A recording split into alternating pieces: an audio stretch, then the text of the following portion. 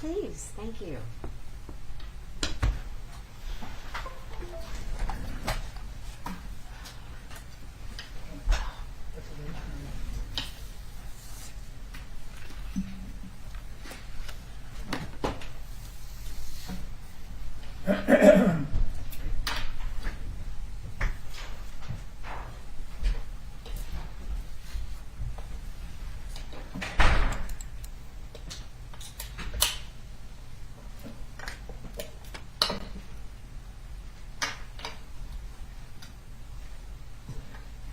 Oh, officer, if you're asked to stand up, would you please stand up in the witness box and not move?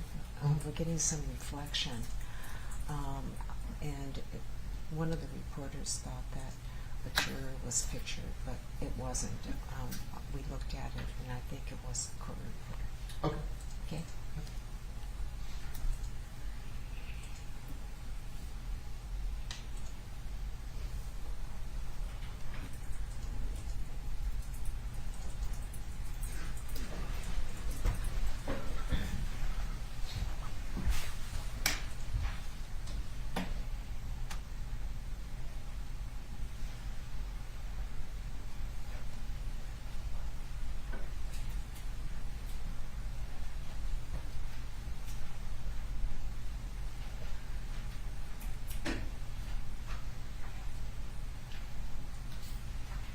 Okay, good morning. Please be seated.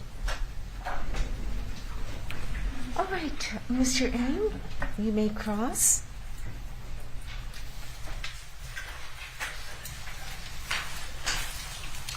Morning, Sergeant Peterson. Morning. My name is Paul Ng. We met once before. I have some questions for you on behalf of former Officer Potter. Okay. You started your testimony yesterday by discussing why you became a trainer. Yes. And one of the reasons you mentioned yesterday was that you wanted to be safe. Correct. Safe meaning your own safety, correct? Mine and that of my partners. And you wanted your fellow officers on the street to be safe? Yes. And you also wanted to be wanted the community to be safe that you serve. Yes. Okay. And specifically, you've trained officers so that you can trust what they do in times of need, your need, the needs of other officers as well. Is that correct? Correct. You're training them to make a split-second decision Yes. in what can be very dangerous circumstances. Yes.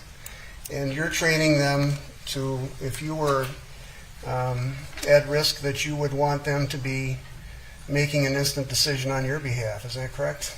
Can you repeat? You'd want them to make the right decision for you if you were in harm's way, right? Correct. Which is a key motivation for you. Yes. And the purpose of training is many things, but one of the reasons you train is that police work is risky.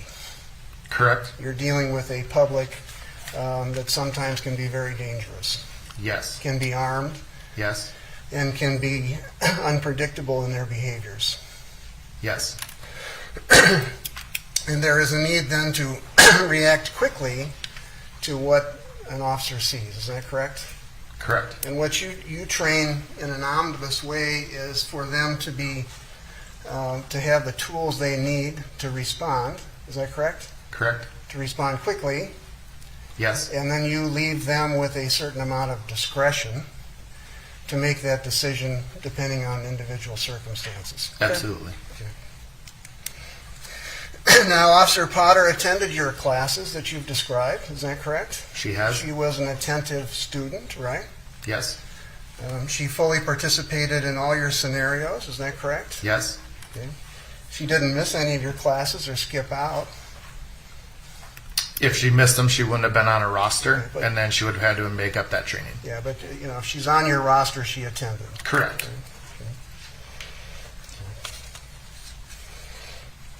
And you knew that she was an FTO, is that correct? I did. And an FTO is a field training officer, Yes.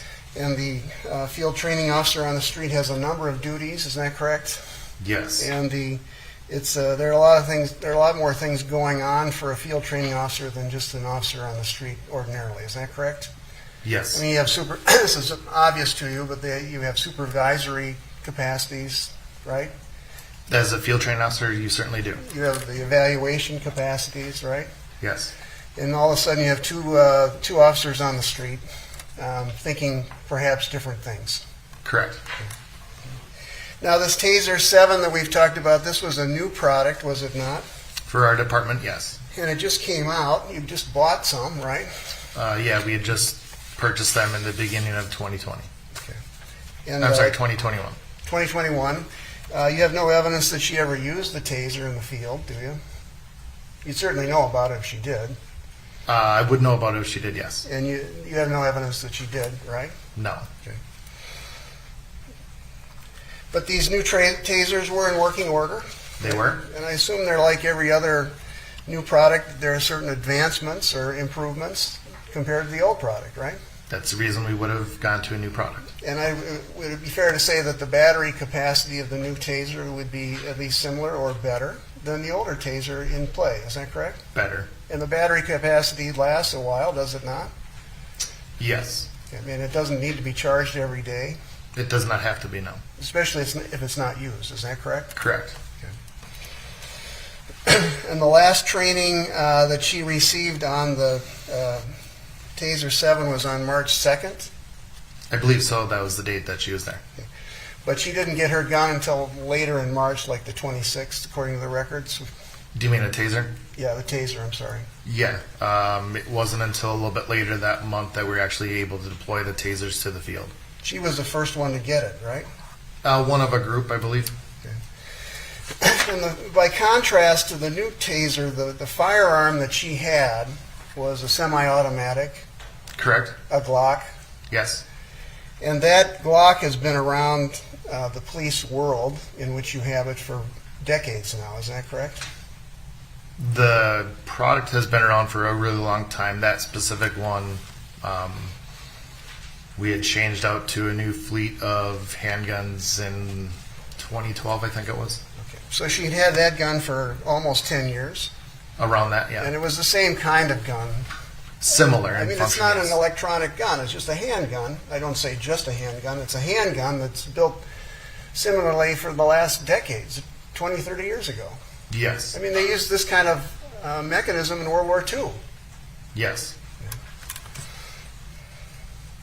And that was the Glock, or a similar gun to the Glock that she had been trained on repeatedly by you and by the department. Is that correct? Yes. It's the Glock that she had on this person that she went to the firing range on a regular basis. Is that correct? Yes. And did all the other trainings that you had with her. Is that correct? Yes. Now, the training that you have in tasers is such that you try to get close to what it's like in real life to use them and what the officers face. Is that correct? As close as we can in the training session, yes. But you never can quite reach that level, of course, right? Never will be able to. Okay. So you do the best you can do. Correct. Okay. I mean, you can't, for example, replicate a car taking off. That would not be safe in a training environment. You can't replicate an officer who is inside a car that might take off. Is that correct? Not practically. In talking about it, we do, but Yeah, not. but you'd never put someone in harm's way during training, obviously, right? No. Okay. And you know from your training, and you tell the officers that every response by the individual officer will be unique, right? Can you say that again? Every officer will respond in a unique way to the training. Is that right? Correct. I mean, everyone has different blood pressures that go up, right? Yes. Everyone has different reactions to adrenaline. Correct. And officers see different things at different times during your training exercises, right? Absolutely. And even during all your training, you recognize that certain officers take different routes and exercise discretion differently. Is that right? Correct. And there may not be any one right answer. Correct. In fact, some of your training exercises are designed so there may not be a right answer. Yes. And lately with COVID, it's been difficult to have in-person trainings. I think you mentioned that yesterday. It has been extremely difficult. I mean, you used to use volunteers, as I understand it, strangers, so that the officers wouldn't know who they are, right? Not strangers, but civilians in our department. Okay. But that's not really possible nowadays. We're getting a little more back to normal, but still not where we were 2 years ago. But even earlier this year, it wasn't advisable. No. Okay. And that's why you had a training session on March 2nd involving you Correct. as a subject, because it was the safest thing to do in light of COVID and the restrictions you were under. Is that correct? Yes. And you talked about scenario training yesterday. Yes. Scenario training would be where the officers are required to react to a certain situation where there's a person. Isn't that right? Yes. And you yourself on March 2nd created 2 scenarios where the officers would react. Is that right? I did. Okay. And it's the only training on a scenario that was given for the Taser 7. Am I right about that? Can you rephrase? Is March 2nd the only training given on the Taser 7? Yes. Okay. So you were the person who was acting in such a way that would provoke a police officer to decide to do something, right? During the scenarios, yes. And I think one of them was you came out of a closet or some doorway with a club in your hand. Am I right about that? It was a bat. It was a bat. And then you motioned the bat towards the officer, and they had to decide what to do, right? Correct. Okay. Whether it be a taser or a gun, right? Or any of their other tools that they had on their person. Okay. And some of the officers shot you with a taser. Some did. Some shot you with a gun. None shot me with a gun. Okay. But in any event, the exercise was the best you could do, but the officers knew who you were, They did. and a lot of them are friends of yours. Yes. It's a tight-knit department, Very. and they knew that you weren't going to try to kill them. Yeah. They knew you weren't going to take flight. Yes. They knew you weren't high. Correct. They knew you didn't have a bench warrant. Correct. They knew you didn't have a gun. A real gun, yes. And they knew you didn't have an access to the gun around your person. Correct. And they knew that you weren't going to use a gun. Real gun. Yes. Okay. And they knew you weren't going to hurt them. Correct.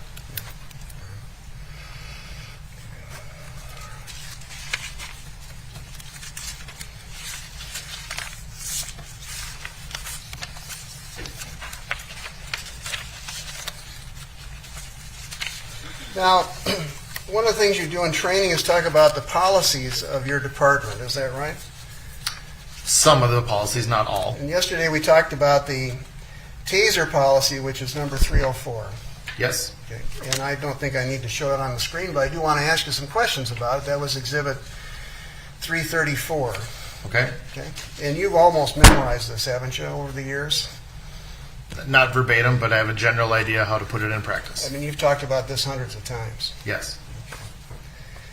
And the early part of the policy is at 304.3, and it says the officer shall, the verb is shall, only use a taser device that has been issued by the department, right?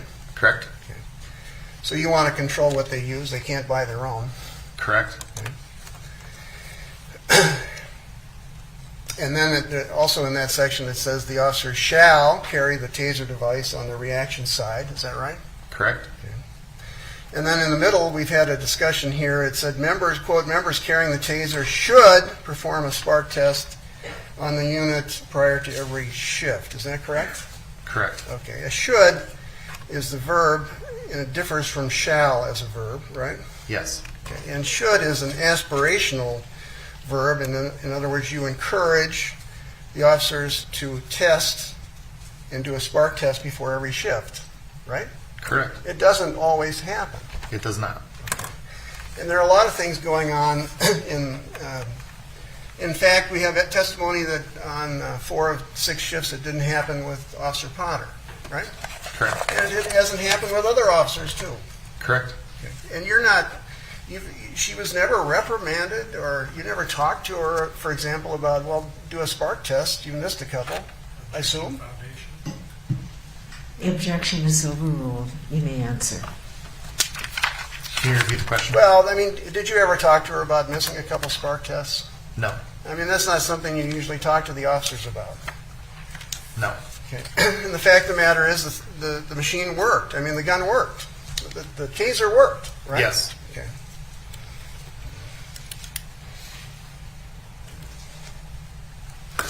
And also in this section 304, you talk about verbal warnings that must be given to the subject who may be tased. Is that correct? Yes. And the idea here in the policy is the individual should be warned, if possible, that a taser may be employed. Is that correct? Correct. In fact, it says a verbal warning of the intended use should precede its application, right? Correct. It doesn't say shall, it doesn't say required, right? Correct. And the reason you do a warning, you teach everyone, including former Officer Potter, is that you want to provide the individual with notice that something may be happening, right? Yes. I mean, you've been tased, it's painful. It is. You don't want to repeat it. Correct. It's designed to disable you. Yes. And even a big guy like you were disabled temporarily. Yes. So the reason you give a warning is to provide the individual with an opportunity to comply, right? Correct. I mean, the hope is that they will. Always is the hope. And then you want to provide a warning that it may indeed be deployed. Isn't that correct? Yes. So a typical warning that you teach is, I'll tase you. I'll tase you. Correct. And it's said in a vocal, loud way, so the subject will understand what you're talking about, right? In plain English, yes. So it's consistent when someone's going to use a taser to say, I'll tase you, I'll tase you. Yes. That's what the department wants someone to do. It's one of the many things that we teach them to say.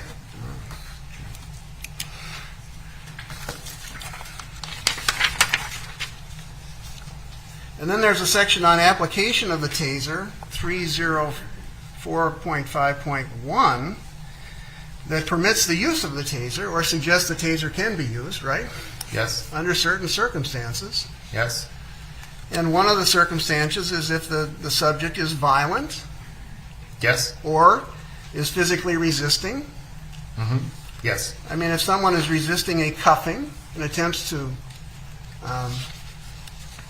get back into a car, for example, that person can be tased. Yes. Or you can also tase, according to your policy, not you, but an officer that you train, if the subject has demonstrated by words or action an intention to be violent. Correct? Correct. Or to physically resist. Right? Yes. Or if that person is a potential harm to others. Yes. So all those factors can be considered Yes. in employing the taser. In a very short amount of time. In fact, the decision, I'm glad you mentioned that, the decision to use a taser is really quick.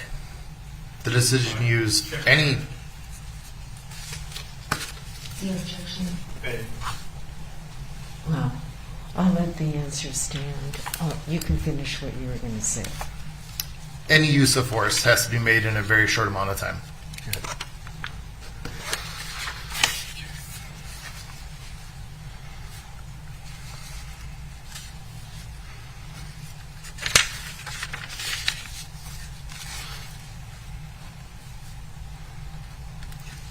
But what you don't want to use a taser if someone's physically running away from you necessarily.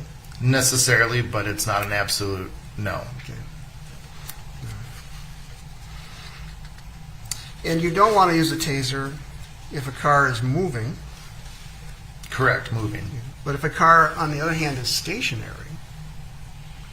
We've used it many times on people inside vehicles that are stationary. And one of the things you teach is whether the individual has, quote unquote, control over the motor vehicle, right? Yes.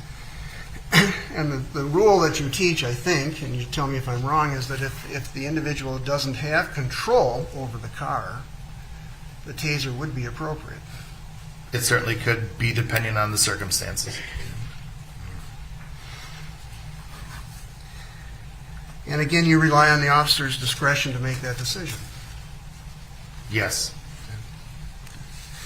Now, we also heard a lot of testimony about taser warnings. One of the warnings was in Exhibit 270. You recognize this kind of thing, don't you? Yes. Okay, you've seen this dozens of times. Yes. And this is a warning that's issued by the taser manufacturer, as I understand it. Correct. It's made by Axon, is that right? Yeah, that is the company that distributes the taser products. And they warn about all sorts of things that can go wrong when you're using a taser.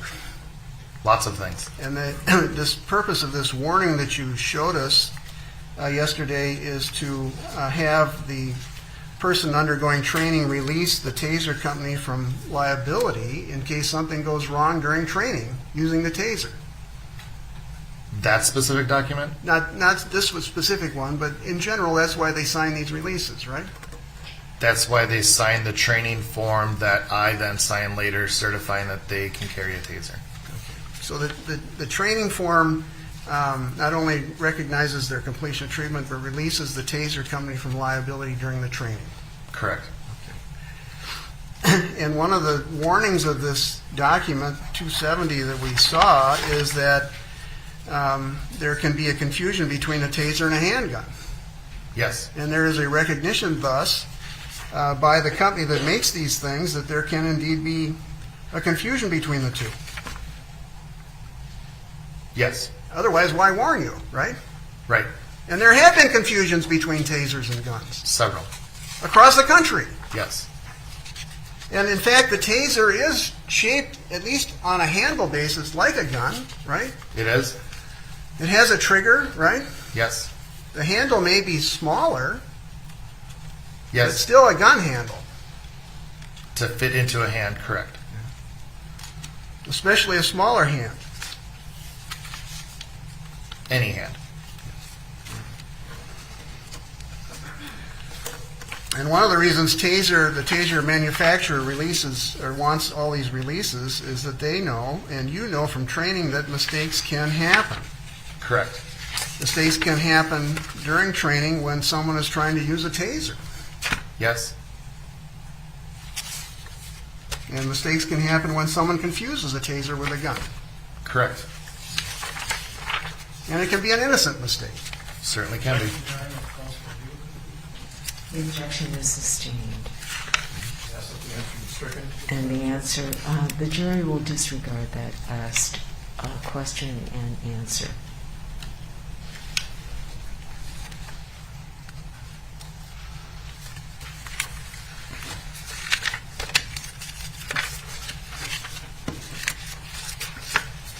And in every training exercise you do, there are these release and warning requirements. This is Exhibit 369 from yesterday. Do you see this? You recognize this, don't you? I recognize it, yes. I mean, this is it's a training and warning requirement that is insisted upon by Taser, the Axum Enterprises that makes it, right? Correct. In fact, you are constrained during training to do exactly what Taser wants you to do. Exactly what they want us to do. And that's a precondition of even owning or using the Taser itself, right? I'm not sure if it's a requirement of owning it, but it is a requirement of us going through instructor training. Okay, got it. Now, you also teach in use of tasers and use of force of the various statutes from Minnesota, do you not? I do. And I've looked at your training materials, and one of the statutes referenced is Minnesota Statute 609.06. Is that correct? Yes. Okay, that's the statute that permits reasonable force to be used towards an individual under certain circumstances. Isn't that right? Of an officer and other people in the state of Minnesota, yes. But it's designed to give some clarity to what an officer can do vis-a-vis a reasonable force. Correct. And it gives criteria or examples for of what can be used in reasonable force by the officer, right? Yes. And you teach this, Yes. almost with your eyes closed, Depending on the day. after all these years. Yeah. And the statute says that reasonable force may be used towards a person without the other's consent when the following circumstances exist or the actor reasonably believes them to exist. And the circumstances include, for a police officer at least, in effectuating a lawful arrest. Correct? Yes. In the execution of legal process. Yes. In the enforcement of an order for the court. Is that correct? Correct. Such as a bench warrant. Yes. Or in executing any other duty imposed by the public officer by law. Is that correct? Correct. So you can use reasonable force to make an arrest if Yes. the circumstances permit, correct? Yes. Objection has to be answered. The objection is overruled. I'll let the answer stand. And you can use reasonable force to enforce an order of the court. Yes. A bench warrant is an order of the court, right? Yes. Directing you as a police officer to make an arrest of the individual. Correct. I mean, a judge has directed you to do that. Yes. And as a part of your obligations as a police officer, you're to honor that bench warrant. Yes. You just can't close your eyes to it. No. And then there are criteria according to your outlines, which I've read too, on the factors to be considered when you judge what a reasonable force should be used. And one of the factors is the threat, the possible threat of the arrestee, right? Correct. How fast it occurs. Yes. Whether the arrestee is high or impaired. Yes. The seriousness of the offense. Yes. By the way, is fleeing a police officer a felony in Minnesota It depends how they're fleeing. in a car? That is a felony. Is it in Minnesota a dangerous offense in your view? Objection, Your Honor, foundation. The objection is sustained. Well, does fleeing a police officer at a high rate of speed suggest to you a certain amount of dangerousness? Objection, Your Honor, relevance and foundation. Well, the objection is overruled. You may answer that. Can you repeat? Well, does fleeing an officer in a car at a high rate of speed suggest to you a certain amount of dangerousness? Yes. And why is that? It puts the person driving that car, the officer, and the general public at risk in their attempts to evade the officer. And the public's at risk because, as you've seen in your career, the individual fleeing a police officer can crash. Yes. Often does. Frequently. Kill somebody. Can. And that's why it's so dangerous. Yes. And it's important in making an arrest to prevent that sort of thing from happening. Yes. That's your obligation as a police officer, right? Correct. Now, you also teach another statute on the use of deadly force. I know you're here for Taser, but I want to ask you a couple questions about it. All right? Sure. And that's statute 609.066, is that right? Correct. And that permits the officer to use deadly force under certain circumstances. Okay? Correct. And you teach this. We do. The circumstances involve an apparent risk of if there's an apparent risk of great bodily harm or death Yes. to the officer herself or Yes. himself, right? Yes. To the other officers on the scene Correct. or the community nearby. Correct. And if there is an apparent threat of death or great bodily harm, deadly force can be used to prevent an escape or facilitate the capture. Can you repeat? If there is an apparent risk of great bodily harm, can deadly force under this statute be used to effectuate an arrest or prevent an escape? Yes.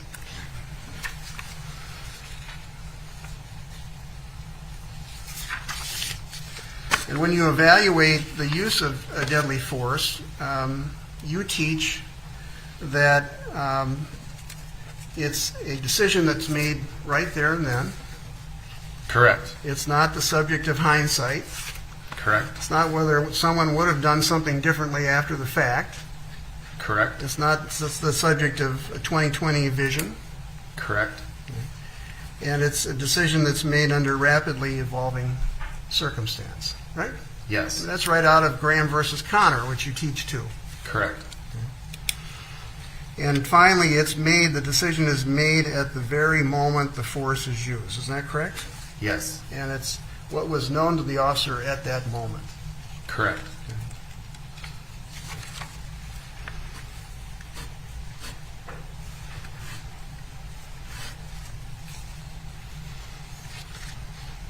You also teach that the stressors involved in critical incidents, as you mentioned, vary from officer to officer, right? Could you repeat that? The stressors vary from officer to officer. Correct. One officer may freeze, for example. Hopefully not. You train not to, right? Correct. You train action. Yes. You train make a decision Yes. at the spur of the moment. Yes. Even if it's the wrong one, you make a decision. Yes. Because if you wait, that can be deathly too. For multiple people.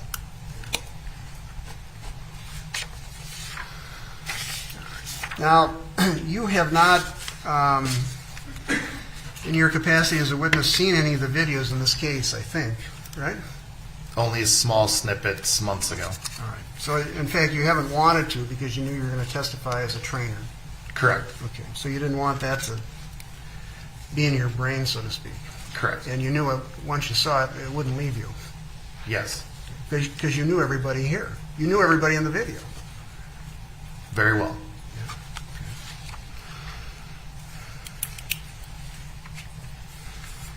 Now, but you do teach officers that, where there's a warrant for a gun charge, they should make the arrest. Am I correct? If there's a bench warrant. Can you say that again? Where the suspect has a bench warrant for a gun charge, they should make an arrest. Yes. They can't let him go. No. You also teach that when a gun is involved on a bench warrant, that the officer should be vigilant about another gun being in the car at issue, Absolutely. or a gun being on the person. Is that correct? Yes. And you train this over and over again, right? Yes. Because stopping someone in a car is one of the most dangerous things you can do. Yes. And police officers who aren't vigilant and are not aware of the dangers can be shot. Yes. Have been Yes. in Minnesota. Yes. Just because a gun isn't found later in the car at issue doesn't mean the officer's interest in or belief a gun is there is invalid, though. Objection or relevance? The objection is overruled. You may answer. You want me to repeat that? Please do. Just because a gun isn't found doesn't mean to you that the officer's interest or belief a gun may be in the car is invalid. It would not be invalid. And just because the arrestee doesn't have a gun on his person, the officer is still reasonable in his belief or her belief that a gun may be there, or a gun would have been there, or could have been there. They'd be reasonable in that belief, yes. And you also teach during all these lessons that you have is that there are certain community interests in play in making arrests. Yes. And one of the interests in the community is the safety of all the innocent citizens, right? Correct. Of course, it is to prevent harm to the officers. Yes. That's a community interest. Yes. It's to ensure public safety. Yes. It's to ensure a driver who's not supposed to drive doesn't drive anymore. Yes. I mean, you got to have a license to drive. In the state of Minnesota, yes. It's unsafe to drive without one. Yes.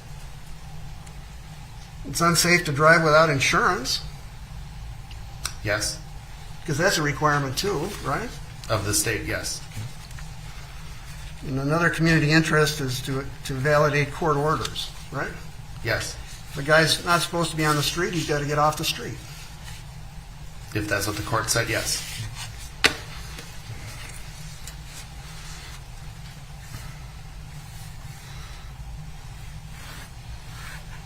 Is the use of a taser a form of de-escalation, in your view? Yes. Meaning that it can de-escalate the situation by incapacitating the defendant or the suspect, right? Or other ways, yes. So you're taught to use the taser to de-escalate a situation, fair? Yes.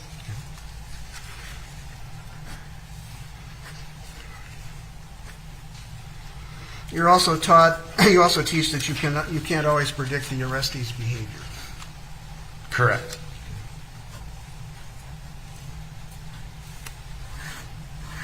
Now I want you to. I know you haven't seen the video, but I want to give you a hypothetical and ask whether the use of the taser would have been appropriate. Okay? Okay. Let's suppose that an individual's driving a car. He is stopped for legitimate reason. Let us further suppose that when asked for a license, the individual doesn't have a license. He doesn't have any identification. There's no insurance current on the car. Let's further assume that the individual has a bench warrant for a gun charge. And let's assume further that there's an order for protection against him, and then there's a female in the car, and a female is listed on the order for protection. Okay? And let's assume further that when the individual, police officer in my scenario, tells the individual to get out of the car and tells him further that he's under arrest, and the individual resists arrest. And the individual is told by another officer on the scene, I'll tase you, I'll tase you. The individual climbs back in the car that's stationary, but attempts to engage the car. It is not moving. Under those circumstances that I've outlined for you, would it be reasonable for an officer to fire a taser to stop this individual? Your Honor, I'm going to object on calls for speculation, foundation. The objection is overruled, and you may answer. If that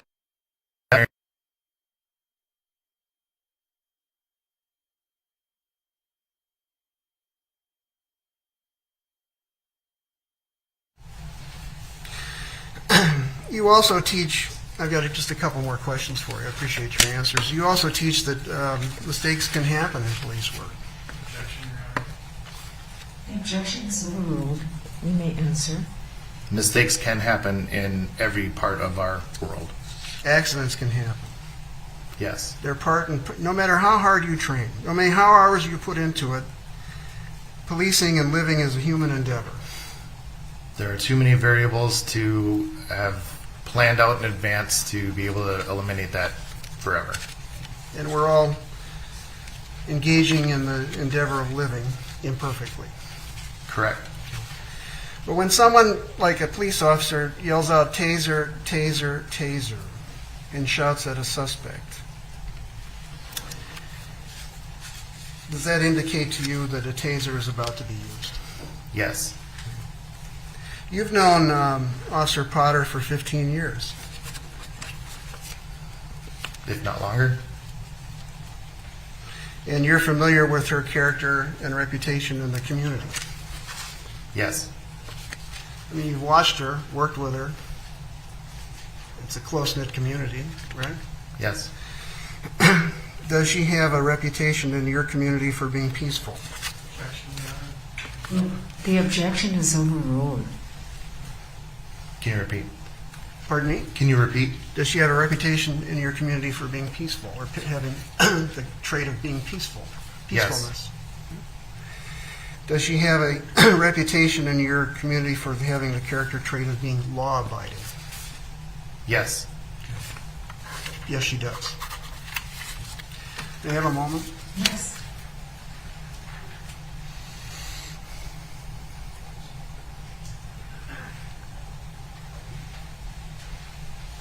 Thanks a lot. All right, redirect, Mr. Frank.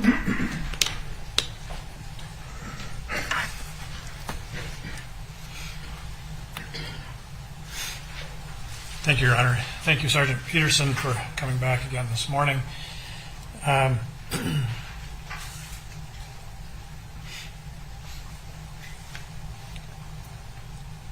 You were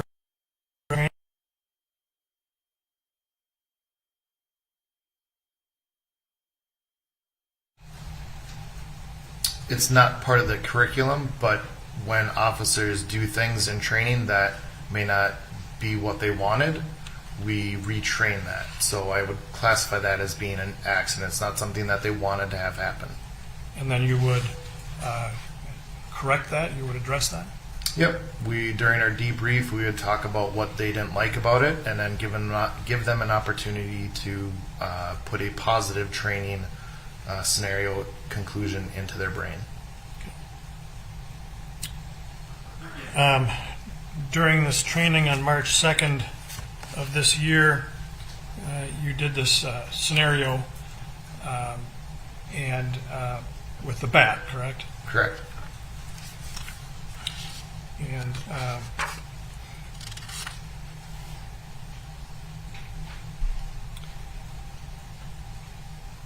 you said nobody shot you with a gun, right? Not for that specific part of the training. And did anybody draw their gun, saying that they actually meant to draw their taser? I do not recall. And I think, well, in that scenario, as with all scenarios, they know they're being assessed, correct? Yes. And they're being assessed on whether their behavior is in accordance with reasonable expectations of the department about how an officer should react in situations. Based on state law and policy and court cases, yes.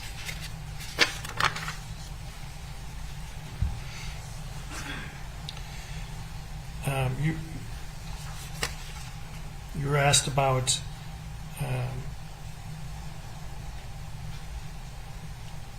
driving without a license and driving without insurance. You have any idea of how many times you've stopped people on duty in Minnesota that did not have a license? Objection beyond the scope. The objection is overruled. You may answer. How many times I've stopped somebody without a license while working as a police officer? Correct. That's the question? Hundreds. And how many times have you stopped people and found out they did not have insurance? Hundreds. Do you recall, how many times in those hundreds and hundreds of those stops they were driving unsafely? I didn't hear the last word. That the drivers that you stopped had been driving unsafely. That'd be really hard for me to put a number on over a 16-year career. I'm trying to figure out. Oh, sorry.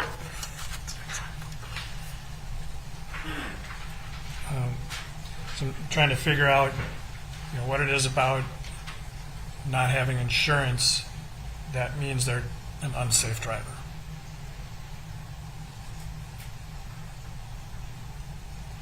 It would depend on the driver, I guess. I mean, there'd be specific circumstances for that stop, but generally, I have seen that people who don't have a license and insurance don't follow the rules of the road the way people who do have a license and have insurance do. So when you're stopping somebody, you don't know if they have the fact of insurance alone doesn't make them unsafe. No, and that's not something I know before the stop.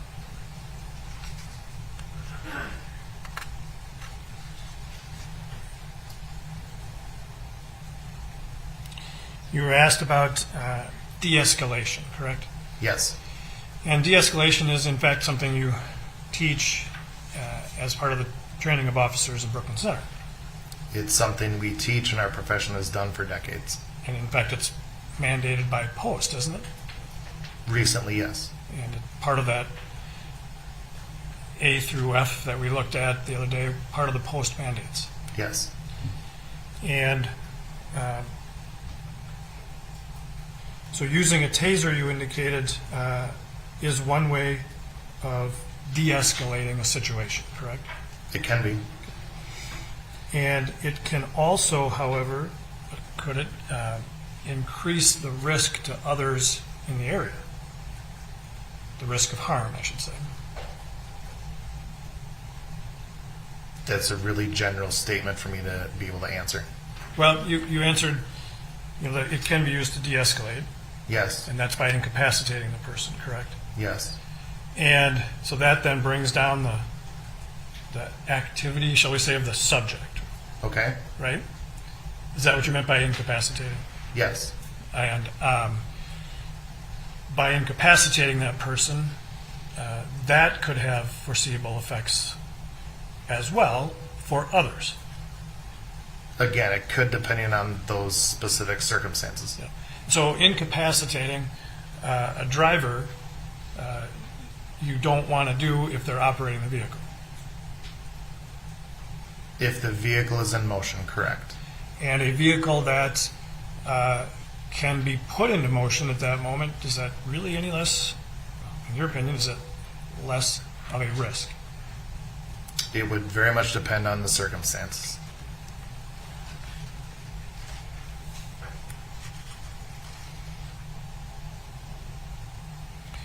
And you are not familiar with the exact circumstances of this incident, correct?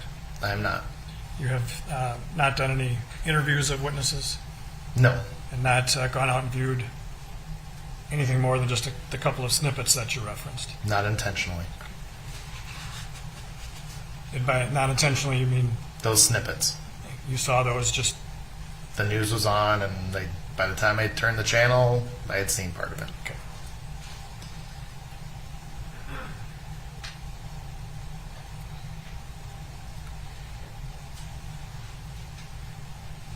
And you talked about, or you were asked about stopping a car. Stopping a car is a dangerous situation, correct? Correct. Not all stops are dangerous, but it is a dangerous situation for officers, right? One of the higher dangers, yes. And is that one reason why officers will often stop when another officer already has a vehicle stopped to provide backup? Yes. Does the presence of more than one officer help with ensuring the safety of the officer and others? It should, yes. And that's the whole point of backup, right? Correct.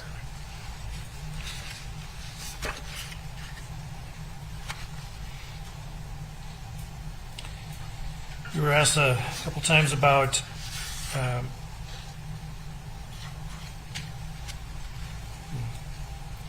well, let me back up to the situation involving the vehicle.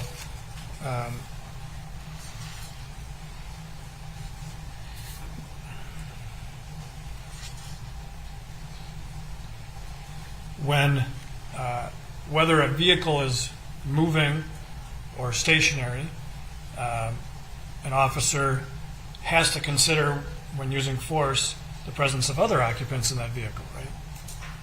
Yes.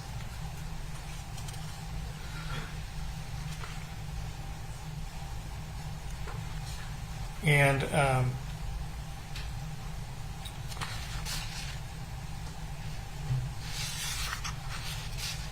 you were asked this hypothetical, and what I want to ask you about is when assessing whether to pursue somebody that you have stopped and is trying to get away is one factor for the officer to consider when using force, whether that person has been identified and could probably be found later. That is one of many factors.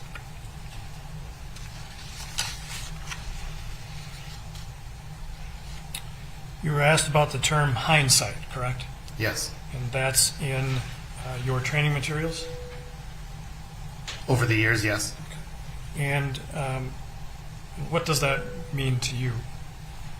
It means that the incident will not be judged by anybody with information that was collected after that incident. And so that determination of the reasonableness of the officer's force, if I understand what you're saying, is not based on things the officer didn't know at the time. Correct. You also talked about the language about 20/20 vision. What do you mean by that? What is your understanding of that term? It's similar to that hindsight, that information not known at the time of the incident to the officers on scene cannot be used to determine the reasonableness of that force. Do you know if those terms are actually in the statute about force, authorized use of force? In statute? Correct. They're not in statute, but they're in case law. And you accept the proposition that here in court the judge will give the jurors instructions on what the law is to apply here. Yes.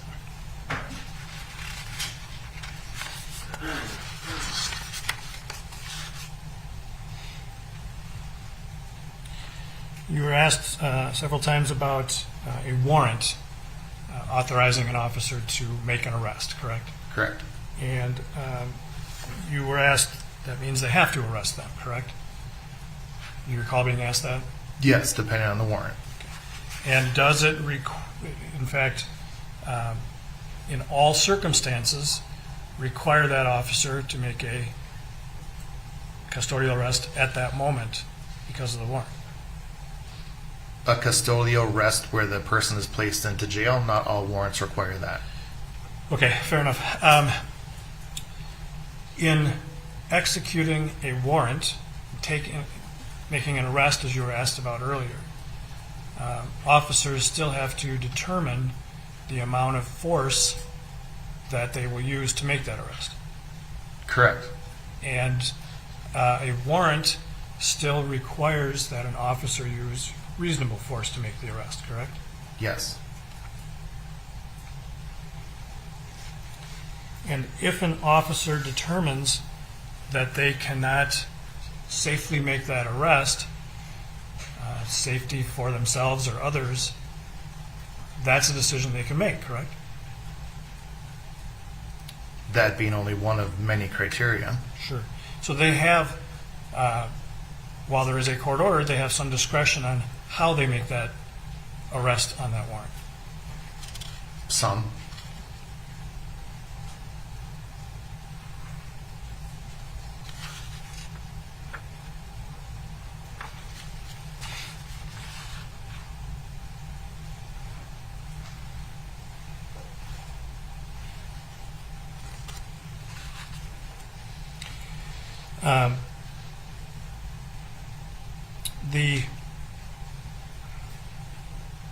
In determining whether an officer can use force on an occupant of a vehicle, you've drawn a distinction between the vehicle moving and not moving, correct? Correct. Does the officer have to take into consideration the ability of a person to put that vehicle in motion? I'm not sure I understand. Okay. So if you have an occupant of a vehicle, stationary, but the occupant is in the driver's seat, the engine running, foot in the floorboards, does an officer have to decide, take into consideration at least, whether that person has the ability to then move that vehicle? In fractions of a second, yes. Why do you say that? Because life happens really fast in force incidents. So it would depend on the circumstances of that situation. Correct. But it is something to take into consideration. Yes. Because if the person, if an officer used force on that individual and they were able to put the vehicle in motion, would you have the same kind of concerns in that situation as your other scenario where the vehicle is already in motion? It would depend on the type of force that was applied at that time. Okay, And then- to the person driving the vehicle. Correct. Is it dangerous to incapacitate a person who's operating a vehicle when it's moving? It can be in short durations. And, okay.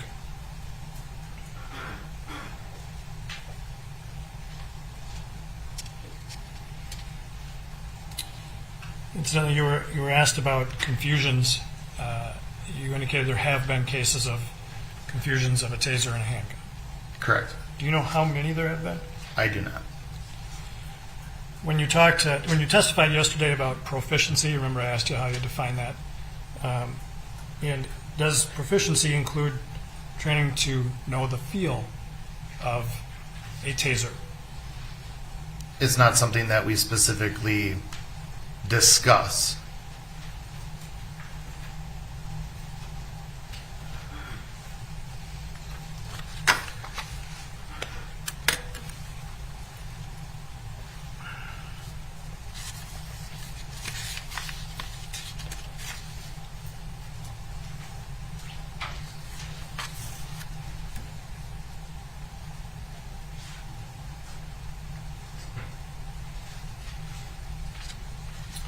And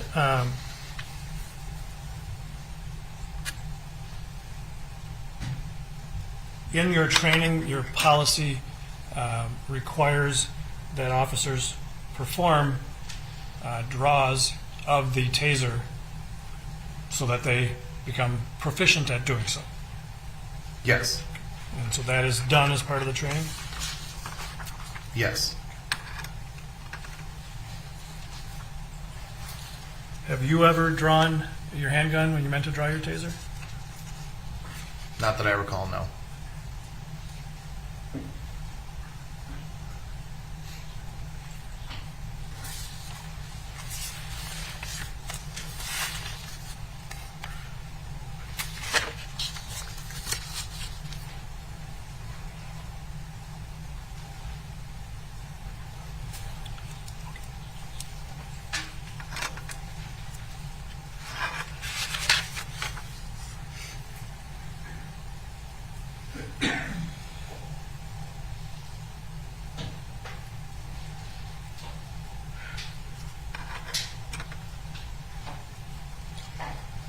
You testified during cross-examination that the use of force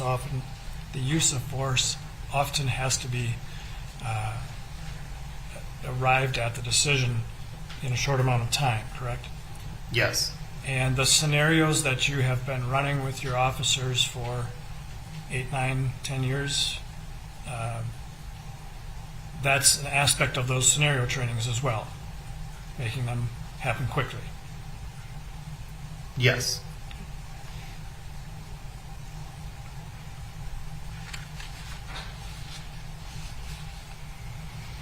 You're familiar with this, well, let me ask you this. The Taser 7, you were asked about the transition course. Did the previous model of the Taser 7, or the Taser that you used was X26P, correct? Correct. And was that also yellow? Ours were yes. And did it have a safety switch? Yes. Did it have the CID display in the back of it? It did? Did it have at least one laser and a flashlight? Yes. Was there anything different about the basic function of the Taser 7 from the XP26 in terms of drawing it and deploying it? The basic function, no. The spark test that was in policy existed, or that requirement was in policy as well with regard to the X26P, the previous model. Yes. And Mr. Eng told you what should means, but is it expected that officers will follow that part of the policy to perform a spark function test? As much as possible, yes. Well, what would make it impossible to do? If as soon as we got into roll call, the shooting came out and we had to run out to go render aid.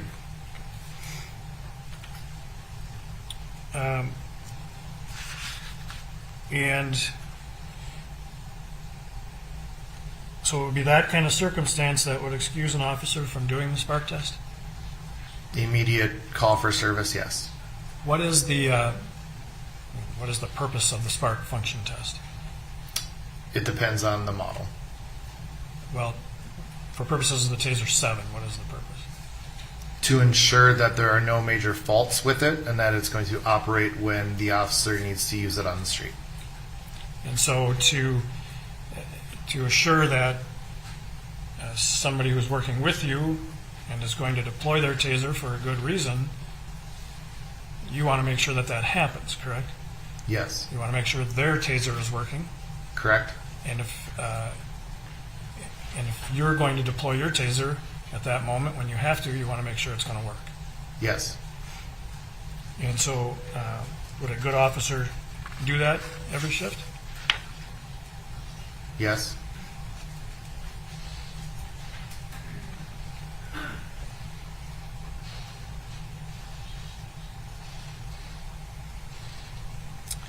Have you done scenario-based training where the scenarios involve the stop of a motor vehicle? Yes. In fact, I think some of them refer to high-risk stops, correct? That's a different type of vehicular stop, yes. Okay, why? What makes it that? Circumstances of that stop would have us not approach the vehicle. We'd wait until there's additional squads there, more than just two, and we would call the people out of the vehicle back towards us rather than us going up towards the vehicle. So a much different structured or approach to the vehicle. Correct. But you have done regular vehicle stops in your scenario training? Yes. And in some of those have the role players that are the driver of the vehicle attempted to flee. I don't recall. Is that a possibility that was done in scenarios? Certainly is a possibility. Is something officers would need to be, well, is that something officers would need to be prepared to handle out on the road? Yeah. Yes.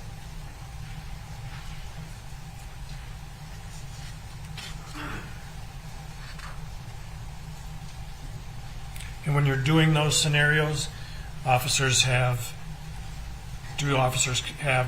on them gun, taser, baton, every tool that they can use when they're out in the street? Inert training devices, as many as we can and that we're allowed to afford, that's what we employ during our training sessions.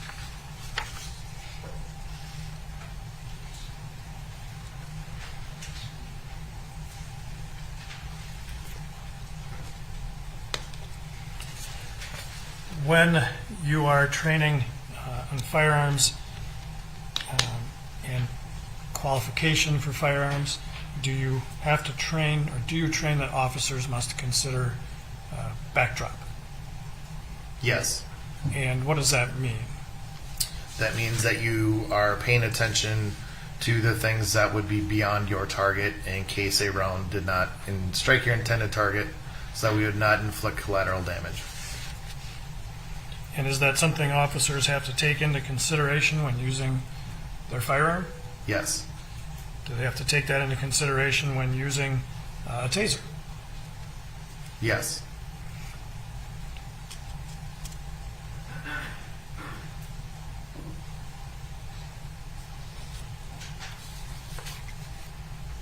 If I could just have a moment, Your Honor. Yes.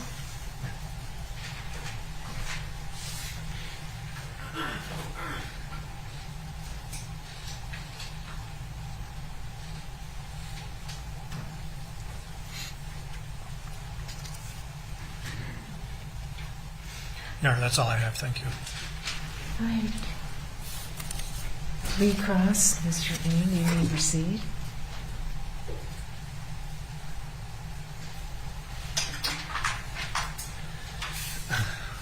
couple more questions. You were asked whether a good officer would do a spark test. I was asked that. Well, a good officer might miss a spark test too. They certainly You could. can be a good officer and miss this occasionally. Correct. It's not the criteria you would use to judge a good officer. Not in and of itself, no. And the question of insurance, I mean, well, you'd look at the bulk of a career, for example, wouldn't you? Can you say that To again? judge whether an officer's good or not, you'd look at the bulk of a career too, wouldn't you? Yes. The body of her work, right? Yes. A person who drives with insurance, you indicated, has a little more difficulty with the law. Would you explain that? I'm going to object, Your Honor, speculation. The objection is overruled. You may answer if you can. Do you remember the question? Can you repeat it? Sure. Well, you were asked on direct about insurance, and you indicated that when an individual has insurance, there is more of a proclivity to have problems, so to speak. I'm paraphrasing your answer. When they do not have insurance, Yeah. they're more unsafe on the roads. Yeah. Why'd you say that? One of the primary duties of a police officer is to ensure traffic safety, to prevent crashes, to prevent people from driving under the influence. In my career, I have stopped people that have been not safe in their driving to meet those goals, and during those investigations, many times I have led to those people not having insurance. And the lack of insurance harms the community. Yes, Because if there's a crash, there's no recovery by the automobile that doesn't have insurance, correct, which is the function of insurance to begin with. correct. And in fact, when you apply for a license on a car, you have to indicate the insurance company that covers the car, right? I'm not aware what the requirements are to get a driver's license. Now, when you apply for tabs, for example, do you have to say that you're insured? Currently, the state has put that requirement in, yes. And that's to ensure public safety, right? I would believe so. Now, you were asked some questions about cars and if a car is about to drive away. What the criteria you use is a control of the car. Control is the operative word you use in your training. Is that right? Yes, And you draw a distinction between a stationary car and one car that's in movement. Is that right? correct. Because that's all an officer can see. Yes,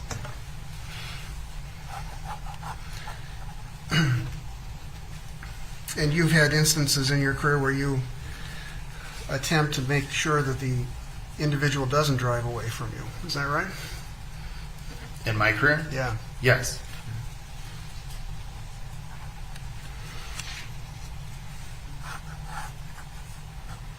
So that the individual is prevented from taking control over the car.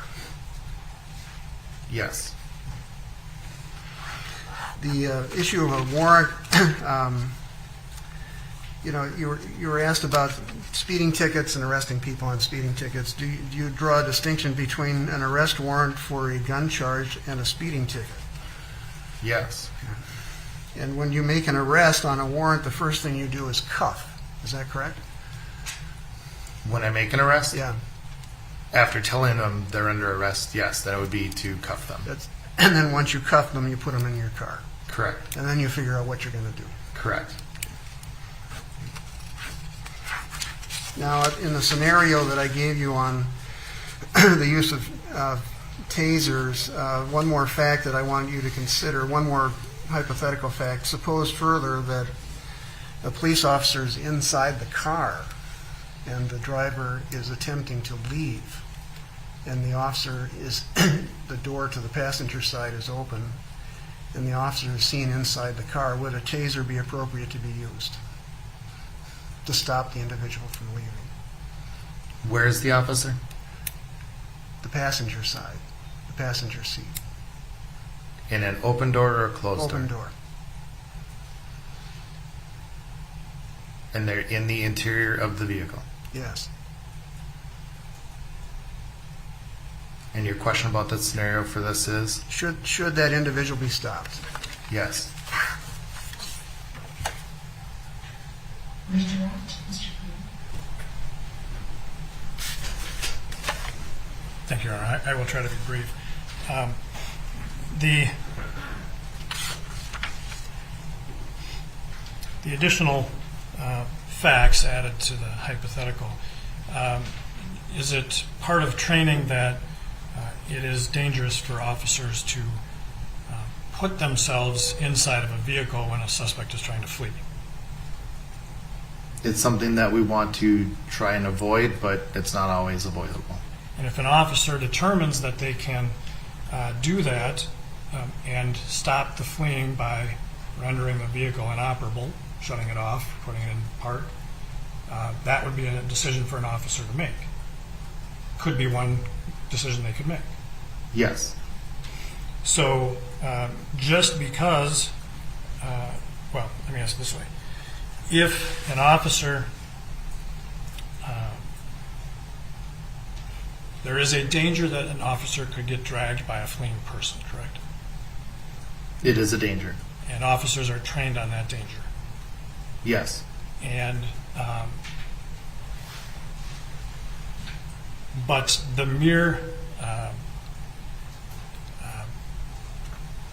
presence of the officer to some extent into the vehicle is a determination an officer has to, is a fact an officer has to consider when deciding whether that officer is in danger of being dragged.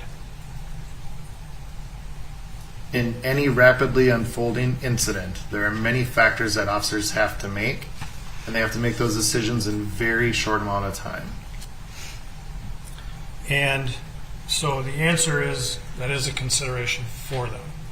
Of many. And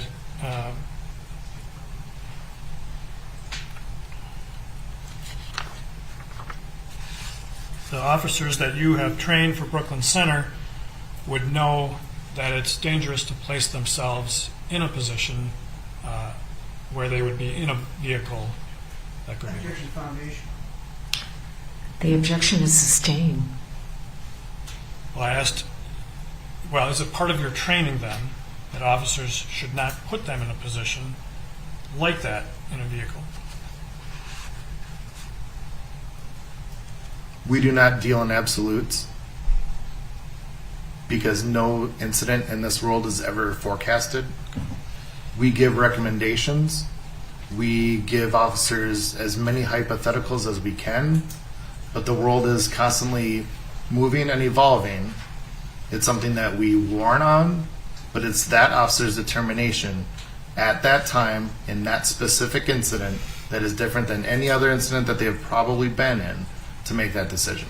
Fair enough. And so what you're saying is it all would depend on where that officer is, where their feet are, where they're located physically, if they're outside the door. It's going to depend on a lot of considerations. It would depend on their actions, the actions of officers, and the actions of any suspects or any other people inside that vehicle. But in terms of reasonable force by that officer, it's from that officer's perspective. That specific officer's perspective, what their actions are. That's all I have here. Okay, Mr. Bean.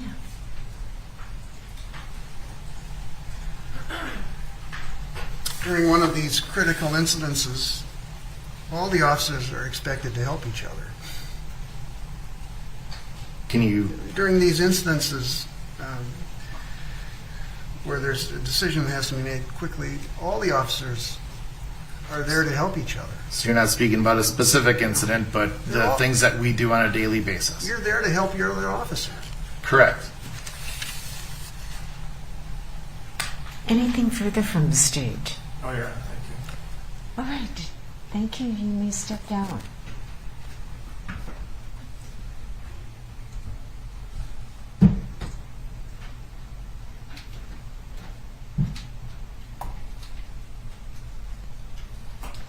Okay, members of the jury, we're going to take our morning break. Okay?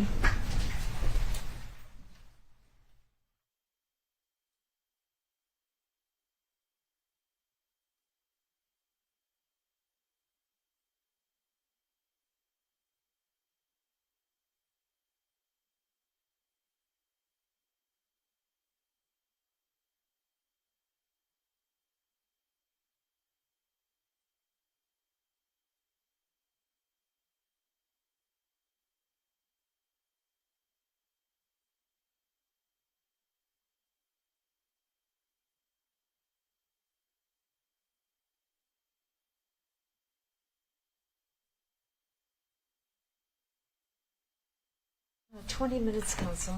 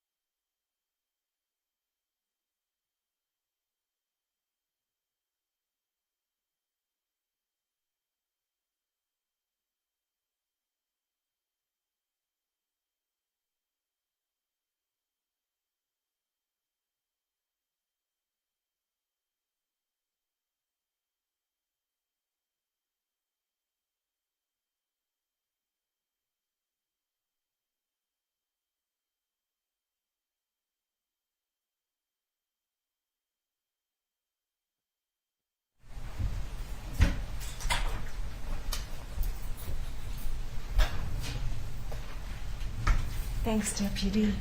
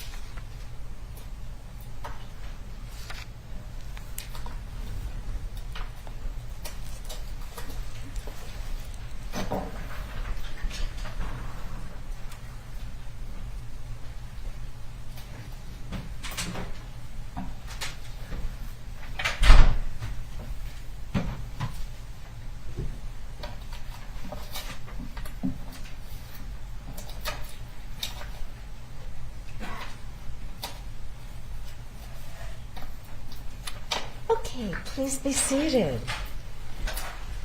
The state may call its next witness. Thank you, Your Honor. The state would call Professor Seth Stoughton.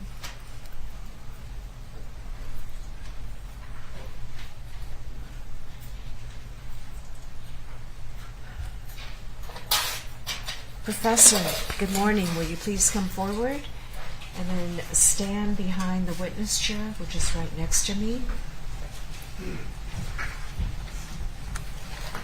Raise your right hand. Do you swear under penalty of perjury that you will truthfully testify in connection with this case? I do. Please have a seat. And would you please remove your mask? And state your full name and spell it. My name is Seth Wayne Stoughton, SethWayne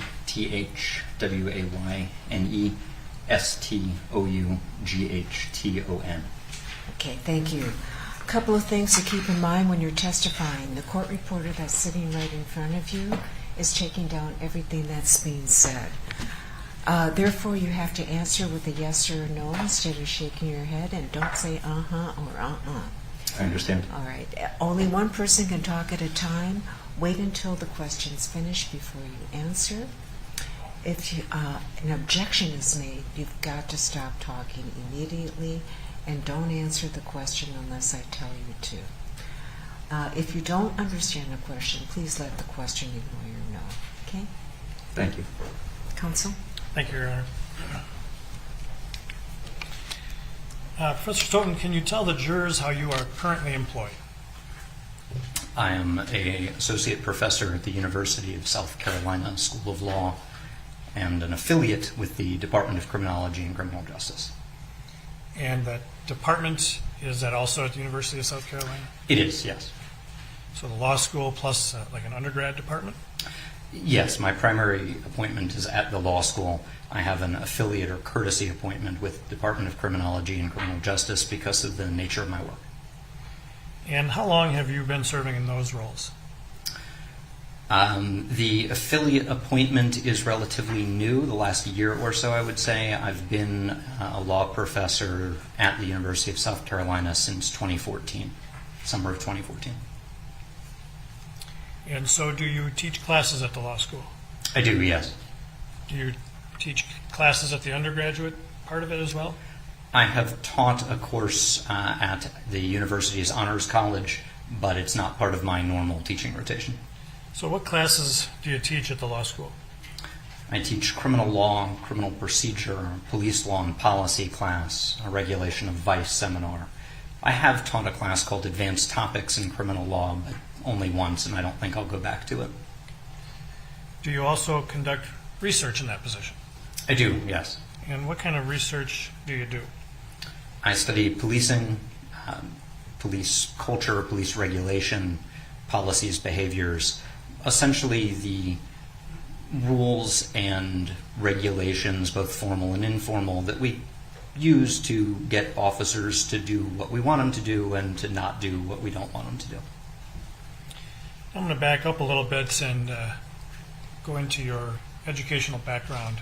Sure. And did you obtain an undergraduate degree? I did, yes. And where was that at? Florida State University in Tallahassee. Do you recall when you completed that degree? I do. I started that degree in 1998, and because I'm a little slower than the average bear, I finished it in 2008. And so most people don't spend 10 years completing their undergraduate degree. It's a long time to get a 4-year degree in. Was there something in the middle that interrupted or slowed down your progress? Yes, in the first semester of my junior year, I went to the police academy and served as an officer, later switched jobs to become an investigator for a state agency. And the regular working hours as a state investigator allowed me to finish that 4-year degree. So did you work as a police officer? I did, yes. And where did you work? What department? The Tallahassee Police Department. So that's Tallahassee, Florida? Yes. Is that where Florida State is? It is. And so when did you start working there? I started there. I began the employment process in late 2000 and was employed there in March 2001. So can you describe for the jurors what you went through training and education-wise to become a police officer? Sure. I attended the Pat Thomas Law Enforcement Academy, which is our pre-service basic academy training. That was 5.5 or 6 months. When we finished, the academy that I attended was not agency specific. There were officers from a number of different agencies, including my own, who went there. So when we finished the academy training, my cohort and I had 4 to 6 weeks of additional classroom training at my particular agency, then a 3.5 or 4 month field training program before I was what they called solo and on my own as an officer in, that would be November of 2001.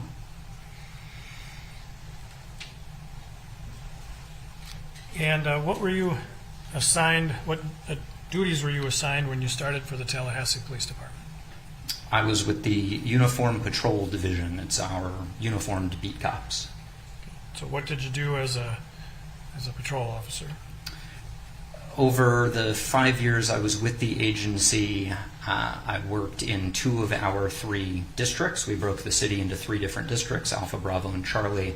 I worked in primarily in our Charlie district and our Bravo district.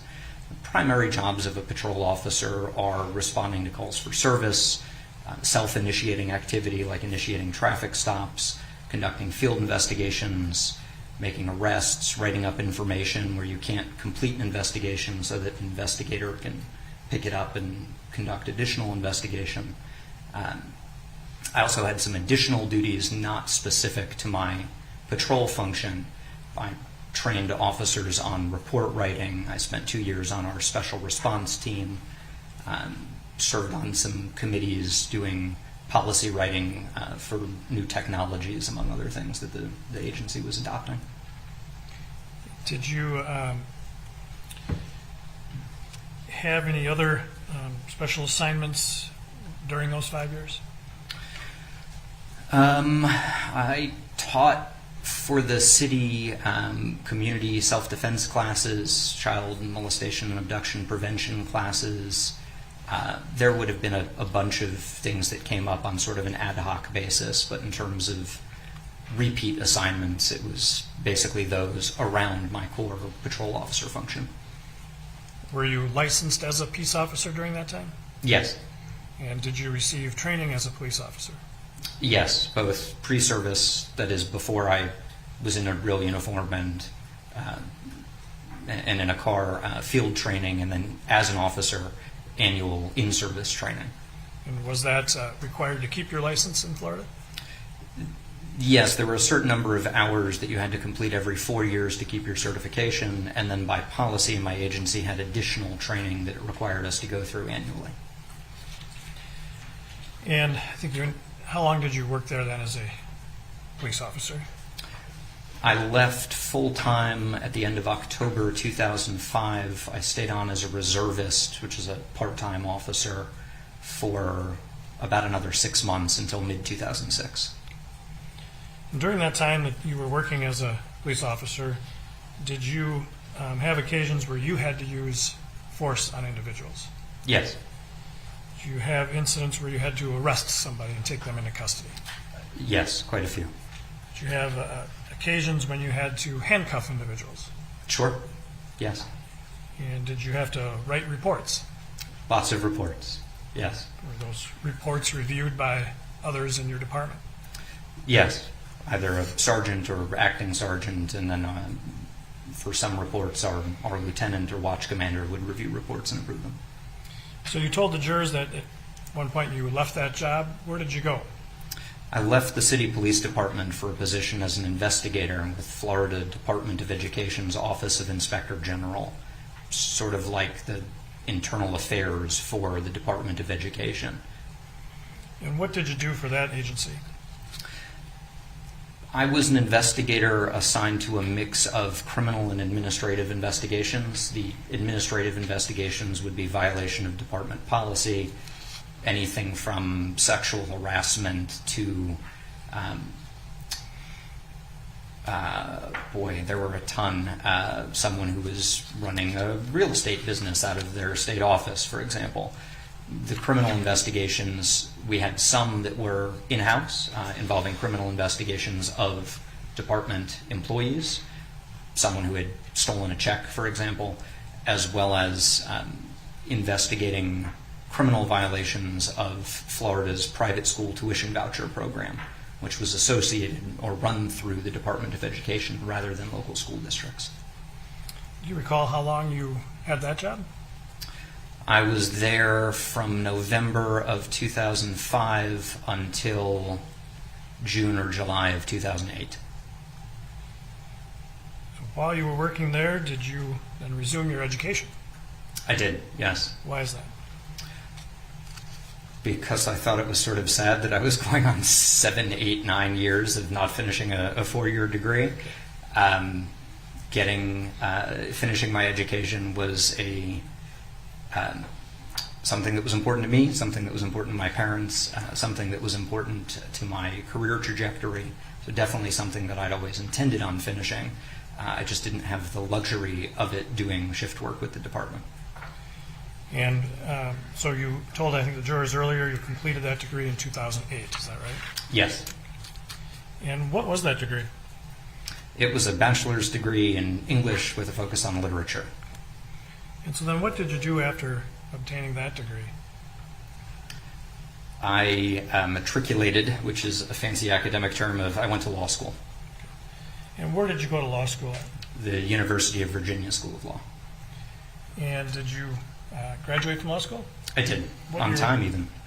And how many, or when did you graduate from law school then? 2011. And so did you go to work in the legal field then after graduating?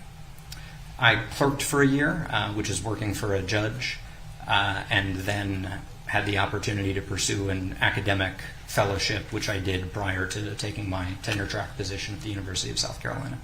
And what is an academic fellowship? What kind of stuff do you do?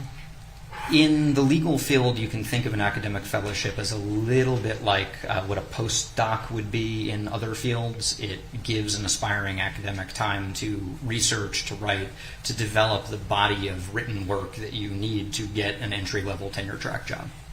How did you get interested in doing that?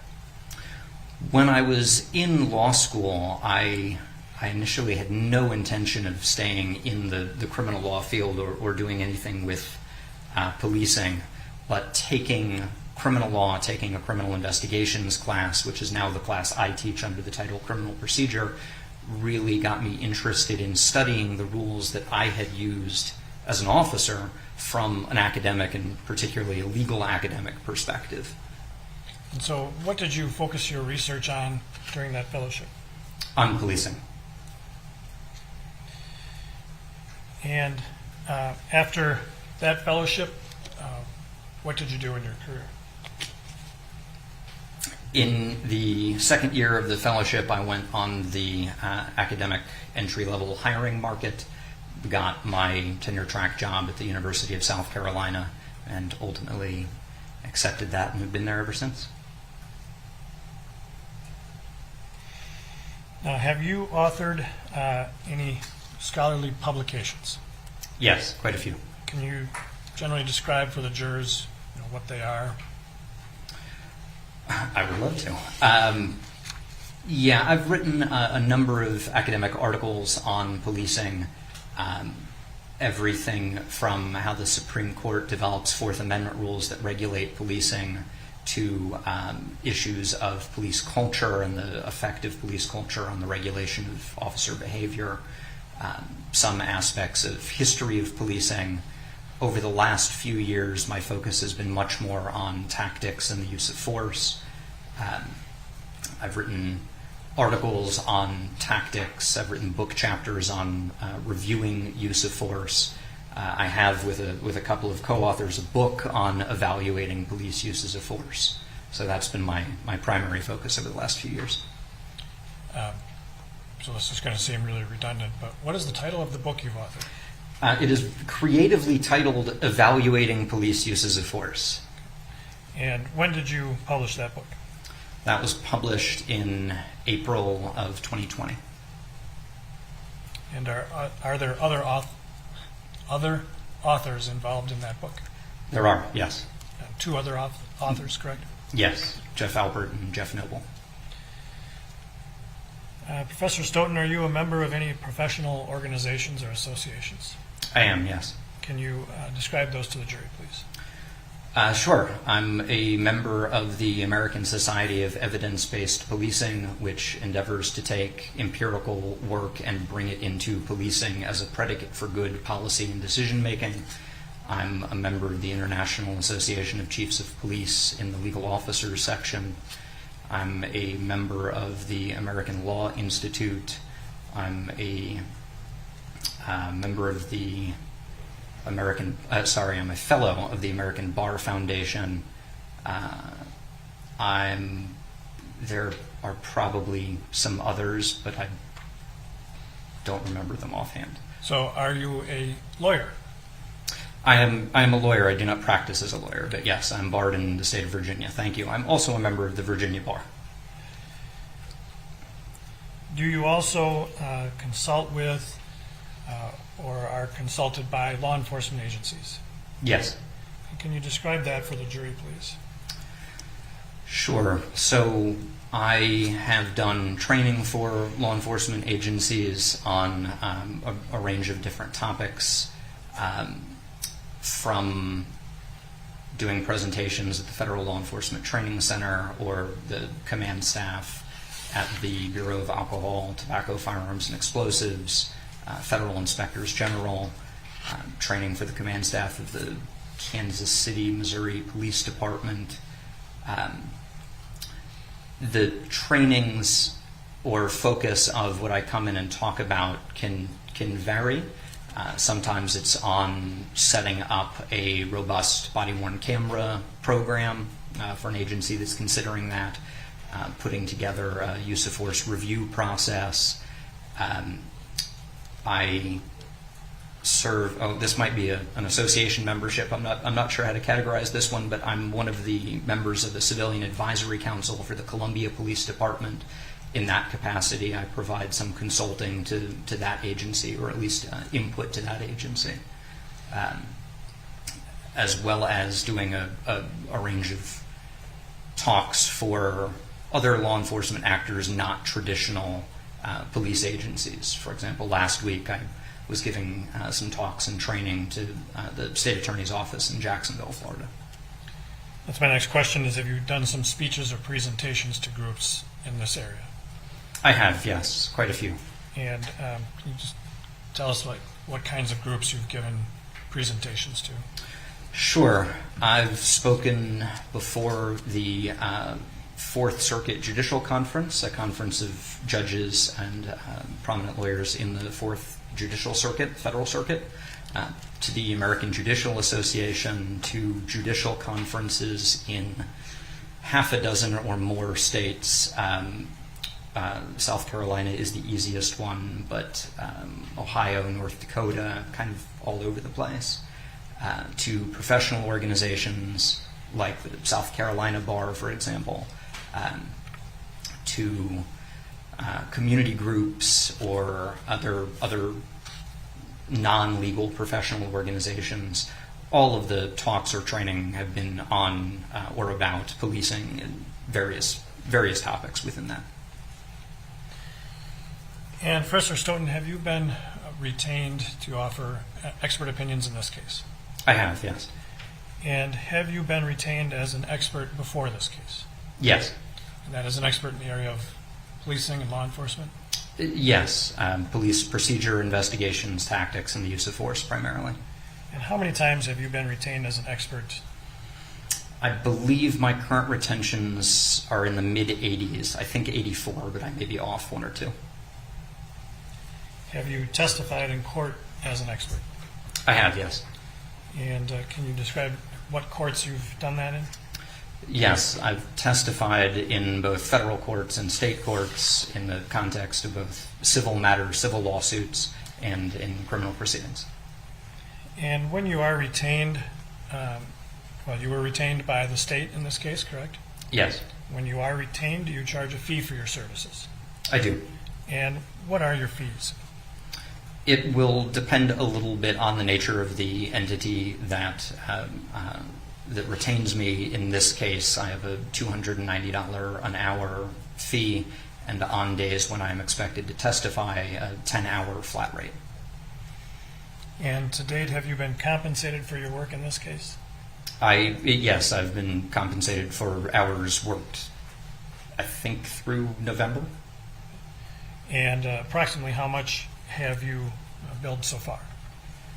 I would have billed, I believe, 34 or 35 hours, and I would have to do that math somewhere in the area of $9,000, I believe.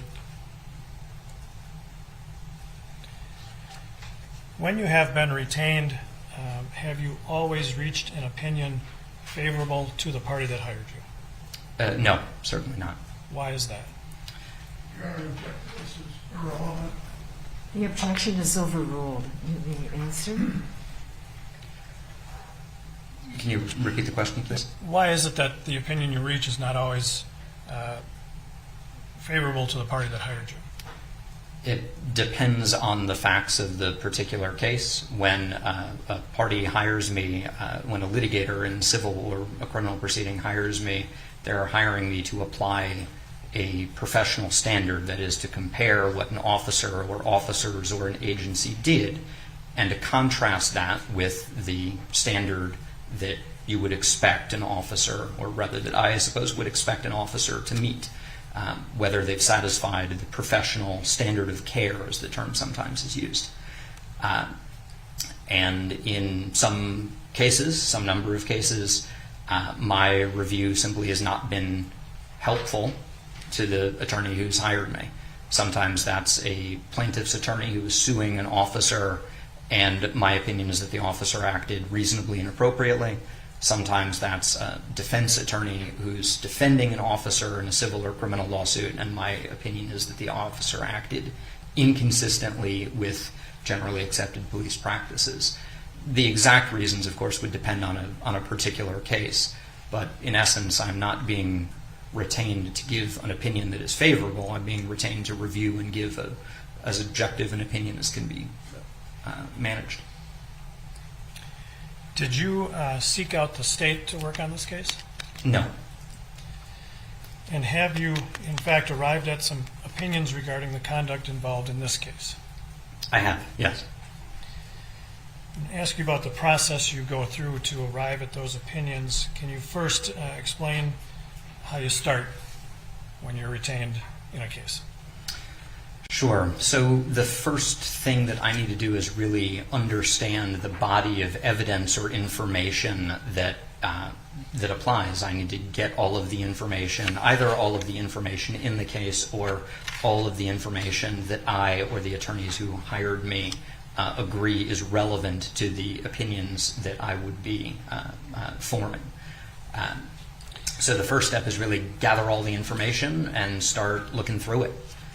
And did you gather some information in this case? Were you provided information in this case for that purpose? Yes, I was provided with a great deal of information in this case. Can you just generally describe for the jury what kinds of information you did receive. Sure. So in this case, there were several thousand pages of written documentation, training records, personnel records, among others. There were videos from officers' body-worn cameras. There were videos from squads, from police vehicles, or in-car camera systems. There were interviews that had been conducted of some of the parties involved in the incident. There were still images, crime scene photos. There were cell phone records. There was additional information about the crime scene using sort of a three-dimensional laser modeling technique. I believe I received all of the file in this case. Was that information, in your opinion, adequate to arrive at opinions in this matter? Yes, it was. In your work in this field, do you commonly review body-worn camera videos? Yes, quite often, both as a consultant in the context of specific cases and also as a trainer and educator. One of the trainings that I have done most frequently is educating investigators, prosecuting attorneys, other parties on how to review and interpret video footage, particularly body-worn camera footage, and especially in the context of use of force investigations. Have you done any research or publication in the use of body-worn cameras? I have, yes. Can you just briefly describe that for the jurors? Sure. I have, I believe it's a 2018 article on police body-worn cameras that identifies the potential benefits of the technology, the limitations, both the limitations of the technology itself and the limitations that we have as humans viewing video footage. I have a chapter insert in a book by Eli Malm and Michael White, two criminologists, on body-worn camera footage, specifically on the review procedures of watching body-worn camera footage. I think you just mentioned two authors. I did, yes.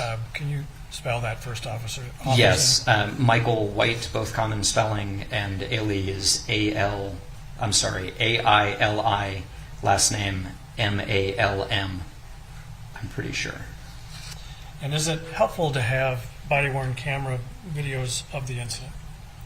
It is, yes. Body-worn camera footage can provide information that you simply would not get from another source. You have to be a little bit careful in relying too heavily on it, because body-worn camera footage, like anything else, is just one more piece of evidence to compare and contrast against other pieces of evidence. But it can be extremely valuable in the right case. Is it also helpful to have multiple different body-worn camera videos of an incident? Absolutely. The more video you have, the more insight you have into what happened in a particular case. Information that may not be clear on one video because of an obstruction, for example, or because an officer is moving, may be clearer on another video. Just like having multiple statements is often more helpful than having a single statement, having multiple videos allows you to draw firmer and sometimes more conclusions than just having a single video. So in reviewing all that information that you obtained, did you rely on your training and experience when reviewing and interpreting those materials? I did, yes. Now, when you begin working on a case, you told us you review the materials. When you get around to analyzing the case itself, what is the first step that you undertake when working on a case? Sure. So in a use of force case or in a tactics case, the frame that I have to use for analyzing it is the perspective of the reasonable officer in the position of the actual officer. So if you sort of imagine pulling the actual officer who is there out of the picture and putting in this idea or this construct of the reasonable officer, I have to identify what information would have been known to the reasonable officer on the scene. It wouldn't really be fair to anyone involved to assess an officer's actions using information that was not available to them or someone in their position. And then what is the next step that you do in the process of analyzing the case? After identifying the information that's available to the officer, the reasonable officer on the scene in the officer's position, the next step is identifying whether there was some threat that could justify a use of force. And I'm using a use of force a little bit carefully here. The question isn't yet whether a particular use of force was justified. It's just whether there is some threat that justifies some use of force in response. And then what is the next step that you do? So after identifying the foreseeable effects of the threat, then the question is the question turns to the officer's response. It requires looking at the officer's actions and identifying what are the foreseeable effects of the officer's actions. An officer's use of force can have different effects in different circumstances. So what could be a relatively low-level use of force in one case might be a relatively high-level use of force in another case. I have to look at the facts and circumstances, again, through that framework of a reasonable officer on the scene, and identify what the reasonable officer would have thought the likely effect of their actions would be. And for that last step in the analysis, what standards do you apply in making that determination? The ultimate standard that I'm using is the professional standard within policing. Policing draws on, as an industry, a bunch of different standards. It draws on some Fourth Amendment law, it draws on state law, it draws on some research, it draws on historical practices within policing. So what I'm looking to determine what the foreseeable effects of force are, it's really what would the professional officer in this situation have perceived, what would the reasonable officer in this situation have thought the foreseeable effects are going to be. That would include the training that officers get, that would include agency policies, anything that helps inform that expectation on the officer's position.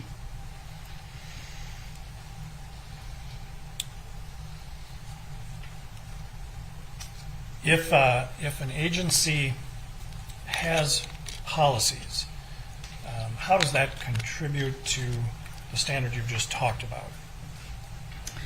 Sure. So policies are effectively rules or guidelines that help provide guidance to officers in the performance of their duties. If officers did everything perfectly all the time, you wouldn't need policies to tell them what to do or what not to do, right? You could just send them loose and everything would be fine. So when you're analyzing, or when I'm analyzing, what the foreseeable effect of a particular use of force is, for example, one of the inputs, one of the factors to consider is what the officer has learned at their agency about that particular use of force. Sometimes there are things that I would describe as generally accepted in policing. That is, policing as an industry knows about something, but the officers in this case may have been badly educated. I say this case to refer, of course, to the hypothetical that I'm talking about, not any case in particular. If officers just simply don't know, in fact, I had a small role working on a case like this out of South Carolina, if officers simply don't know about this risk because it's outside the scope of their policy and training, then although there might be a violation of generally accepted police practices, that would fall more on the agency than on the officer. On the other hand, when there are risks that have been identified in policy or in an agency's training, then it should be clearer that the officer has some awareness, or certainly should have some awareness, of what those foreseeable effects or those risks are. Are you familiar with an organization called Lexipol? I am, yes. What is Lexipol? Lexipol is, until relatively recently, Lexipol was primarily involved in creating and marketing policy manuals for police agencies. An agency could go to Lexipol and purchase off the shelf a set of policies that it could then take and append and revise as the agency saw fit. A little more recently, Lexipol has gotten into the training and commentary space. They've purchased a media publication website that used to be Police One and is now called Police One by Lexipol, as a way of publishing op-eds or information to a police-oriented audience. So is obtaining policies, foreign policies from Lexipol a reasonable thing for agencies to do? It certainly can be, yes. Lexipol refers to case law in the specific state where the agency is located. It refers to Supreme Court or Federal Circuit case law. Lexipol tries to take some of the work of creating policies, out of the process of creating policies. It tries to provide a more standardized basis for agency policies, both in terms of content and formatting. Although I think there are reasons that agencies might want to particularize some policies much more closely than sometimes they do with Lexipol, as a way of sort of setting a fundamental baseline. I think the Lexipol policies are generally consistent with accepted police practices. Now, you mentioned earlier the constitutional standard for police uses of force, correct? Yes, one of the factors or one of the inputs that informs the professional standard within policing is certainly the constitutional law and the Fourth Amendment. And what is that standard? Can you describe that? Give the jurors a brief primer about that, please. Sure. So in 1985, the Supreme Court decided a case called Tennessee v. Garner, which was a deadly force case. And in that case, the court held that for officers to use deadly force without violating the Fourth Amendment, officers had to have probable cause that the subject against whom force was used presented an imminent threat of death or great bodily harm to the officer or someone else. 5 years later, in 1989, 4 years later, in 1989, the Supreme Court decided a case called Graham v. Connor. In that case, the court held that with regard to other uses of force, what are referred to generally as less lethal uses of force as opposed to deadly force, although the court didn't use that language, that in order to comply with the Fourth Amendment, those uses of force must be objectively reasonable. It provided some guidance on how to make that assessment, as well as the framework that I mentioned before. The question of whether an officer acted in an objectively reasonable manner is a determination that's made from the perspective of the reasonable officer on the scene. And were there some particular factors the court drew out in Graham that informs the determination of the reasonableness of force? Yes, the Supreme Court identified a series of three non-exhaustive factors that are now referred to often as the Graham factors. That's the severity of the underlying crime, whether the individual is attempting to flee or evade arrest by flight. Whether the individual is actively resisting or attempting to evade arrest by flight, and whether the individual presents a threat of harm to the officers or others. Now, in this, from both of those cases comes the word threat, correct? Yes. And based on your training and experience in this field, and when you use the term threat, how would you define threat? Sure. So a threat, or particularly the concept of imminent threat, can be distinguished from another concept that I'll refer to as risk. A threat exists, or a threat is imminent, when the reasonable officer on the scene would perceive the individual in question as having the ability, opportunity, and intention to cause a particular type of harm. I want to focus on that particular type of harm for just a second. In policing, there really should never be such thing as a threat generically. It's always a threat of something, a threat of escape, a threat of harm, a threat of death or great bodily harm.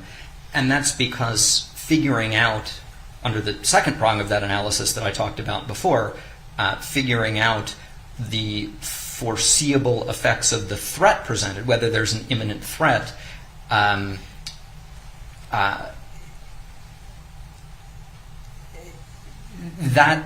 Sorry, my train of thought got completely derailed.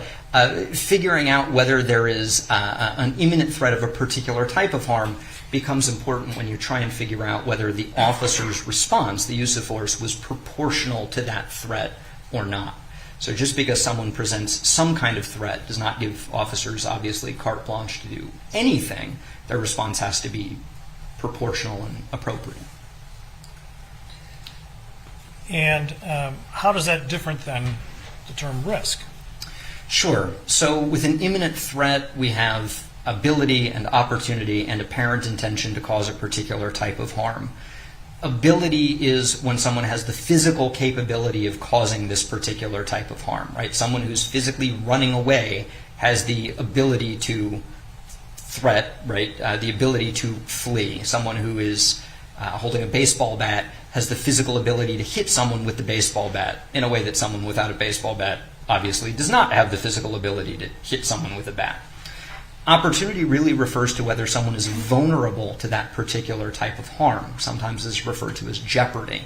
Someone who has a baseball bat may have the ability to hit someone with that bat, but if they're 50 feet away from the nearest person, they don't yet have the opportunity to hit someone with that bat.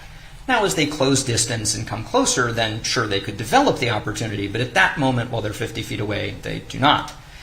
And apparent intention is really behaviors indicating that the person wants to cause that particular type of harm. Someone who has a bat and is standing very close to someone else, but they're in a batting cage and he's practicing batting practice, really has no intention to strike someone with that bat. So you need all three to have an imminent threat. When you don't have one of those three things, when you have one or two but not all three, we would refer to that as risk. And officers can use a range of tools to manage risk, but they can't use force to address risk. So if an officer wanted to talk to someone with a bat in that batting cage, the officer might ask the person to put the bat down. The officer might stand on the other side of a fence where they can't be hit with the bat, but they couldn't use force because that person happened to be holding a bat in that circumstance. You've been discussing the standards that sort of apply here to the reasonable use of force. Did you look at Minnesota statutes that deal with the use of force? I did, yes. And are they consistent with the legal standards you've been describing? Yes, there are certainly no inconsistencies. The language used in the state statutes are obviously a little different than language used in the Fourth Amendment case law, but they are broadly consistent, yes. And did you review Brooklyn Center Police Department policy on the use of force? Yes, I did.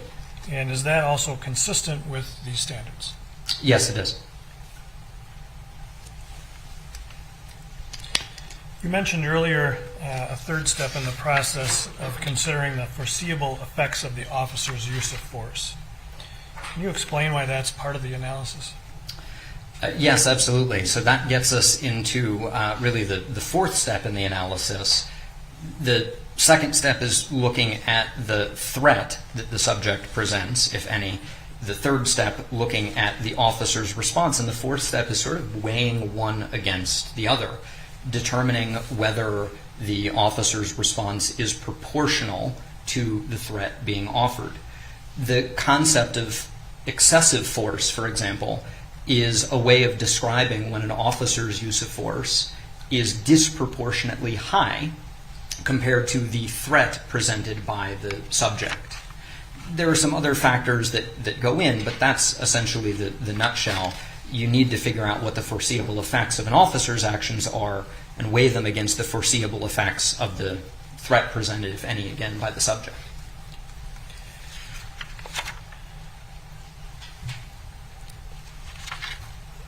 And when you talk about using force and deadly force, is shooting a gun at somebody considered deadly force? It is, yes. Why? The foreseeable effect of discharging a firearm at someone is that it will cause great bodily harm or death. And one of the important things to keep in mind about that is we're talking about the foreseeable effects of the officer's actions, not the effects that actually occur. For example, if an officer shoots at someone but misses, or shoots at someone but causes only a superficial wound, just scratches their shoulder or something like that, we would still consider that a use of deadly force, because the foreseeable effect of discharging a firearm at someone is death or great bodily harm. And the definition in policing of deadly force is force that has a substantial likelihood of causing death or great bodily harm. In the cases that you've been talking about, is there language about hindsight? Yes. In Graham v. Connor specifically, the court counsels against using what it calls the 20/20 vision of hindsight. That's in the same portion of the opinion where it's reminding courts that are reviewing uses of force that an officer's use of force has to be evaluated from the perspective of the reasonable officer on the scene at the time that force is used, and without adopting the 20/20 vision of hindsight. In other words, the analysis has to be limited to what set of facts? The analysis has to be limited to the facts that were available to the officer at the time. You can't bring in facts that are later determined to be true if the officer was not aware of them. So, by way of example, if someone is stabbing at an officer with a rigid, shiny object, and the reasonable officer on scene would think that's a knife, then for purposes of analyzing the use of force, you look at that threat as if it was a knife, even if, after the incident, it's determined that it was really a harmless plastic toy.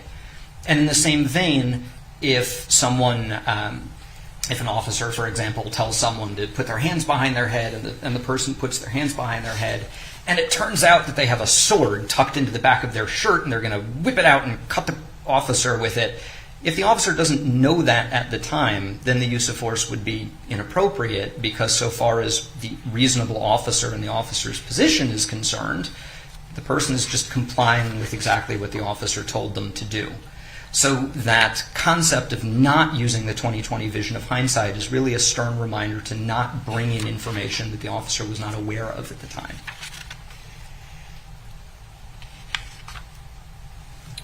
All right, now I want to turn to the opinions that you've reached in this case, okay?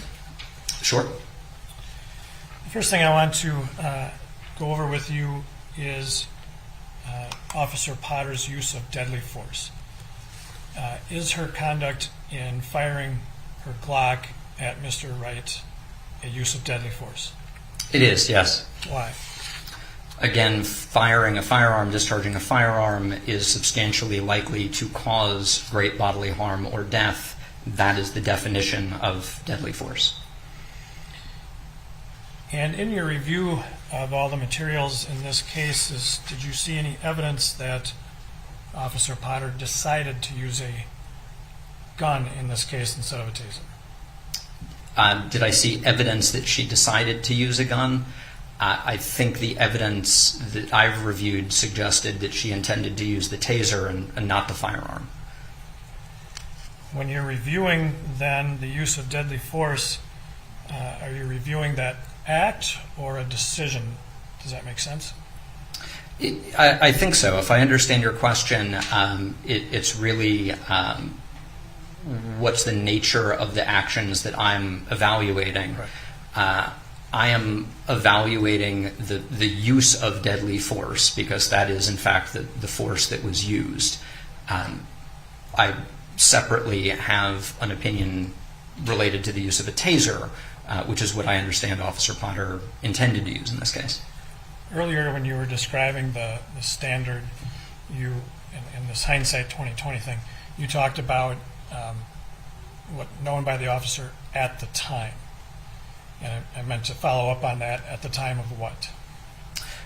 So known to the officer at the time that force is used.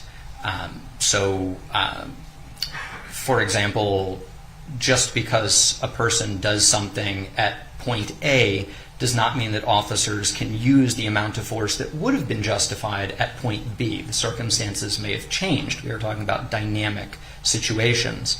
So the question is whether the particular use of force was proportional, and separately whether it was appropriate at the time that force was used. in this case, have you reached an opinion to a reasonable degree of professional certainty whether Officer Potter's conduct in using deadly force was reasonable and justified? I have, yes. And what is that opinion?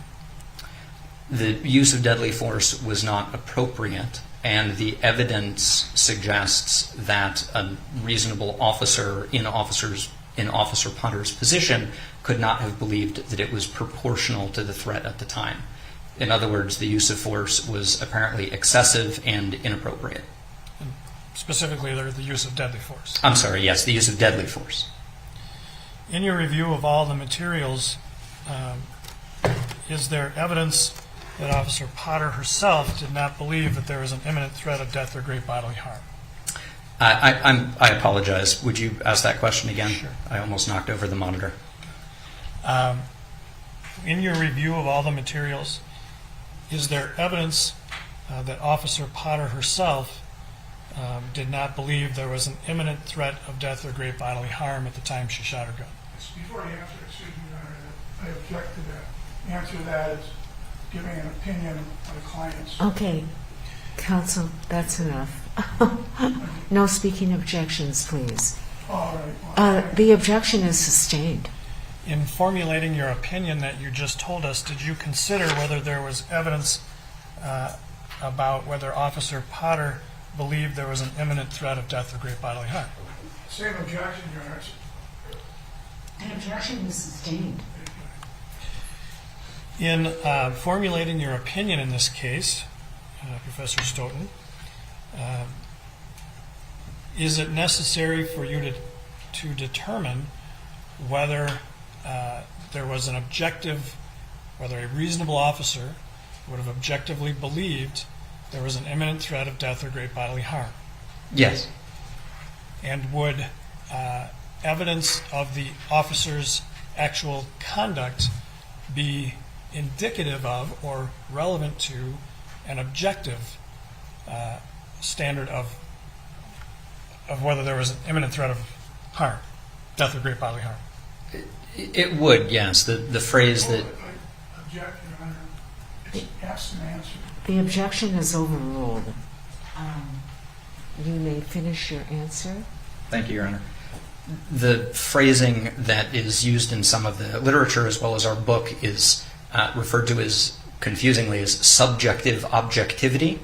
We're evaluating whether use of force is objectively reasonable, for example, but we do so by taking into consideration the subjective impressions of the officer. Again, that's part of the framework of the reasonable officer on the scene. And so in arriving at your opinion, was it necessary for you to consider the subjective knowledge of the officer on the scene, Officer Potter? Yes, it was. And then in arriving at your opinion that it was not a reasonable use of force, of deadly force, did you see any evidence that would lead you to believe that Officer Potter had knowledge of circumstances that would create an imminent or support an imminent threat of death or great bodily harm? Objection, Your Honor. It's improper opinion of the witness. Okay, the objection is overruled. I'll allow that. Yes, okay.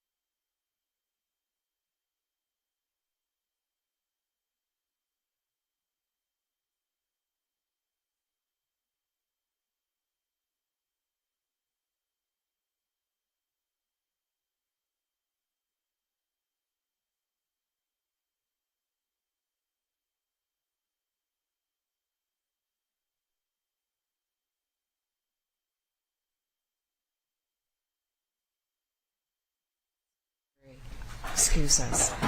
We're going to take a 10-minute break, okay? So thank you.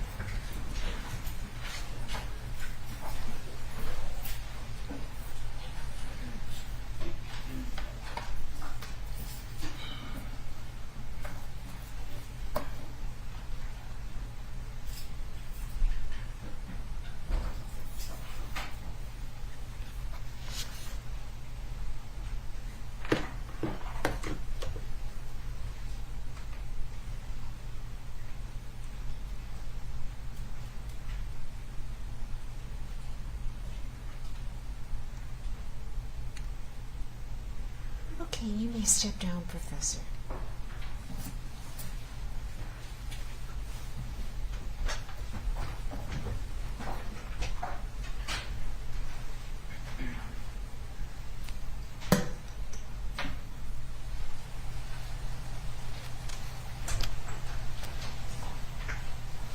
Okay, I didn't want the jury waiting, and I do think we need to discuss this a little further on what I'm going to allow this expert to testify to. First of all, initially, I'm not going to let him express opinions that were not previously disclosed. Okay? So, Mr. Frank, right now, can you show me where his opinions are concerning the subject that you were on, particularly with respect to his opinions regarding subjective considerations? Yes, Your Honor. If you would look at Professor Stoughton's report, starting on page 37, the heading itself expresses the opinion that he just gave here in court about the use of deadly force. In that, he goes on to explain that that Officer Potter drew her firearm, even though it appeared that she meant to draw her taser. She drew her firearm, and that opinion, that it was an unreasonable use of force, is informed by a number of factors.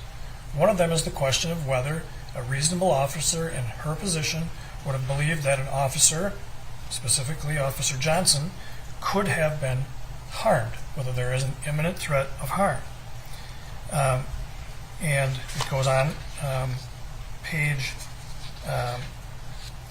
39, I'm sorry, did I? Yes, through page 38, on to page 39, and into whether that opinion, or whether a reasonable officer in that position would have believed that there was an imminent threat of death or great bodily harm. And he points out the available evidence, and this is the bottom paragraph on page 38, suggests that Potter intended to use her taser. And he explains her subjective conduct. He doesn't use the word subjective, but it explains her conduct. This is all, and then what happens after. What the officers were doing, the other officers, making a decision to go into a vehicle, which is generally not what officers are supposed to do. We heard that testimony earlier. This is all conduct that is corroborative of what she knew at the time. A reasonable officer in her position would have known. It's corroboration, and that's why it's in here. It's all presented here through page 39 and then to page 40. So the court has allowed defense counsel to ask several witnesses if she could have used deadly force to shoot him, and that's obviously going to be an argument they're going to make. Professor Stoughton specifically addressed that in his report that was disclosed to counsel months ago.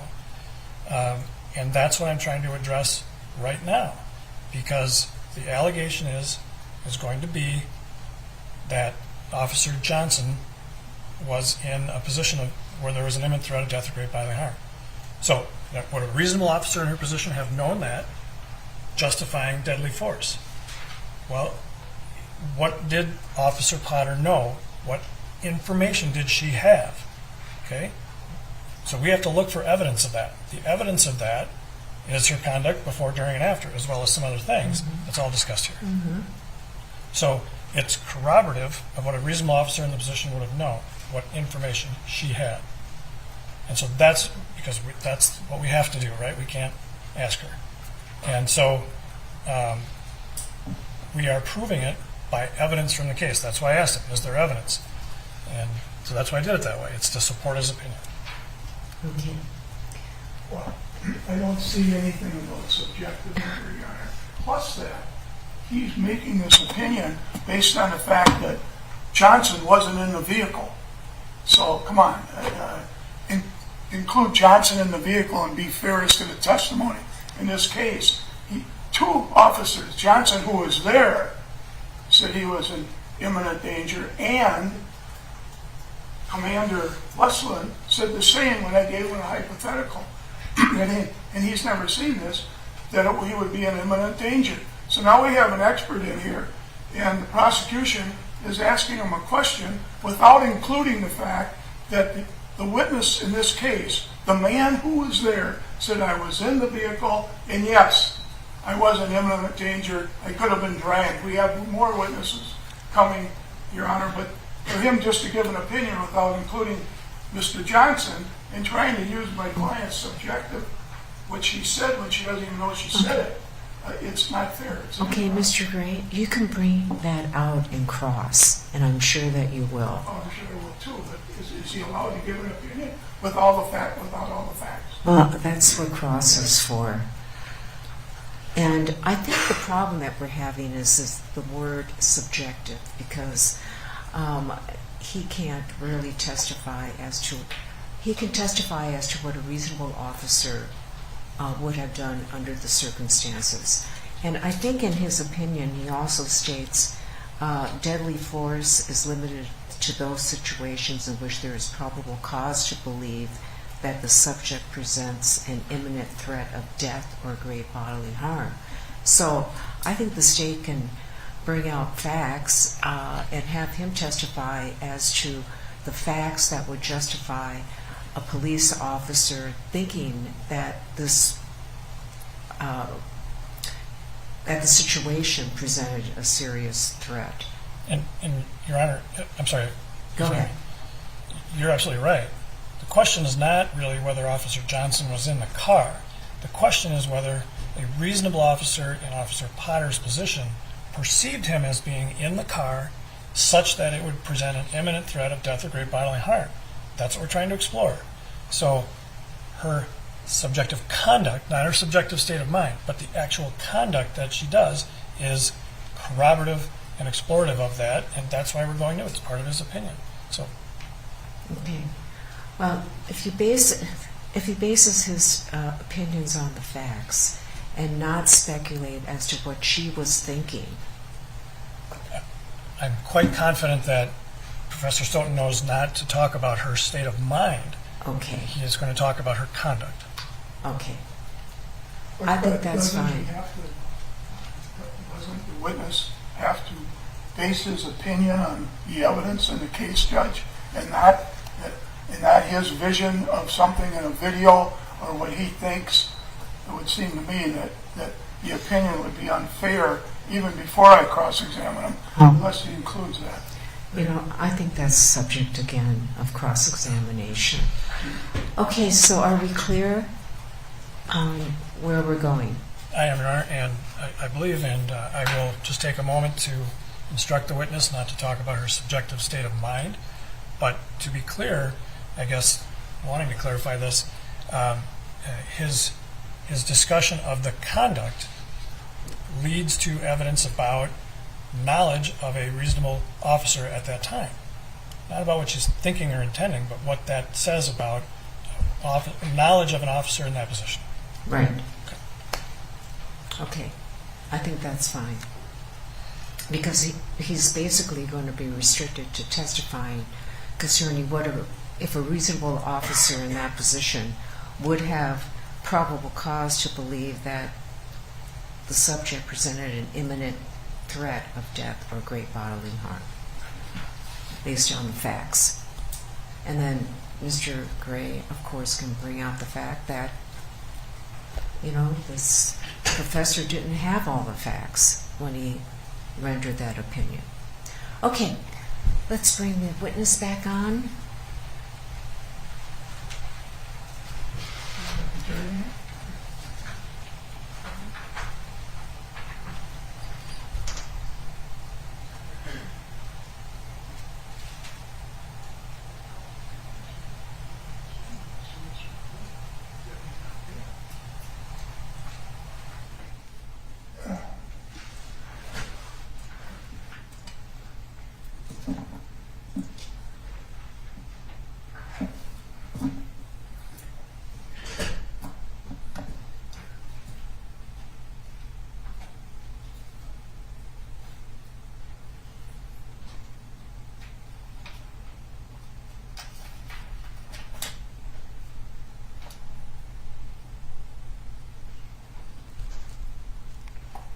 Thanks, Deputy.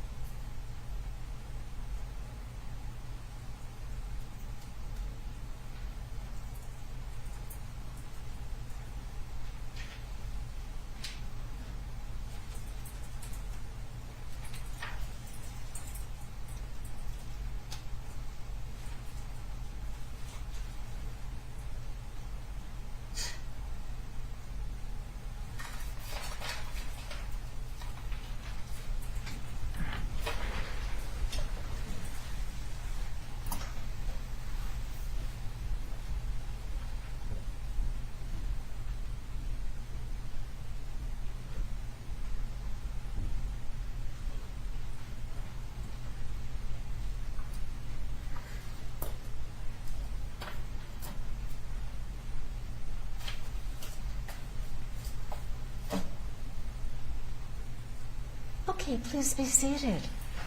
Mr. Frank, you may continue. Thank you, Your Honor. Professor Stoughton, let me start out this way. In assessing or arriving at your opinion about whether the use of deadly force was reasonable, proportional in this case, did you attempt to identify any threat of imminent great bodily harm or death? Yes. And were you able to identify any potential such threats? Certainly risk, yes. Explain.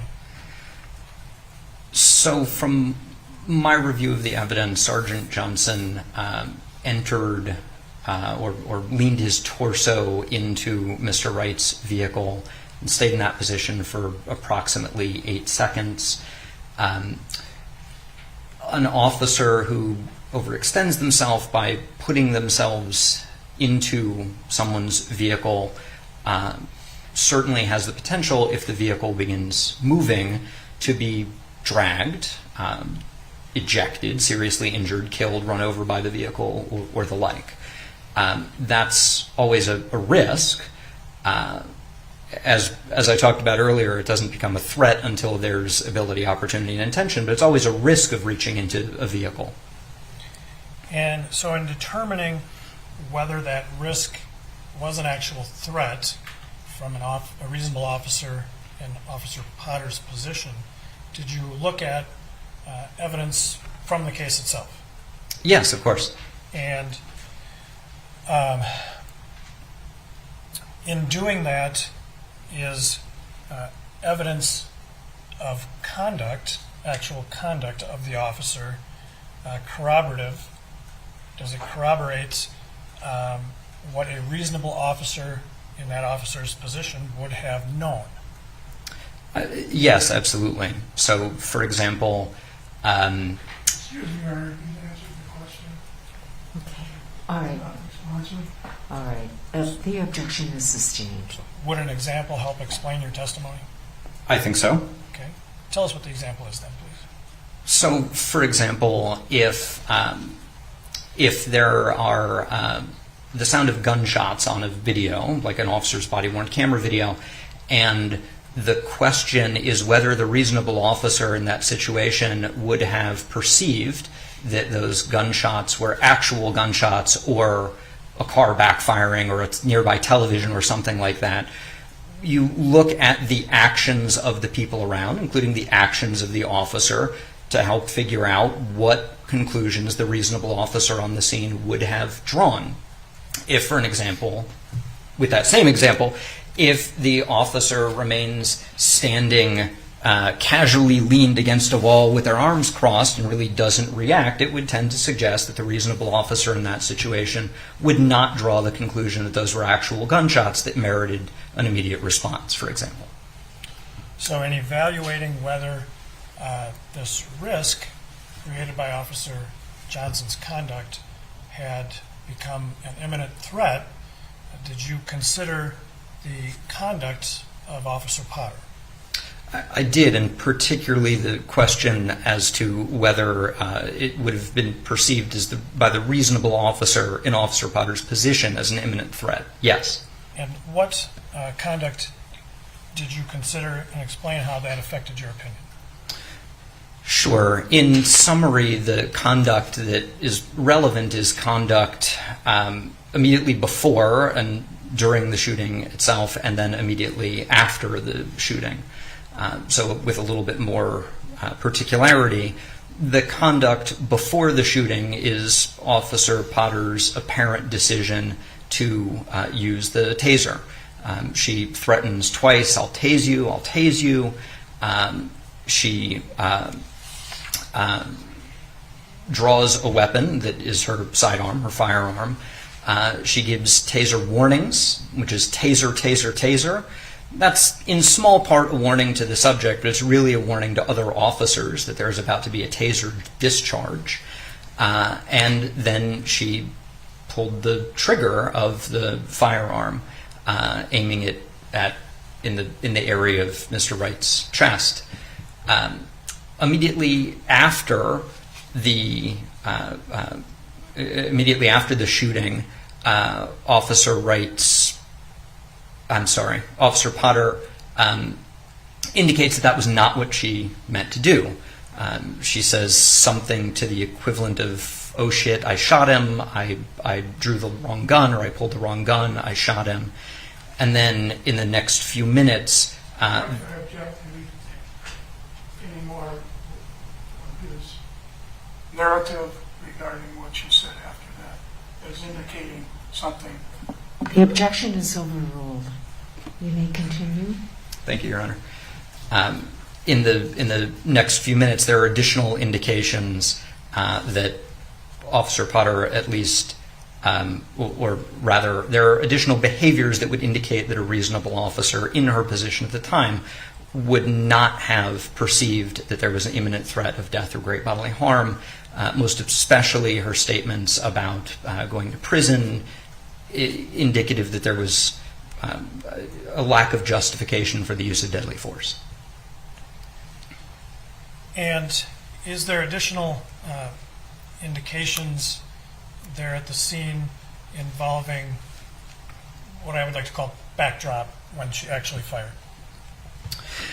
Yes. So immediately before the time she pulled the trigger and shot, Officer Lucky was standing immediately to her right and extending over, sort of reaching into the open driver's side door.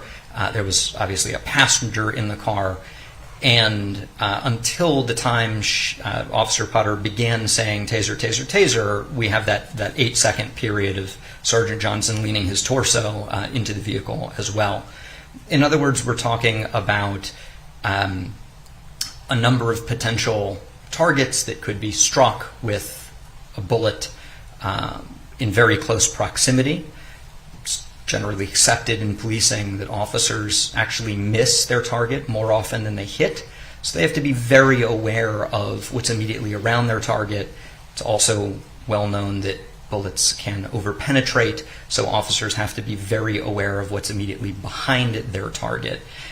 Putting that together, the indication of putting together the behavior indicating the intention to use a taser, and the rationale that would militate against firearms use, reasonable officer in that situation would not have believed that there was an imminent threat of death or great bodily harm, or maybe a little bit more precisely, those actions are certainly not consistent with the actions of a reasonable officer who perceived an imminent threat of death or great bodily harm.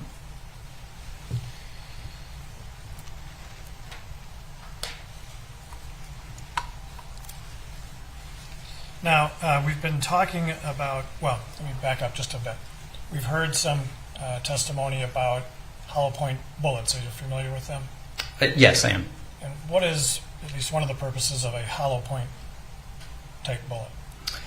A hollow point bullet has a small indentation, on the front that causes the head of the bullet to expand, or it's sometimes called to mushroom, when it penetrates especially soft target, like bodily tissue.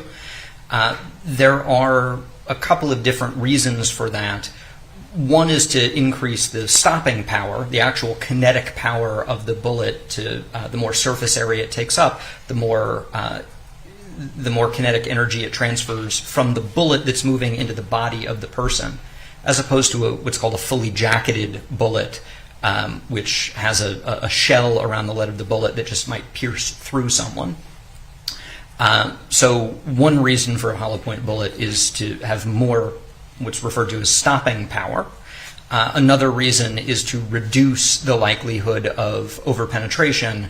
When the bullet expands, the idea is it will stop sooner than a different round, a non-hollow point round.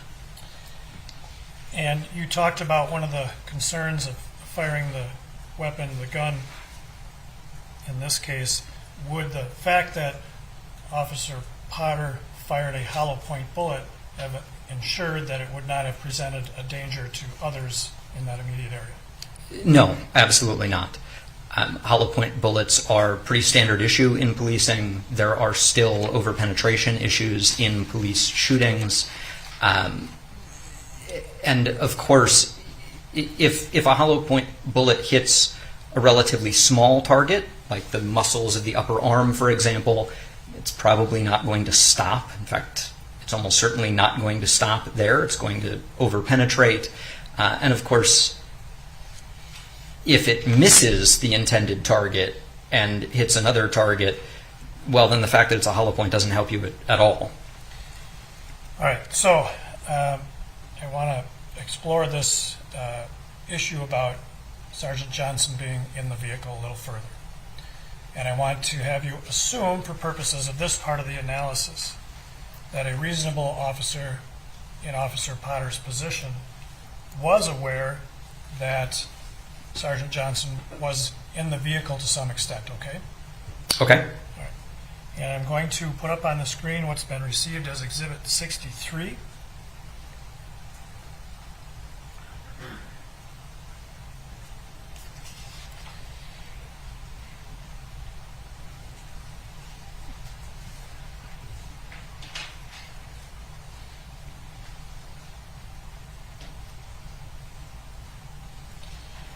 And I'm going to ask you just to pause it for a minute, Mr. Miller, and could you freeze this video at the timestamp of 2:01:52, please? And if you want to just go right to it, that's fine.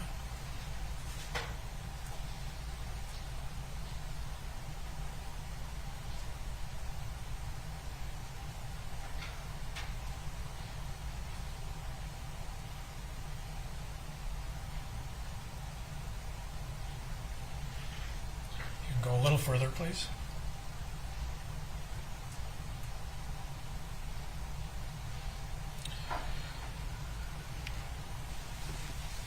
All right, so that's fine. Are you familiar with this video? I am, yes. And does this appear to be Sergeant Johnson's body-worn camera video? Yes, it does. And we've stopped it at 2:01:52. Are you able to determine what Sergeant Johnson is doing with his right hand at this time? Yes, Sergeant Johnson appears to be reaching for the shifter with his right hand. And you've watched the video. Does he eventually succeed at putting his hand on that video? Yes, he does. And then if you could, Mr. Miller, just let this run to 2:01:54, please. Excuse me, Your Honor, I object to his narration of an exhibit and what he perceives it to be. All right. 1 minute, sorry. The objection is overruled. I'll let you answer. So again, if you could just run that through 2:01:54, please.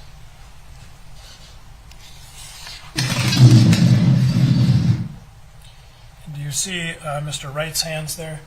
Yes, I do. Or at least what appears to be his right hand. And he is trying to move the shift knob. Yes. And does Officer or Sergeant Johnson prohibit that, to keep it from happening? Yes, he does. And then if you could run this to 2:02:00, please. Just stay back. And if you can just click it a little bit further, please. Now at this point, can you see what Sergeant Johnson is doing? Yes, I can. And are you able to see Sergeant Johnson's, what do you perceive him as doing in this situation, Sergeant Johnson? As Officer Potter says, taser, taser, taser, Sergeant Johnson's torso is coming back and out of the front passenger side door. His feet are on the ground there. Both of his hands are on the passenger, or at least in the direction of the passenger. I can't make out from this frame exactly what he's holding. And does he appear to have hold of Mr. Wright? I don't. I'd have to watch the video. I'm not sure whether he's holding Mr. Wright's hand there as the fingers, or I believe that is. I believe those are Mr. Wright's fingers, but I'd have to watch it to make completely sure. So during this course of events, was Mr. Wright able to drive the vehicle? Not with Sergeant Johnson preventing the vehicle from driving, as evidenced by the fact that the vehicle didn't move until later. And so in your opinion, if a reasonable officer in Officer Potter's position had been aware of these facts that we've just seen regarding Officer Johnson, would it have been reasonable and proportional for an officer to use deadly force on Mr. Wright there? No, not at this point. There was certainly some risk while Mr. Wright was scrambling for the shifter to put the car in gear. Once Sergeant Johnson has backed out of the vehicle and is no longer at risk of being dragged or carried away or anything like that, then there is no threat to him of the vehicle moving at that point. And if you could let this run to 2:02:01, please. Now, at this point, can you see Sergeant Johnson's position? Yes. And where is he located at that time? Sergeant Johnson is physically outside of the vehicle except for his hands, which are still maybe slightly inside the vehicle. His feet are outside the vehicle. It would appear from the frame his shoulders are outside of the vehicle. In your opinion, if a reasonable officer in Officer Potter's position and was aware that the warnings about the taser caused Sergeant Johnson to back out of the vehicle, would it have been reasonable and proportional for an officer at that time to use deadly force? No, it would not have been proportional because there is no longer an imminent threat of death or great bodily harm to Sergeant Johnson. He's at no threat of being dragged by the vehicle once he's out of the vehicle. So in order to have used deadly force when the shot was fired, a reasonable officer in Officer Potter's position would have had to know that Sergeant Johnson was in the car, correct? Yes. That a reasonable officer in Officer Potter's position would have not been able to perceive that Sergeant Johnson had prevented Mr. Wright from moving the car? That's correct. The reasonable officer would have had to mistakenly believe that Sergeant Johnson was, that there was still a threat that the vehicle could move at that point. And the reasonable officer in Officer Potter's position would have had to fail to perceive that Sergeant Johnson had actually backed out of the vehicle. That's correct. A reasonable officer in Officer Potter's position would have had to mistake that Sergeant Johnson was still in the vehicle and not in the position that he was shortly before and at the time the shot was fired.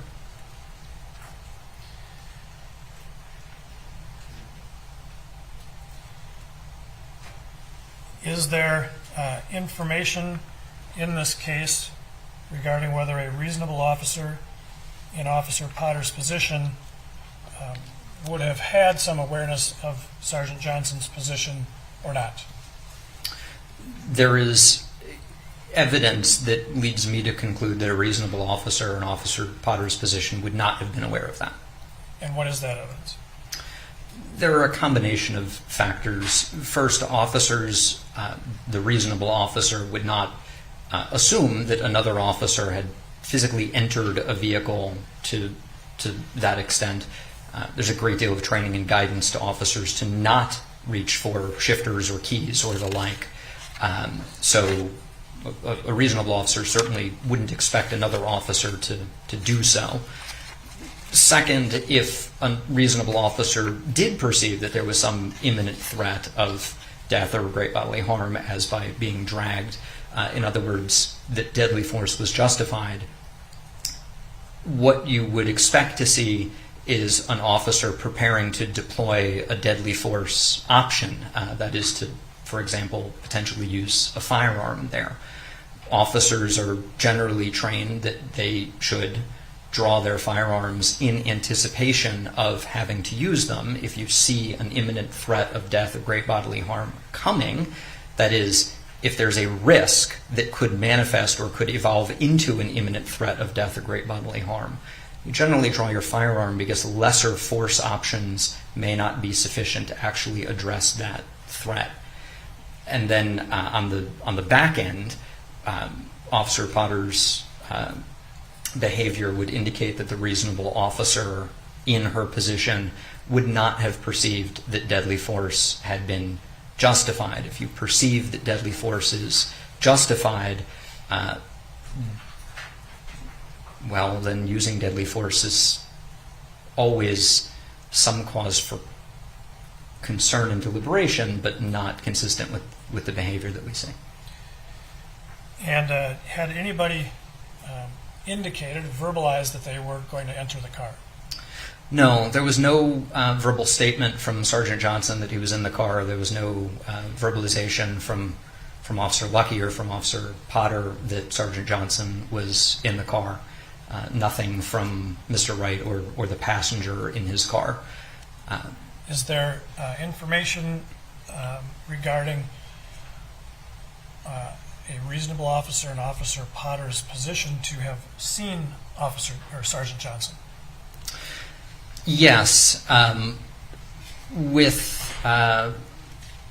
So although you shouldn't mistake the perspective of a body-worn camera for being exactly the perspective of an officer. There can be differences. That is, a body-worn camera will see more than an officer sees, mostly because an officer's vision, like all human vision, is somewhat limited in focus, and on a body-worn camera, everything's in focus. But for the vast majority of the approximately 8 seconds that Sergeant Johnson was in the car, you can't really make that out at all on Officer Potter's body-worn camera footage. It's not at all uncommon. In fact, it's pretty typical in dynamic situations like this for officers to not keep as close track of each other as they might ideally like to. In this case, for example, Sergeant Potter didn't know what Officer Lucky was doing right on the other side of the car. The objection is sustained on that, and the jury will disregard that last statement. Your Honor, may I be heard on that, please?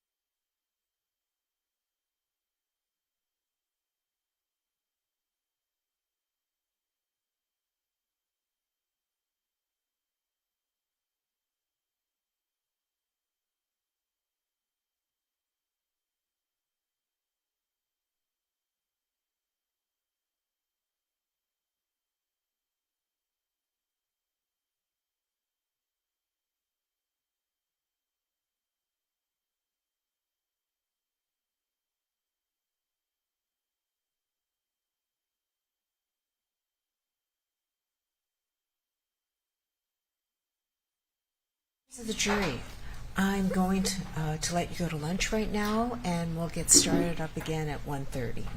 Okay?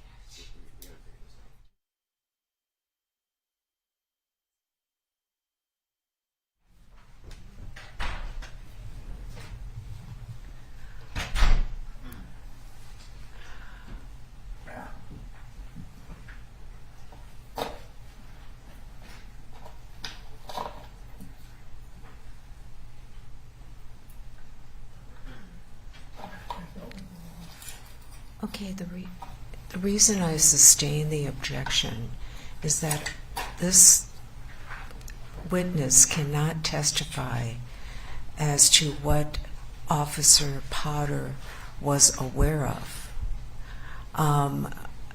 He just can't do that. He can't say she wouldn't have been aware, she wouldn't have been aware that he was in danger or something, because he doesn't have any foundation for that. What he can testify to is whether a reasonable officer in Officer Potter's position would have done, but not testify as to what she was aware of. Okay? And Your Honor, I have to admit I didn't hear exactly what Professor Stoughton was saying that drew the objection. So, but what I was trying to elicit from him is that Sergeant Johnson testified that he was not aware of what Lucky was doing. And I think the witness may have misspoke and used Officer Potter's name instead.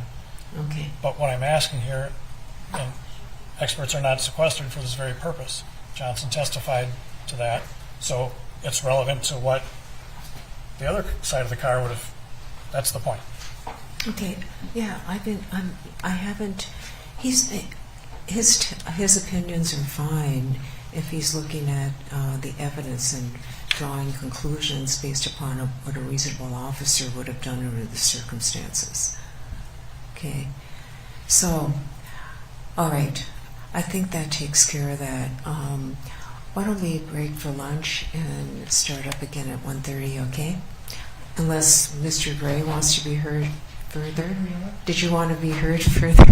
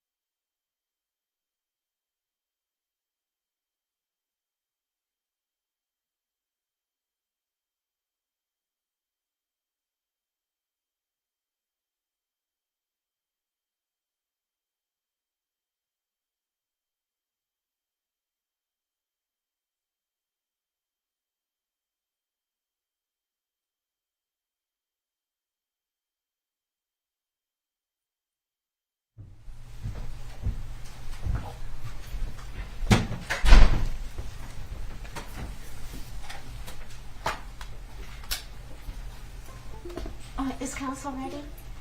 Okay, thank you, Deputy.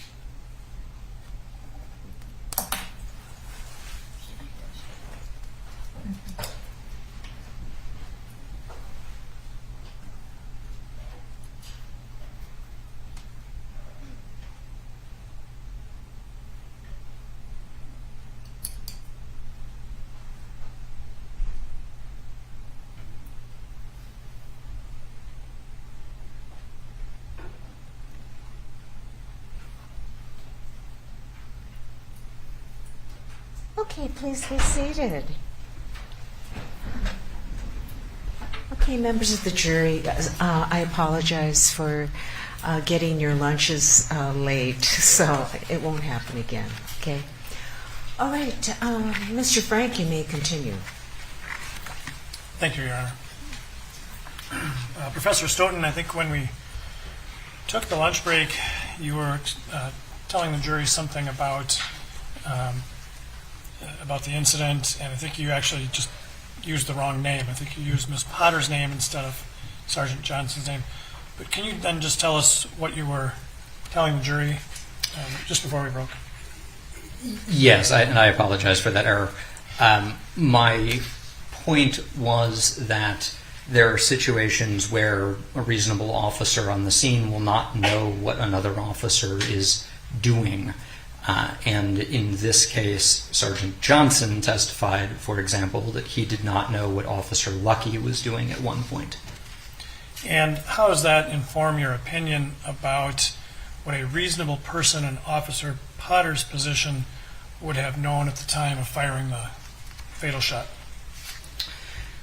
Sure. So back to the determination of whether a reasonable officer in Officer Potter's position would have identified an imminent threat of death or great bodily harm if the reasonable officer was not aware of Sergeant Johnson's actions, for example, was not aware that he had entered the vehicle, then there would be no imminent threat. If a reasonable officer in Officer Johnson's position was aware of that, and was also aware that Sergeant Johnson was preventing the vehicle from moving, or was aware that Sergeant Johnson had exited the vehicle prior to the shot being fired, then there would be no conclusion that there was an imminent threat of death or great bodily harm.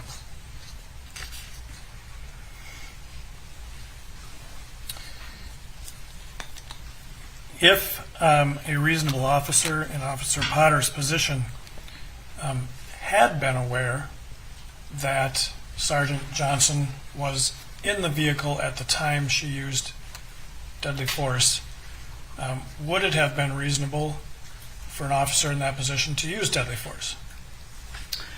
Assuming that the reasonable officer would have been aware that Sergeant Johnson had entered the vehicle and would not have been aware that he had prevented the vehicle from moving and that he had exited the vehicle, the use of deadly force would have been proportional. That is, it would not have been excessive based on the imminent threat of death or great bodily harm. It still would have been inappropriate because of the proximity of two other officers and the passenger.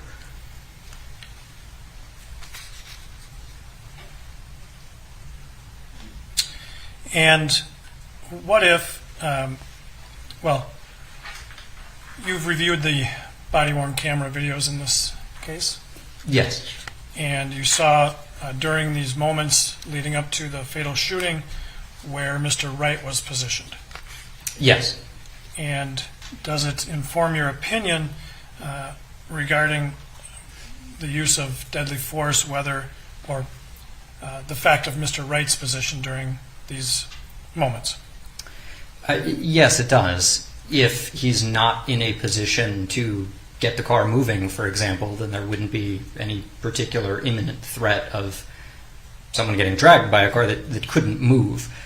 So the fact that Mr. Wright was fully in the driver's seat, the fact that his hands were in the area of the wheel or the shifter, the fact that his feet were on or in the area of the pedals, all suggests that he is in a position to make that vehicle move without a whole lot of trouble. That's relevant because of a great deal of guidance to officers to not use deadly force against vehicle operators. Vehicle operators here being someone who is either driving a vehicle in motion, or is in the immediate position of being able to put that vehicle into motion. The reason for that guidance is because shooting someone in that position is highly unlikely to actually address the threat presented by the vehicle.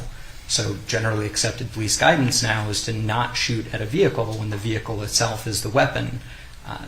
You might return fire if someone in the vehicle is shooting at you, but when the vehicle itself is being used as the weapon, you generally don't want to shoot at it, because if the use of deadly force is effective, that is, if it kills somebody, at best what you've created is a potential unguided hazard, and it's highly likely that someone's going to stomp on the accelerator or lose control of a moving vehicle or a vehicle that they set into motion. Would it be consistent or inconsistent for a reasonable officer in Officer Potter's position at the time of using deadly force to believe that there is an imminent threat of death or great bodily harm to others, and yet and also believe that the person was not operating the vehicle? No, those are contradictory and inconsistent with each other. If you believe that the vehicle is not in a position to be put into motion, then there is no imminent threat. If you believe that the vehicle is going to be put into motion, then you really don't want to use deadly force against that individual, because you're liable to make the situation worse, not better. Now, I want to ask you to assume another fact for purposes of your testimony today. I would ask you to assume that Officer Potter, or that a reasonable officer in Officer Potter's position at some point during this episode had seen what she described as a scared look on Sergeant Johnson's face. Would that affect your opinions today? No. Why not? Use of force situations are scary. There's, I suppose, the inherent difficulty of accurately reading in a high-stress environment someone else's facial expression. That is, an officer could misread frustrated or stressed as scared. And two, just because someone else looks scared really doesn't help inform whether they are scared, whether they are reasonably scared, whether that, even if they are scared, whether they are scared of an imminent threat of death or great bodily harm. It's not particularly communicative of anything relevant to the analysis. Now I'm going to go to put up Exhibit 13, please.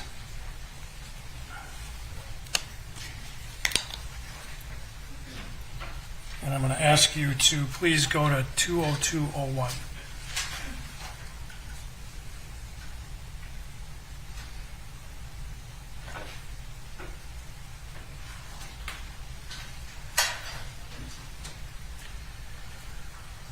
Would you agree, for our purposes today, that this is at or right after the moment the shot was fired? Yes. And do you see anything in here indicating that Sergeant Johnson was visible to Officer Potter? No.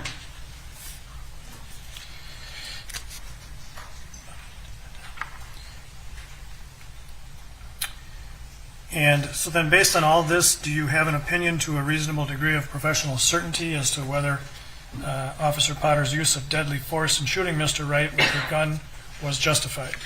I do, yes. And what is that opinion? that the available evidence leads me to conclude that a reasonable officer in Officer Potter's position would not have concluded that there was an imminent threat of death or great bodily harm, and thus that the use of deadly force was excessive, that is, disproportionate to the threat presented. And regardless of whether the reasonable officer would have perceived an imminent threat of death or great bodily harm, the use of deadly force under the circumstances was inappropriate because of the danger that it created to the other two officers and the passenger in Mr. Wright's vehicle. Now, I want to turn to the decision to use a taser. Yes. And have you also formulated an opinion about then Officer Potter's apparent decision to use a taser? Yes, although she did not actually use a taser, as I said earlier, I believe the evidence indicates that she intended to use a taser. So yes, I've come to a conclusion about the apparent decision to deploy and discharge a taser. Now, would this be considered the use of force, regular force, or deadly force? How would you characterize it? The use of a taser is, under most circumstances, properly considered a less lethal use of force. There are situations where it can carry a substantial likelihood of death or great bodily harm, but under most situations, the use of a taser is considered an intermediate or less lethal weapon.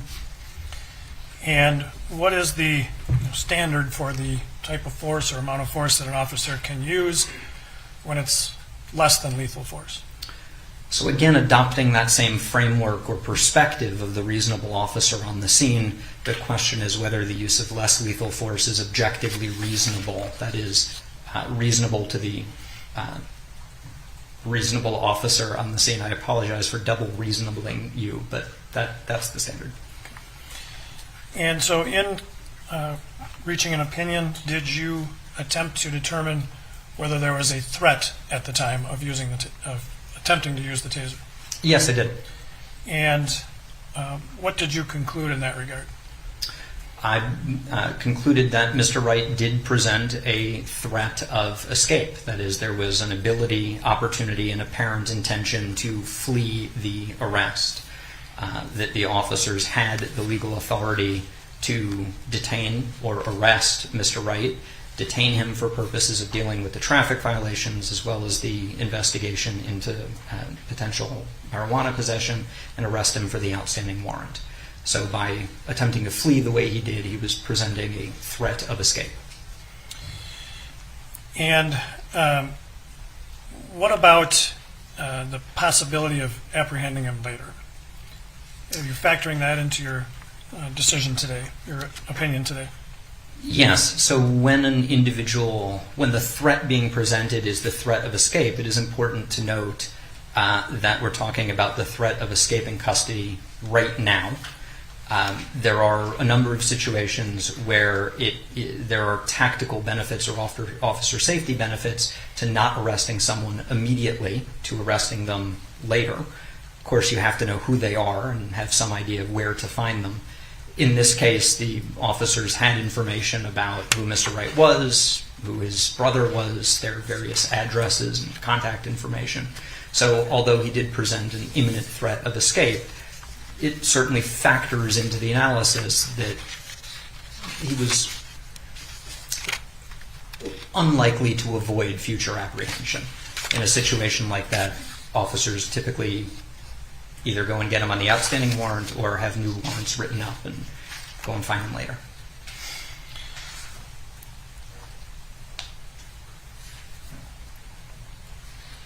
And did you all also, in coming to this opinion, consider whether there was a threat of harm presented by the situation at all? Yes, I did. And just briefly describe for us what your opinion is in that regard for this situation, the apparent attempt to use a taser. Yes, so rather mirroring the opinion with regard to the use of deadly force, the reasonable officer in Officer Potter's position would not have identified an imminent threat of physical harm from Mr. Wright. The evidence is that he was not assaultive, it's merely that he was trying to flee. And again, we've already talked about the positioning of Sergeant Johnson and a reasonable officer's awareness of that. So you've just addressed any potential threat from Mr. Wright, correct? Yes. Threat of harm, I should say. A threat of physical harm, yes. And then you did also consider whether there was a threat of harm to the other officers at the scene. Yes, that's correct. And we've already gone through that. With regard to the deadly harm, is your opinion about the threat of harm essentially the same? It is substantially the same, yes.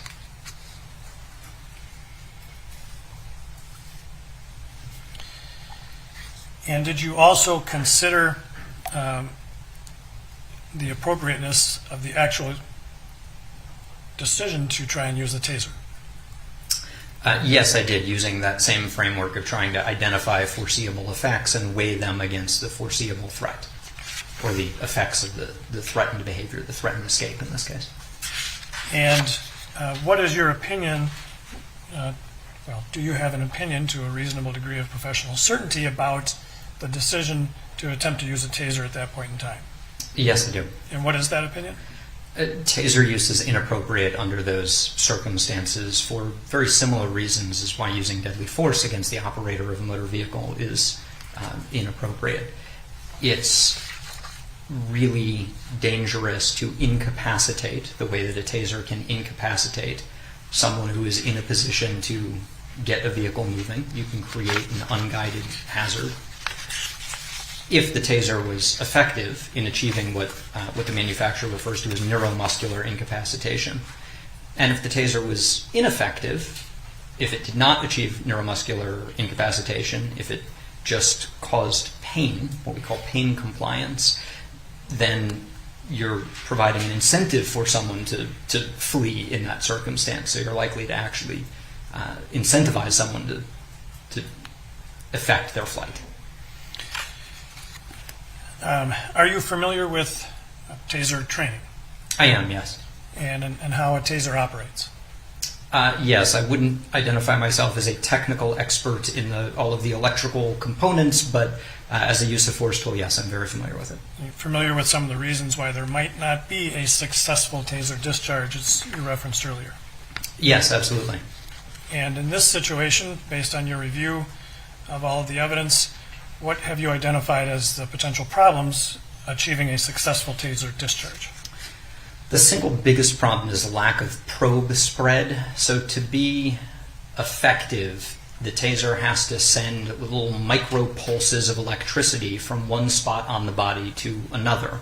Neuromuscular incapacitation is effectively involuntary contraction of the muscles that really occurs between where the two prongs hit, or maybe in the area immediately around where the two prongs are. Essentially, electricity flows from one into the other, and while it's passing through the muscles in between, it causes contractions.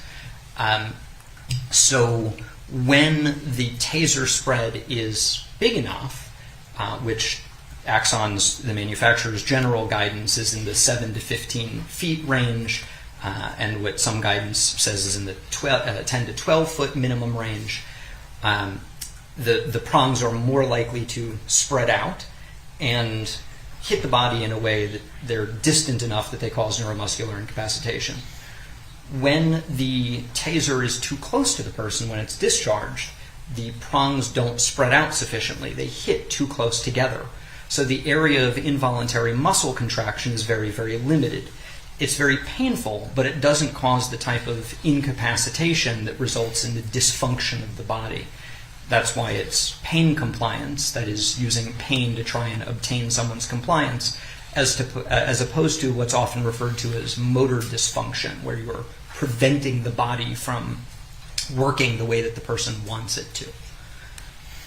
And so, based on your review of all the evidence, information provided to you in the case, was Mr. Wright's position relative to Officer Potter at the time a factor in whether the use of the taser was appropriate at the time? Absolutely it is. That's part of the determination about whether you are likely to achieve neuromuscular incapacitation. In other words, it's about the foreseeable effects of the force option of the weapon. In your review, was Mr. Wright in a position to operate the vehicle? He was in a position to operate the vehicle immediately before and at the time of the taser. I'm sorry, of the we'll say the intended taser discharge, yes. So do you have an opinion to a reasonable degree of professional certainty on whether it was reasonable for an officer in Officer Potter's position to decide to use a taser when she grabbed her gun instead and shot Mr. Wright? Yes, I do. And what is that opinion? The use of a taser under the circumstances was unreasonable and inconsistent with generally accepted practices. If the taser had not been successful in achieving neuromuscular incapacitation, if it had just resulted in pain, it's highly likely to just incentivize Mr. Wright to flee, the exact opposite of what it was apparently intended to address. If it was successful in achieving neuromuscular incapacitation, it created the potential to turn the vehicle into an unguided hazard. Even if the probe spread locks the muscles, involuntarily causes muscle contraction between where they hit, does not mean that the person's extremities are affected. It's entirely possible for someone to stomp down on the gas, for example. So either way, in that situation, whether the taser was successful or unsuccessful in achieving neuromuscular incapacitation, the results are not good for the police. Are you familiar, based on your training, your experience in this field, with the topic of weapons confusion, confusing a gun? I am, yes. And have you done some research into that history? Yes. And is this something that is known? It's very well known in policing, yes. And are you familiar, have you learned approximately how often this has happened? Yes, I have. And approximately how often has it happened? So tasers, as we now know them, were introduced in 1993. Since 2001, which is the first taser weapons confusion case that I'm aware of, there have been less than 20 incidents of weapons confusion, where an individual officer uses their firearm thinking that it was a taser. And have there been things done to try and avoid those things from happening? Yes, the manufacturer, policing, individual officers, there are a range of steps that seek to avoid the cases of weapons confusion. Can you describe those for the jury, please? Sure. So I think we can probably break them into three buckets. The first bucket is how the weapon is actually carried. The early taser confusion cases, actually almost all of the taser confusion cases, involve what's called a strong side draw or a dominant side draw. This is when the taser is holstered on the same side of the officer's body that the firearm is holstered on. The first, actually, I forget the exact number. It's at least the first 9 or 10 or 12 weapons confusion cases involved this same side or strong side draw issue. After the first couple of taser confusion cases, Axon, then Taser International, the manufacturer has since changed names, and other commentators began to suggest, recommend, and in many cases now require that officers carry the taser on a non-dominant side, what's sometimes called a reaction side, on the opposite hip than the officer carries their firearm. Going a little bit further, there have been a couple of taser confusion cases involving non-dominant side cross draw or reaction side cross draw. That's when an officer who is right-handed would carry the taser on the left hip, but in a way that they have to reach across themselves to draw it.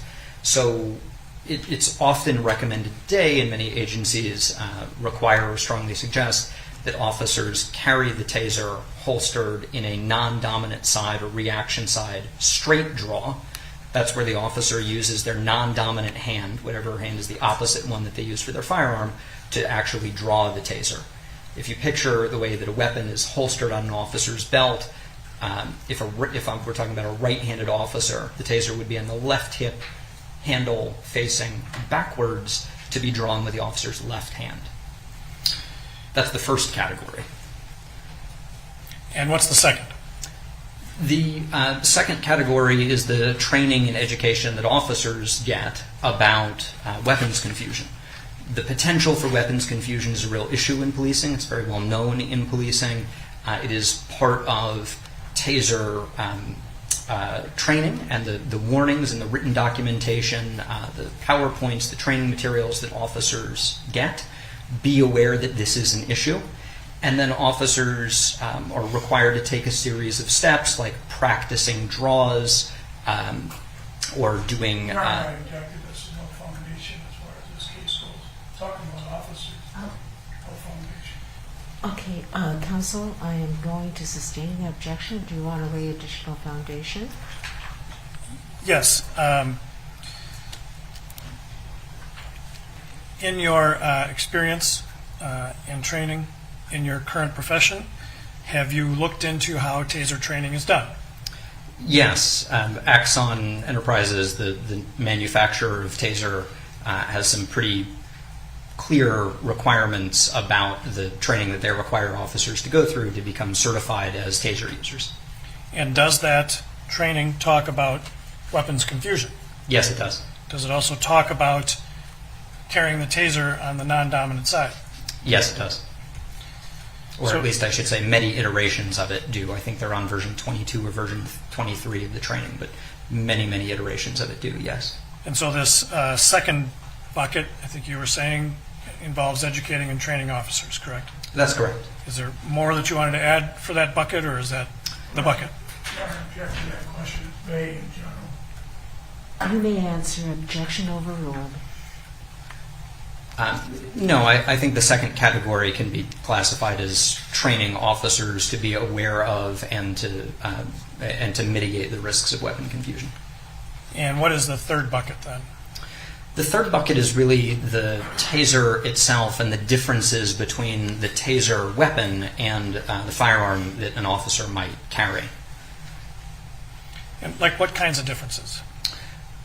Depending on which model, there can be a number of them, but the differences that persist between models, or that have persisted between all of the recent models of the Taser, Tasers have a manual thumb safety. That is, in order to activate the Taser device, in order to pull the trigger and have it do anything. Your Honor, I object to this lack of foundation.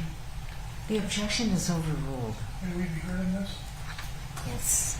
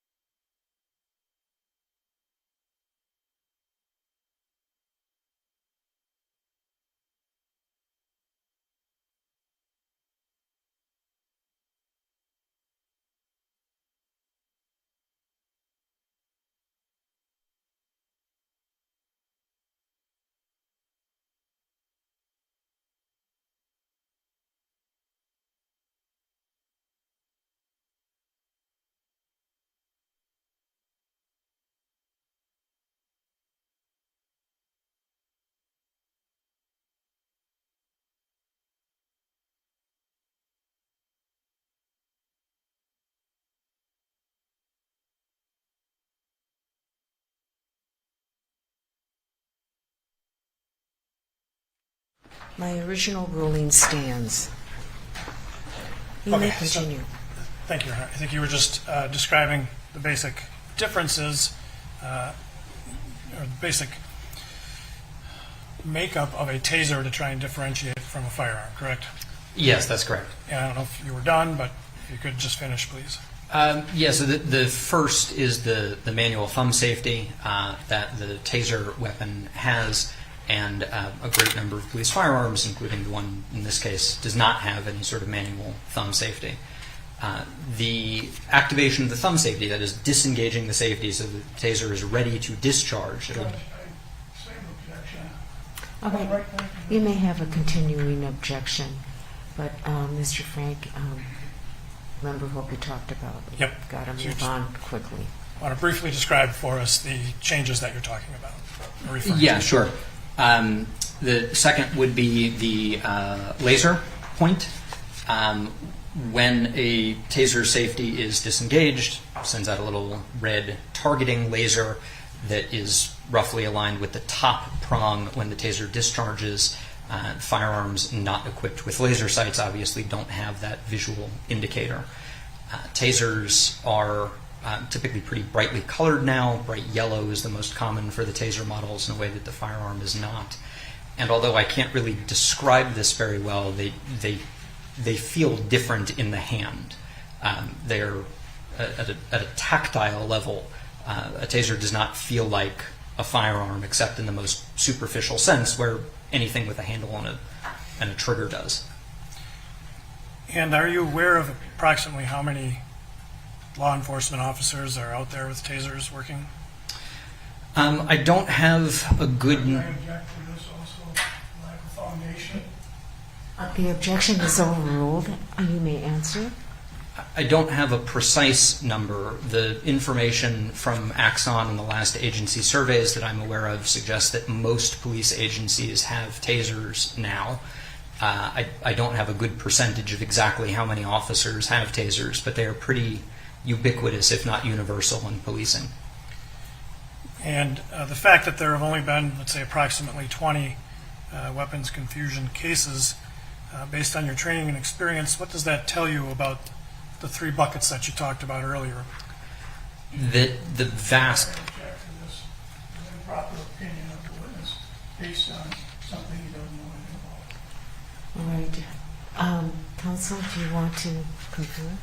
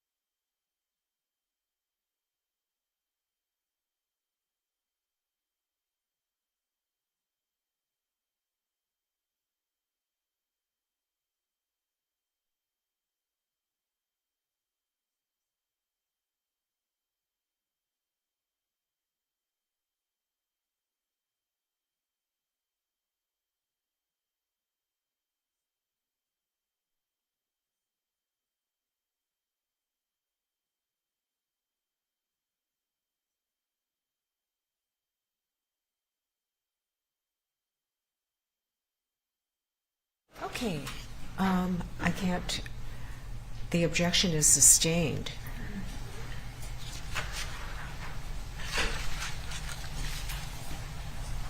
I have no further questions, Your Honor. Thank you. Okay.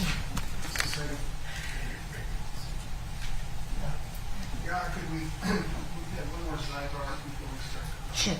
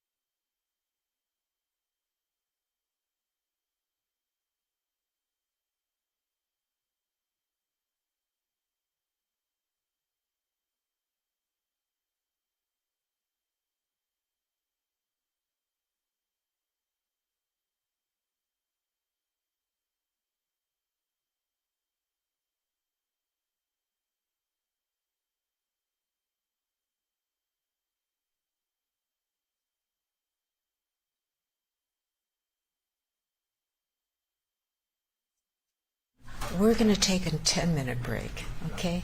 Thank you.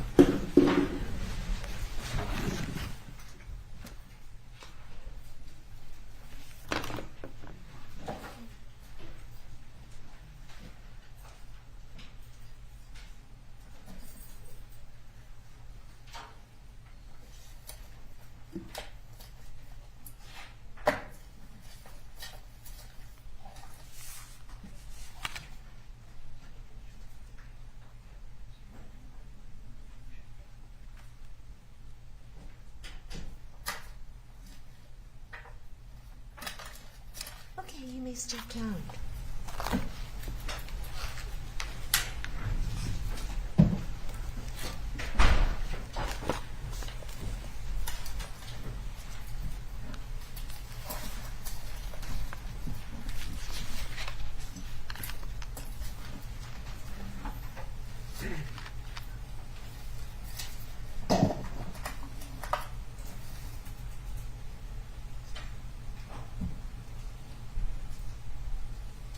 Okay, Mr. Ng, you cited 702. First of all, the question is whether or not the state opened up the door to evidence concerning Daunte Wright's prior fleeing incidents when the expert opined that a reasonable officer in Officer Potter's position could have concluded that Mr. Wright presented an imminent threat of escape but was unlikely to avoid later apprehension in justifying his decision that the taser was inappropriate.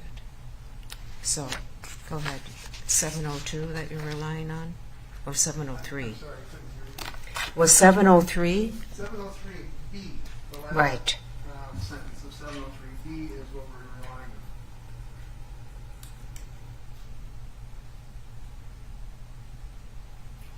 on. Okay, and that does state that the court may admit the data under this rule. Excuse me, I can't read this. Well, if the expert is relying on certain facts in rendering his opinion, I think that we're entitled to get that out. So, Mr. Frank, I'm going to give you an opportunity to tell me why the door hasn't been opened. A limited instruction is always possible. Yes, thank you, Your Honor. Rule 703 deals with the evidence underlying an expert opinion. And it's basically 703A indicates that all of the facts and data relied on by the expert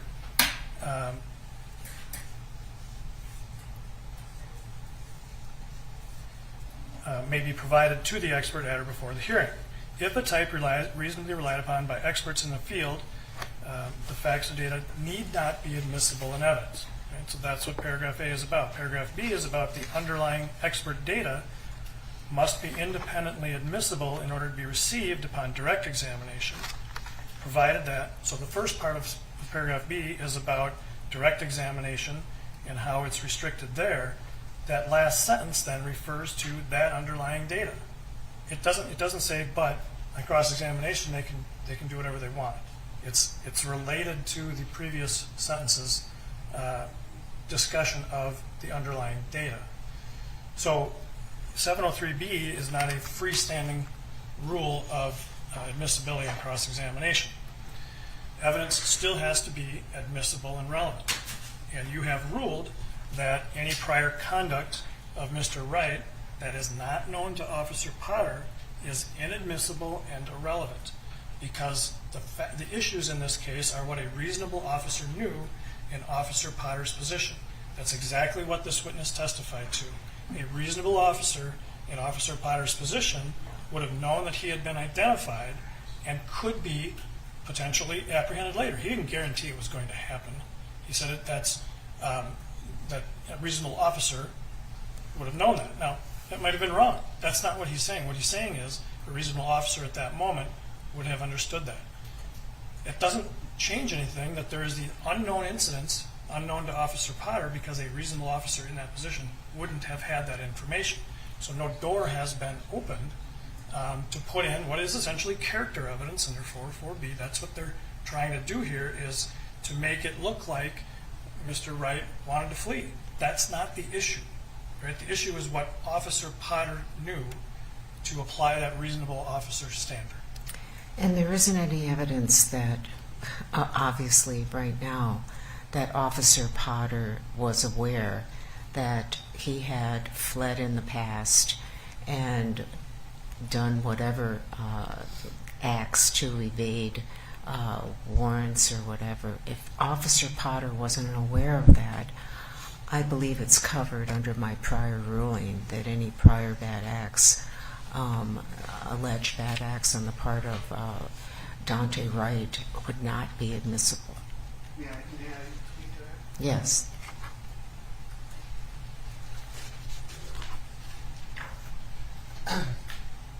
Well, the expert has testified he's reviewed thousands of pages. We don't believe he's reviewed an inch-thick file on Daunte Wright on every time he gets arrested, he tries to escape.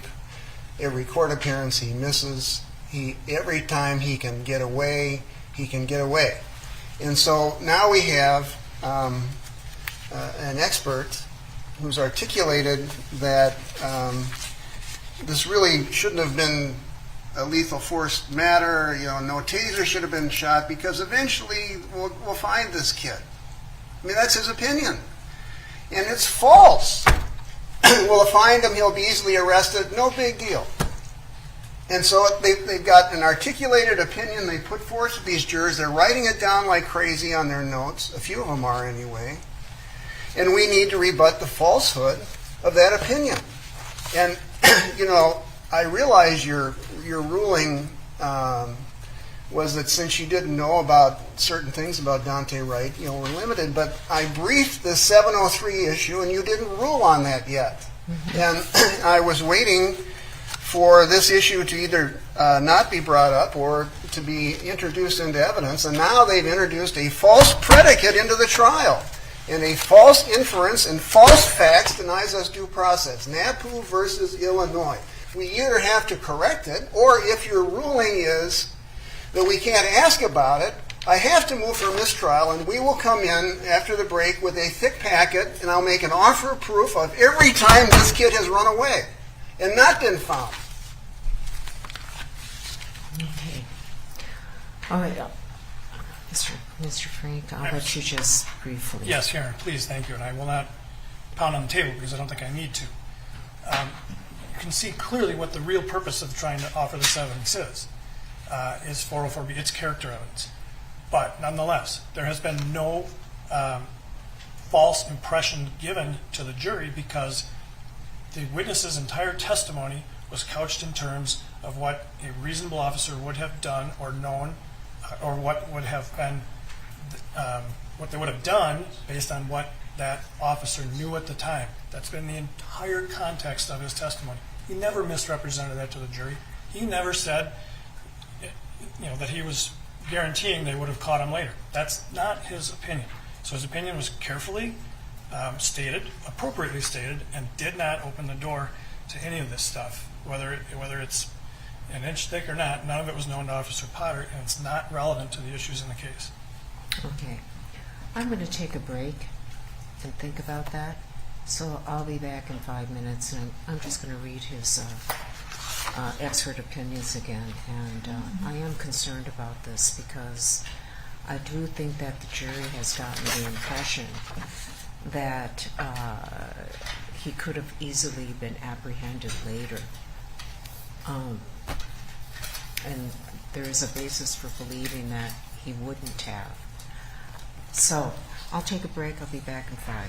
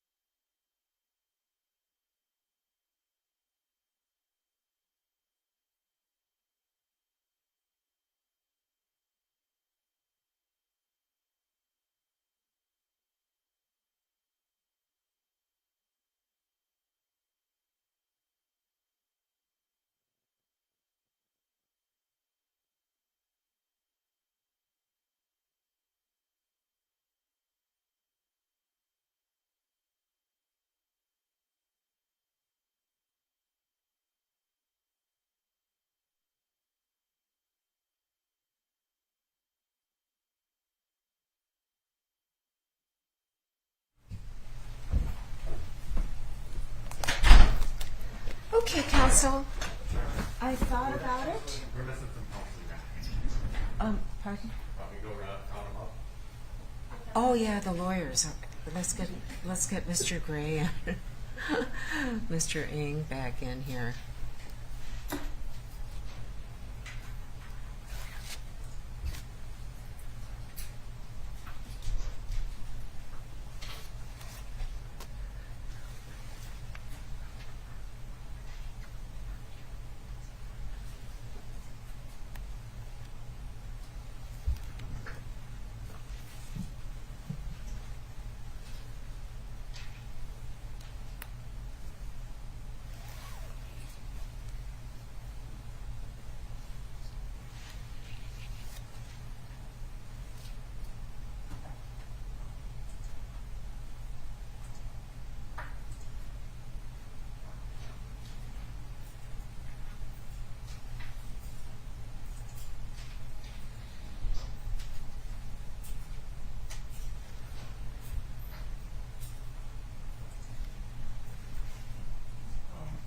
Mr. Ng's coming, he was Okay.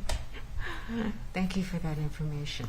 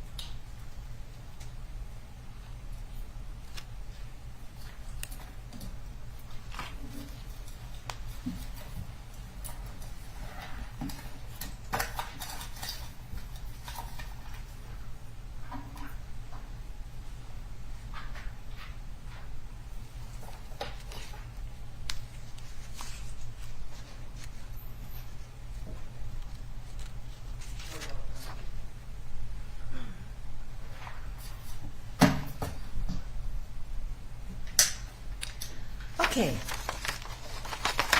I took a break and I've made my decision. I'm not going to allow that evidence in. There's no evidence that it would only be admissible if Officer Potter was aware of these prior attempts to flee. Well, later in the trial, I'll make an offer. Okay. All right, can we bring the... I do object to your ruling. Yes, I know you object to my ruling. Okay, can we bring the jury in? Thank you.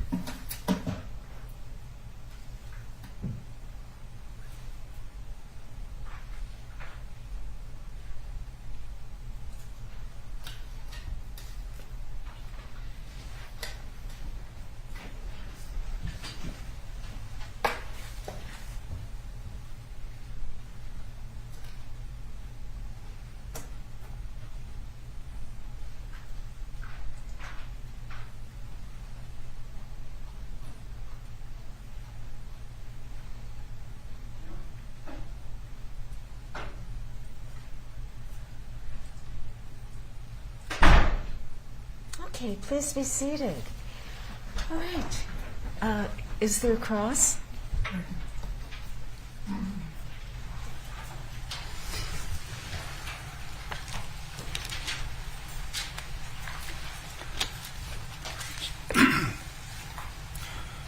Mr. Stoughton, I'm going to ask you some questions pertaining to your report and your testimony today. Let me get this right. What your last piece of testimony was that when the officers attempted to handcuff Mr. Wright because they had his address and name, and it was a minor violation, that they should have just let him go. Is that what you're saying? No, that mischaracterizes my Okay, testimony what are and you saying? opinions. What are you saying about it? I thought you said that they should let him go because they had his name and address. Is that what you said? No, that's not what I said. Okay, well then I misheard you. What did you say they should let him go? No, I did not say they should What let did him you go. say? I said that the fact that they had identified him and had his address is a relevant consideration in balancing the threat of escape or evasion. Of what? I'm sorry. The threat of escape or evasion. Okay, and if he attempted to escape, what should the officers have done? Use reasonable force to prevent the escape. And did they do that when they were trying to stop him from escaping? Are you asking me in Yes. this case? No. They didn't. And At an early point, I would say yes, although we didn't talk about that. But at the point of using deadly force, no. As I testified, that was excessive and unreasonable, Right. inappropriate, and inconsistent with generally accepted police practices. yes, but I was not talking about deadly force. I was talking about your first opinion in your report about using the taser.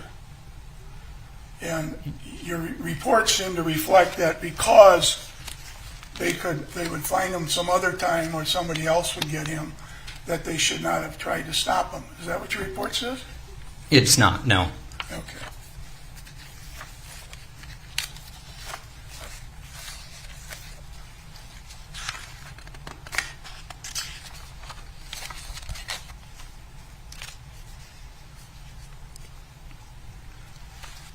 Well, let's go back. You started working as a police officer in what year, 2001? Yes, sir. Is that right? And you worked as a police officer for 4 years and 7 months after that? Is that right? Something like that, full-time, an additional 6 months as a reservist. The plaque on my wall says 5 years, but I'd have to calculate the exact number of months. All right, well, let's assume it's 5 years, and it doesn't matter. Sure. That was 15 years ago, I believe, right? About that? Yes. I left And have about... you worked as a patrol officer since 15 years ago? No. And during the time you were a patrol officer, and we did some history here, how many first of all, do you know what a critical incident is? Yes. How many critical incidents did you have in the 5 years that you were a law enforcement officer? Oh, I was involved in maybe a dozen. Okay, name one.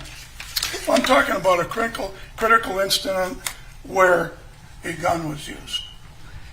Sure. So my first one was in field training. I was not a shooting officer. My field training officer.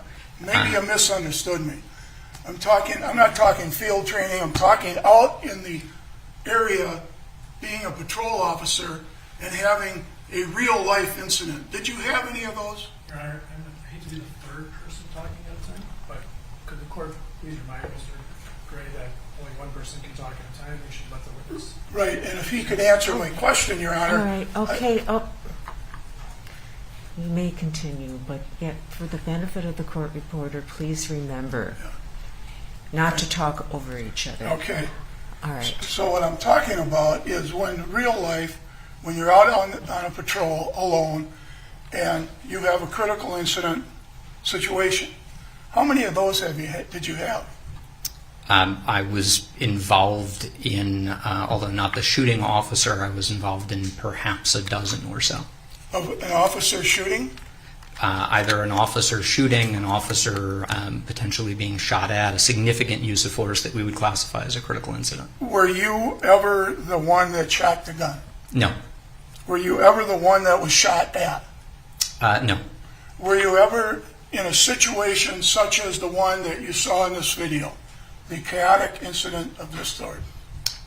Someone attempting to flee an arrest and traffic stop? Sure, a number of times. Okay, well, did they have a bench warrant for a weapons violation? I don't remember specifically. I know certainly there were people who fled who had outstanding warrants of different types. Well, I'm talking about an incident. Did you ever chase somebody that had a weapons warrant? I'm sorry, that had a weapons. Well, okay. I'm talking about a critical incident where you were involved yourself personally, and a man broke away from you, didn't want to be handcuffed, and either drove off or ran off. Did you have any incidents like that? I had a number of incidents where people who did not want to be arrested either drove off or ran off. They did not result in an officer-involved shooting, if that's what you're asking. Okay, so the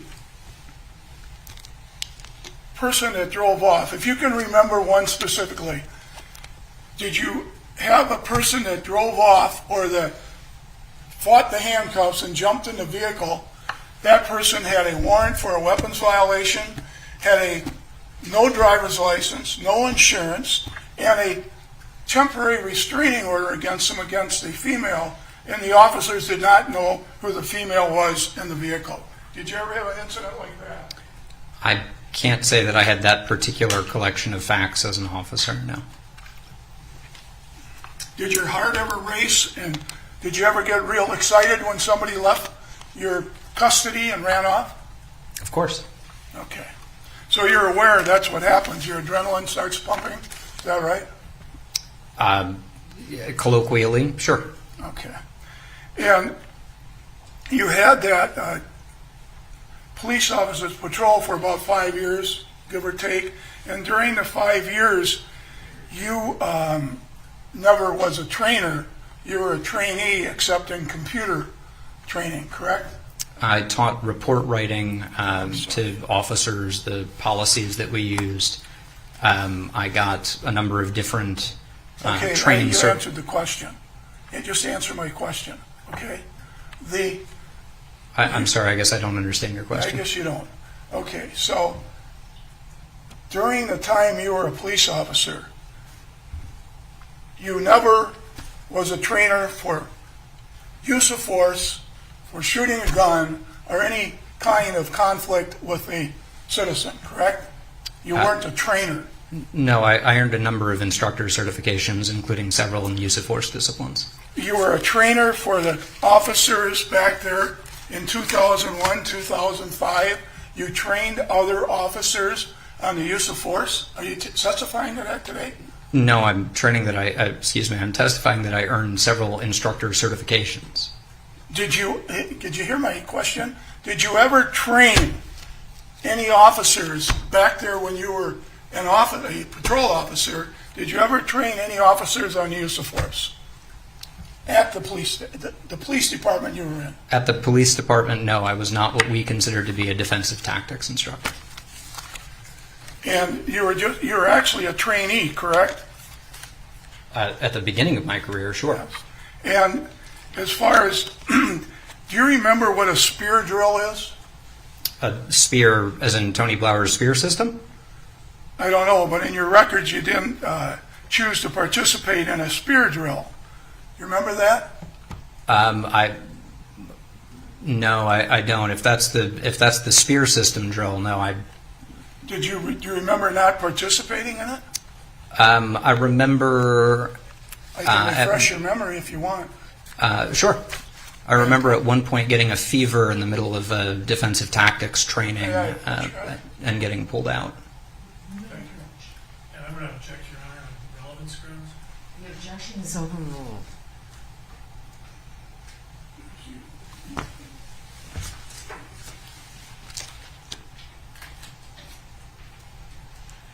Read it to yourself.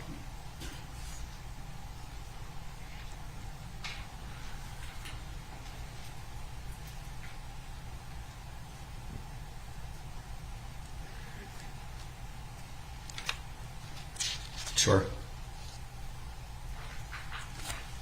Sure what? I've read it. Okay. And what, does it refresh your memory? Looks like my entire squad at the time is listed. I asked you if it refreshes your memory or not. That's a yes or no, sir. Not of this particular. I suppose it refreshes my memory as to what. As to whether or not you wouldn't participate in the spear drill. No, not particularly. Remember? It did happen though, didn't it? I don't know. I don't remember. Okay. Too long ago?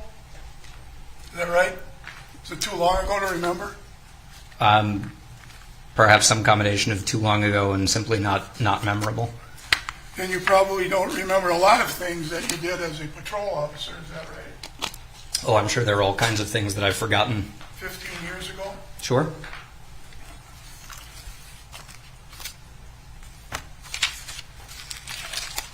And when you were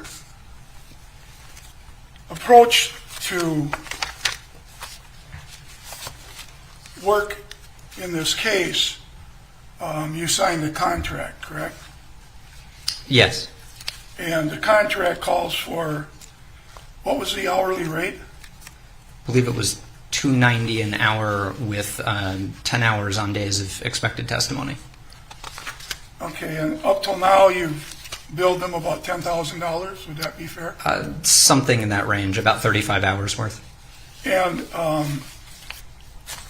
since November, strike that, the cap on your contract is $50,000, correct? I don't remember. Oh, I'll show it to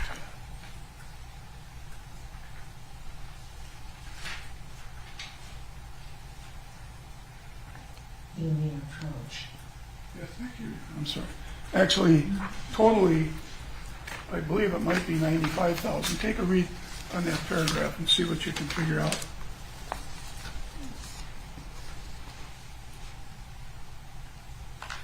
Oh, I'm sorry. I've misstated my rate. It's $2.95, not $2.90. What else does that say? It says quite a bit. What are you referring to? The cap. How much is the cap? The cap, I suppose if that's the total obligation clause, it will not exceed $95,000. Thank you. Yes. Mr. Kelly, did you remember to ask your questions at the podium for the benefit of the court reporter?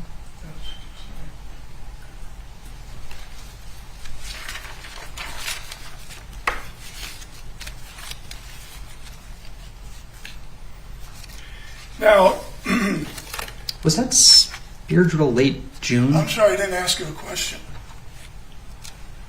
The stop on this case last April 11th, you looked at that. That was legal, wasn't it? The traffic stop itself? Yes. And the arrest was legal, correct? Yes, officers had probable cause to arrest for the bench warrant. Well, besides the bench warrant, you knew that Wright did not have a license, correct? You learned that from this case, did you not? Yes. You learned that he didn't have car insurance, correct? Yes, that's correct.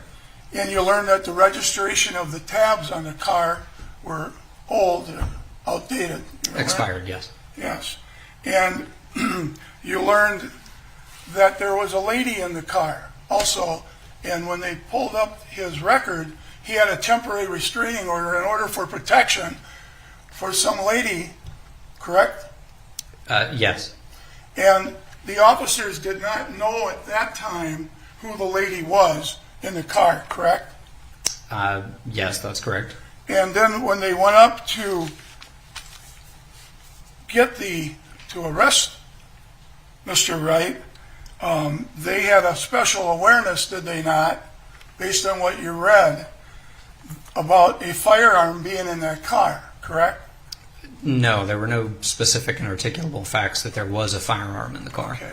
But you as a patrol officer 15 years now, from 15 years ago, you would agree with me that there are many more weapons and firearms and cars and on person than there were 15 years ago. Do you agree with that?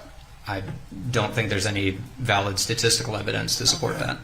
And you as a patrol officer, now, 15 years later, it would not bother you a bit about a weapon and being in that car or being on his person, knowing that he had a weapons warrant against him. That wouldn't raise your suspicions or concern at all when you went back up to that car. Is that right? That's not my testimony. Well, would it raise your concern when you went back up to the car to arrest Mr. Wright that he had a weapons warrant outstanding, a bench warrant? He didn't show up, a judge ordered it. Would that raise your concerns about a weapon being in the car? There is always... That calls for a yes or no, by the way.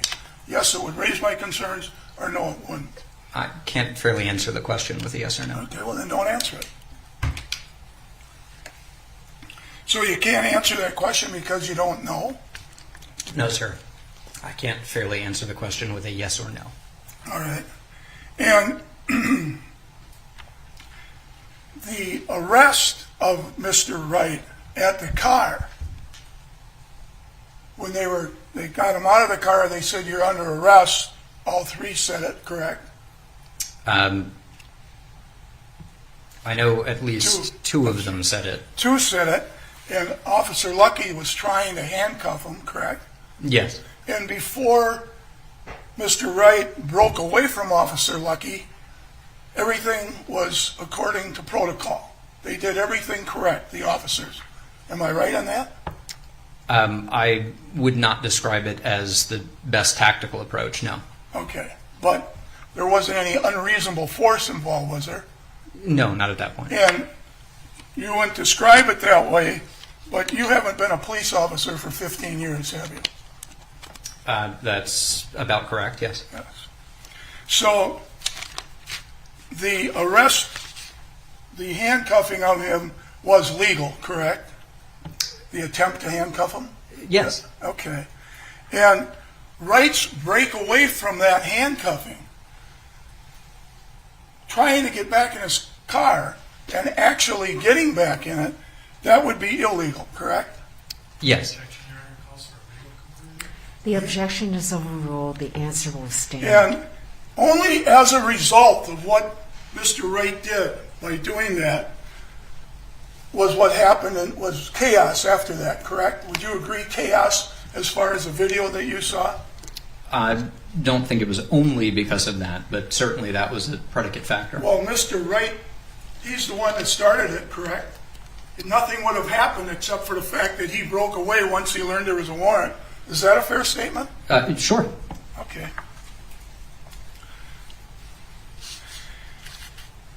And do you agree that the video of the incident showed chaos? That it was very fast acting? I think it lasted, I can't remember here. Let's see, 5:19. About 30 seconds total from when he got out of the car. Is that correct? The objection is overruled. You may answer. So, do you remember that? Or I'll ask you specifically. When Wright stepped out of the vehicle, it was 5 seconds between that time and the time he was told he was under arrest. Do you remember that? That sounds about right. And once he was told under arrest, 14 seconds later, and you remember in the video, that's when Officer Lucky was attempting to handcuff him. 14 seconds later, Wright pulled away and gets back in the driver's seat. Is that accurate about? That sounds about right, yes. And then 3 seconds after that, and if he tried to get back in the driver's seat, was trying to, 3 seconds after that, if you remember the video, Ms. Potter went around to the left side and said, "I'll tase you." Remember that? Yes. And let me ask you a question. When somebody says, "I'll tase you," that's a warning to the person being arrested to stop or you'll get tased. Is that a fair statement? Yes, the purpose of the warning is to generate compliance. Yes, and in addition to that, when two officers, Johnson and Lucky, are wrestling with the guy, that's telling Mr. Wright that, hey, we don't want you to leave, we want you to be arrested. Is that a fair statement? Yes, I think it would have been abundantly clear to someone in Mr. Wright's position that the officers were attempting to arrest him. And would that raise your suspicion at all as to why in the world would this man, Mr. Wright, attempt to get away from 3 law enforcement officers? As to the reasons for it? Yes, besides the warrant. Objection, speculation. He's the expert, Judge. The objection is overruled. You may answer. Would that go in your mind at all that this guy with 3 officers there, the one officer say, I'll tase you, the other officer, Lucky, at first is wrestling with him and he doesn't stop? Would that cause you to be concerned that maybe he's wanted for something else? Not unless Wouldn't that be good warrant police would- work? I'm sorry. Without the warrant showing up on a system, I would not be concerned that he was wanted for something else, no. That wouldn't concern you, that a young guy is trying to get away from 3 officers, 2 officers, or at least one, Officer Lucky, who you might remember if you saw the video, is a rather tall fellow, and Officer Potter are trying to stop him. He's wrestling with them, and Potter's saying, I'll tase you. And nothing would enter your mind, I suppose because you haven't been a police officer in 15 years, Objection, Your Honor. but would it enter your mind at all? Pardon? Mr. Gray, if an objection is made, can you stop talking, please, I'm so I can sorry. rule on it? All right. The objection is overruled. Thank you. So you've heard my description, and you're the use of force expert, the police procedure expert, correct? Yes. And would that raise any suspicion in your mind that maybe this kid's got some other issues? No? The question you had asked originally was, would it raise a suspicion that he was wanted on something else? And without another outstanding warrant for him to be wanted on would appear in the system, the answer is no. Would it raise some speculative risk that there might be other things going on? Without specific and articulable facts, you have at best a risk. You have some speculation of possibility, but you don't have the sufficient basis for legal action. There's no threat, if you will. I understand that, but it also causes the officers to have that suspicion. We got to stop this fellow. Maybe there's something else there that we don't know about. Another investigation, not a warrant, but he's being investigated for another serious felony. Your Honor, I object. Can we be heard, please? I'm going to sustain the objection, and the jury is to disregard that last question, and you are not permitted to answer.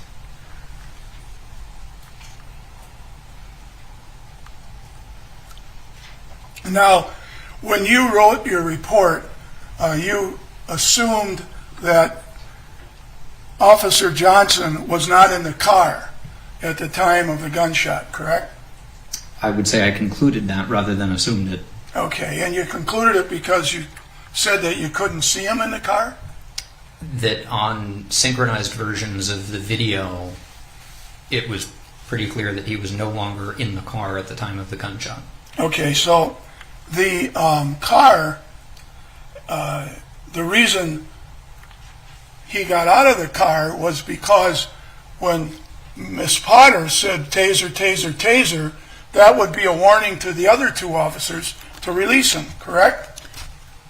I can't speculate as to his motivation, but it's possible. Well, is that the signal? If you're the taser man here, the expert, isn't that the signal? Taser, taser, taser, to tell the officers to back off? We're going to shoot this electricity at them?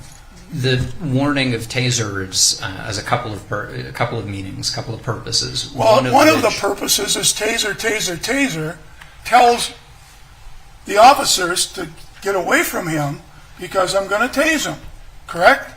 I would say it tells officers to remove themselves from the taser target area. Okay. To And office- Your Honor, again, court reasons.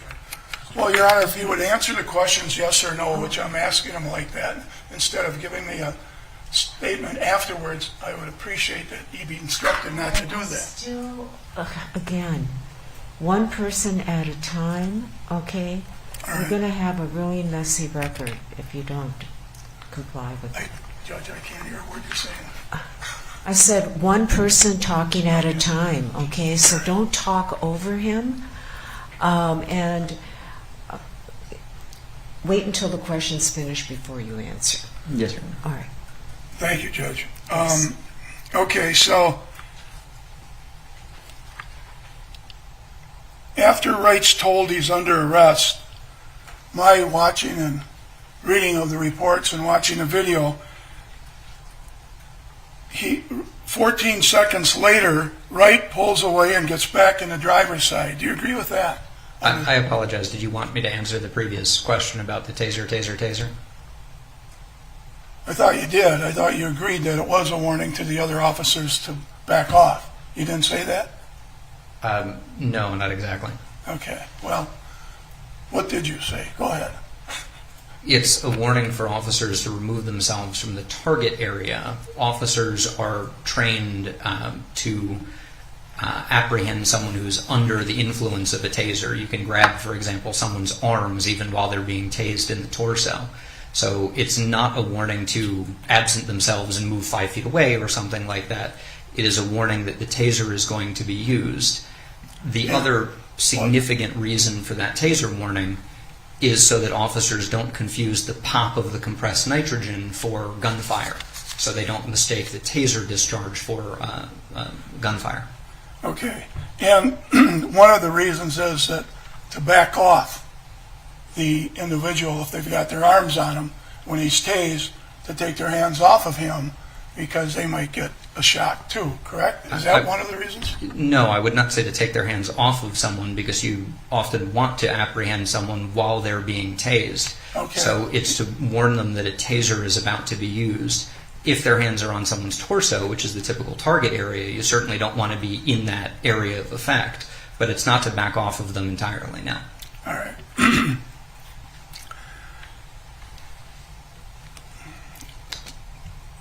3 seconds after Potter says, "I'll tase you," Kimberly Potter, first 5 seconds, Wright pulls away and Potter says, "I'll tase you," after 5 seconds.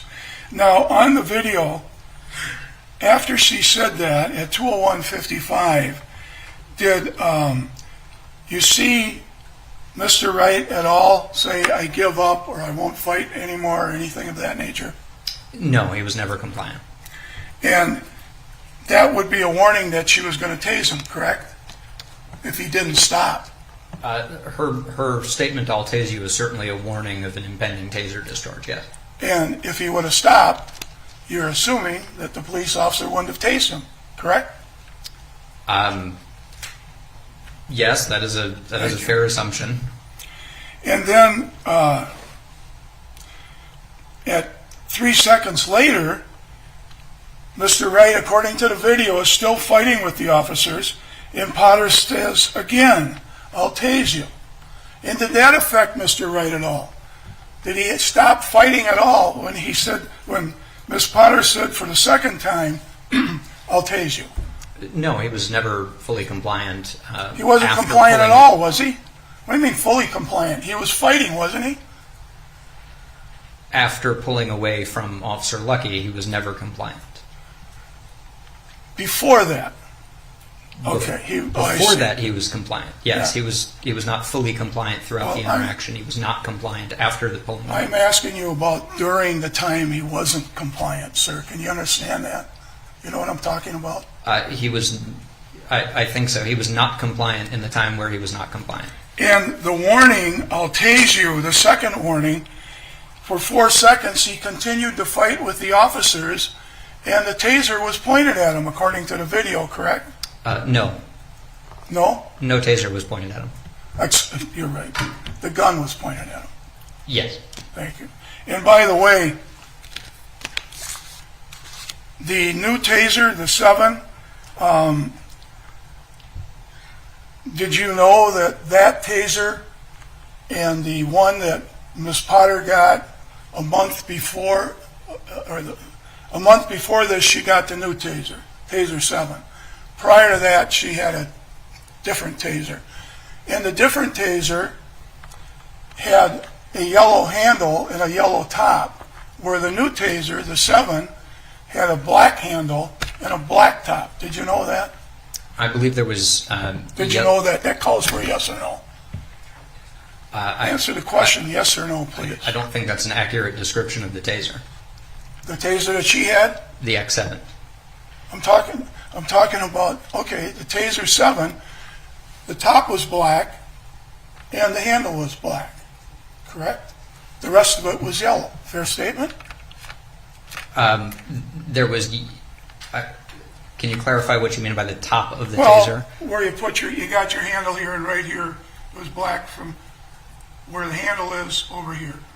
Yeah, there's yellow on the sides of the part that protrudes from the thumb side of the hand in a grip. Yes. Yes, but the handle is black and the top is black, correct? I believe that's correct. And, well, you're the taser expert, wouldn't you know that? There are a number of different models of tasers still in use. Did you know that the taser that she had before this, 3 weeks before this, was all yellow? Did you know that? That was the X26P, as I recall, and I believe the model, I don't remember the coloration of the model she had. Okay, so you didn't know that. That's your answer, right? I don't recall offhand. I can see if it's in my report if you'd like.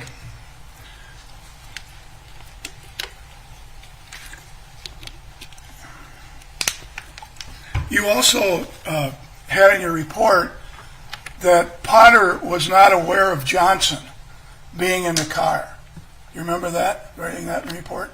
That's a slightly inaccurate description of my report. Well, you said that you couldn't. Well, what did you say? I said the available evidence indicates that she was not aware of that. Okay, and now the available evidence is that he was in the car, he testified he was in the car, and he was fighting with Mr. Wright before the shot. Did you read that testimony or did you hear about it? I heard the testimony, and that is consistent with the body camera video. He was in the car and struggling with Mr. Wright prior to the gunshot. Okay, and it was a second prior to the gunshot, correct? The taser, and then the Potter fires a gun? 1 second or less. Between taser, and the gun being fired. yes, by the end of that warning, it was a relatively short period of time, within a second. The answer is yes. Would you answer my questions if you can with a yes or no? It'd be a lot easier. Well, taser takes some time to say. By the time of the end of that warning, I agree, it was less than a second before the gunshot.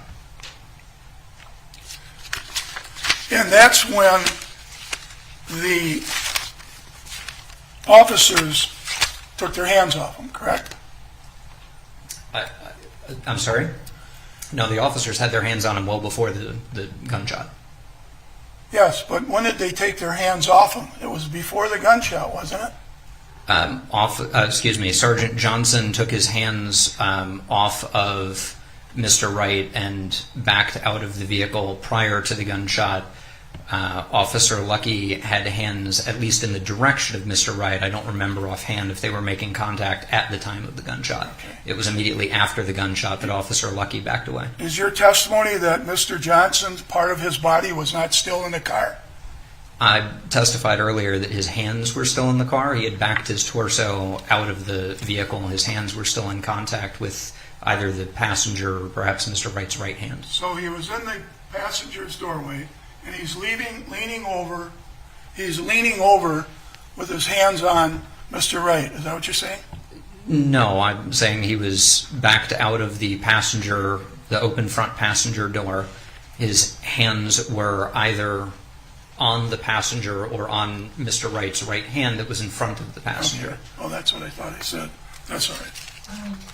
Members of the jury, I think we're overdue for a break, so we're going to take our afternoon break right now, and it'll be 20 minutes, okay?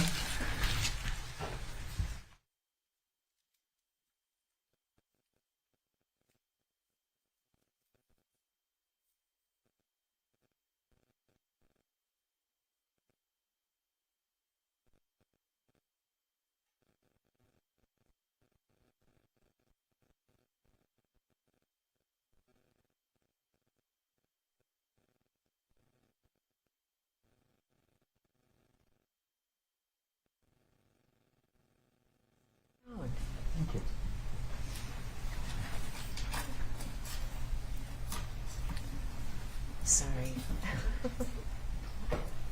Okay, council, we're taking a break.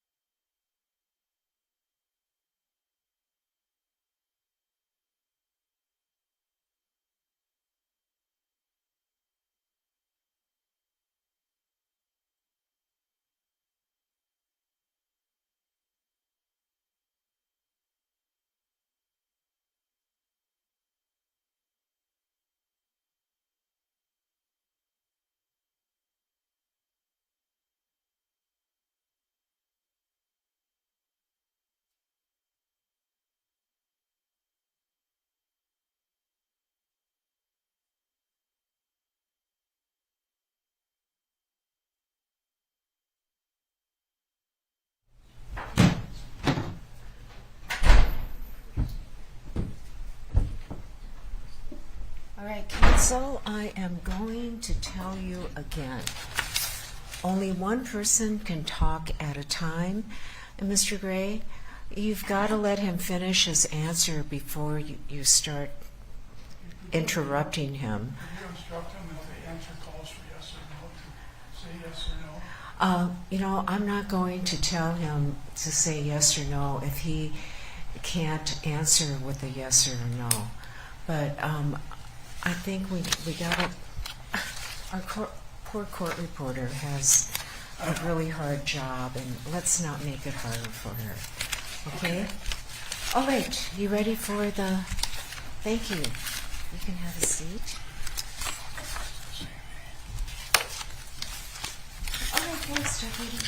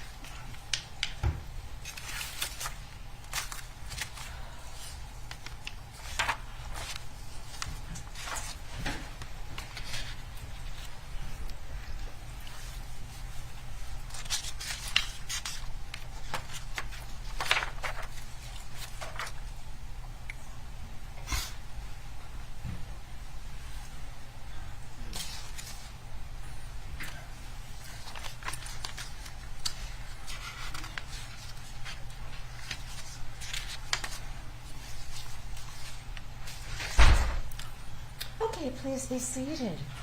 Mr. Gray, you may continue. Thank you.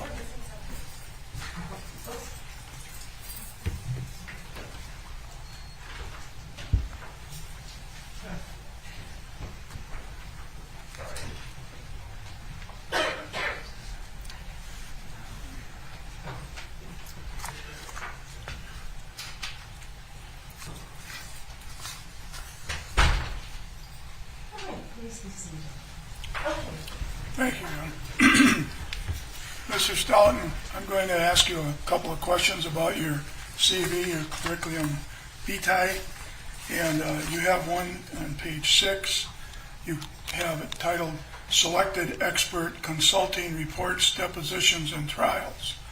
And most of the listed selected expert consulting matters are civil. Is that a fair statement?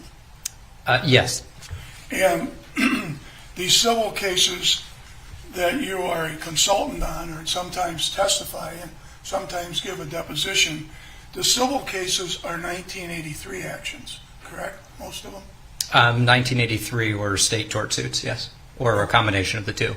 Okay, and the 1983 action is an action where the law enforcement officer, or maybe the city that he works for also, are sued for an unreasonable force. Fair statement? Some of them are alleged excessive force cases. Some of them are other Fourth Amendment violations like unlawful search, unlawful arrest. Some of them are, it's a range, but they are allegations of constitutional violations generally. And what happens in those cases is an individual, a plaintiff, sues the police officer and maybe the city under Bivens versus United States, correct? Not under Bivens. Bivens is a federal action, so it would be under Monell. Okay, but federal actions would be under Bivens. A lawsuit against a federal agent or federal officer would be a Bivens action. A 1983 suit is against a state or local officer. All right, I'm not going to take issue with you on that. The fact is that you've assisted on, I counted here about 30 cases involving plaintiffs suing law enforcement officers. Is that about accurate? It's. On the CV. I'm sorry. Are you asking me whether it's accurate on the CV or accurate as to what I've done? The CV that I received, I'm asking you. Yeah, that sounds about right as far as listings on the CV. Sure. And it is true, is it not, that of these 30 cases you cite, I counted 27, but take my miscount off and call it 25. That of the 30, 25 of those were either you testifying as an expert for the plaintiff, which would be the person suing the cops or the city, or taking a deposition or assisting the plaintiff in suing law enforcement. Fair statement? I would not describe that what I'm doing is assisting the plaintiff. I am reviewing a case file and rendering an opinion. And you're doing that for the plaintiff, right? I am hired by plaintiff's counsel to review the case and render an opinion. And once you render that opinion, if you believe that there's a violation of the individual's constitutional rights, you tell the lawyer, right? So my opinions in those cases still apply the professional standard. I'm not testifying that there was a Fourth Amendment violation in most cases. What I'm saying is an officer's actions are or are not consistent with generally accepted practices. Okay. And you're hired by the plaintiff in 27 of those 30.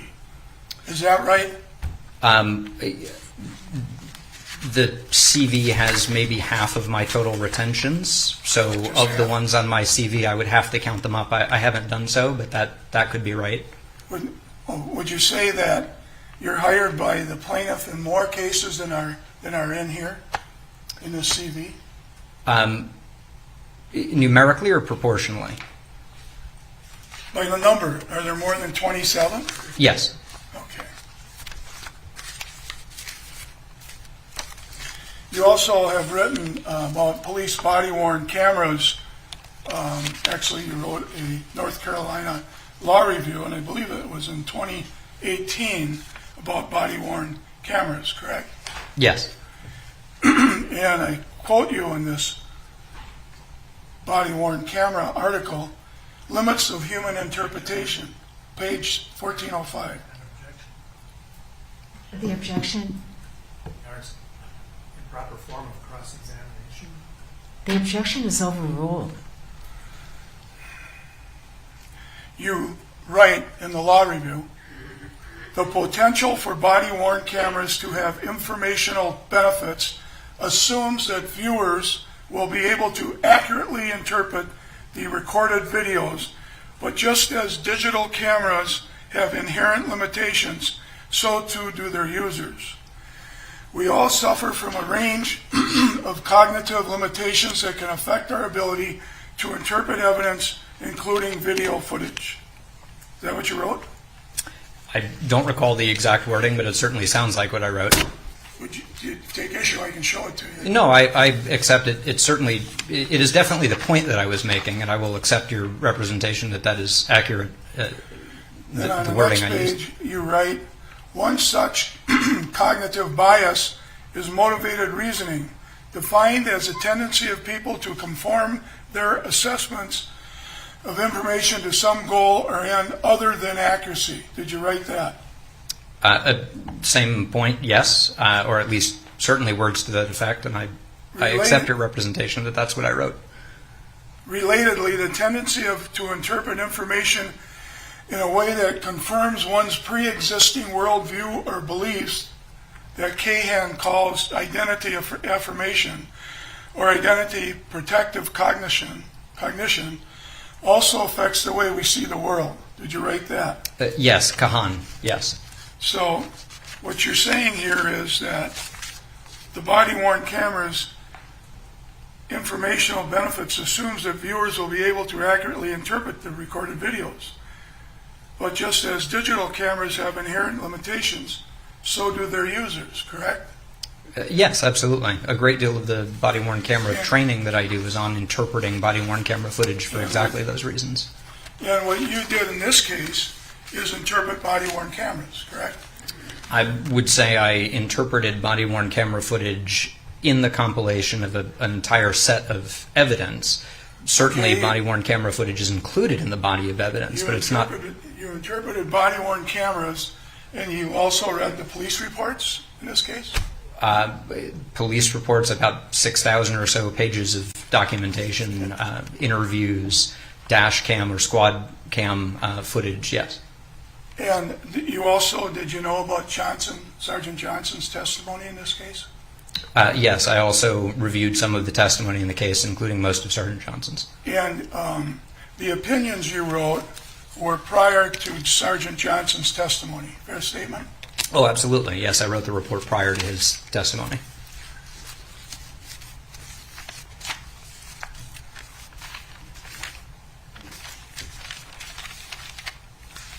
Thank you, sir. Thank you.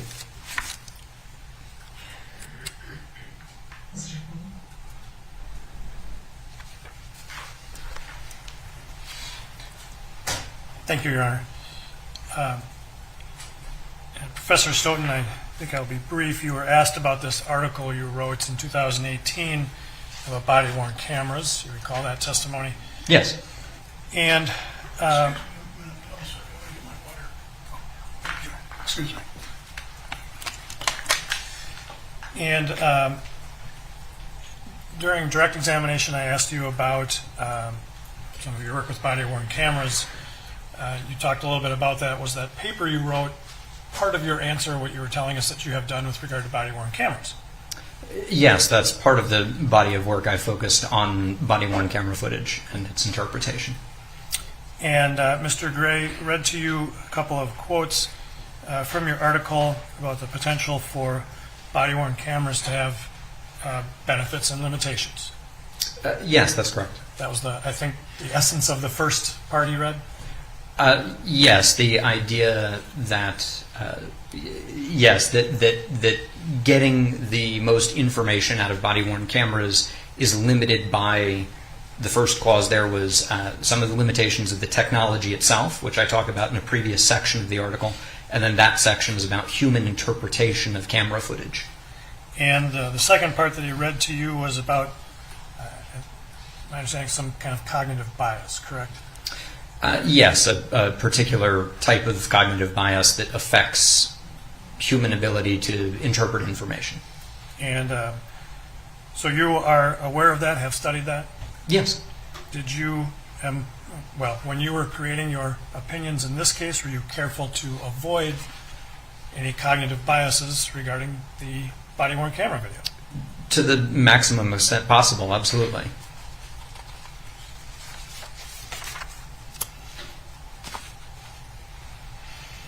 You were asked about the different versions of the Taser from the X26P to the Taser 7. Do you recall that being asked about that? I do, yes.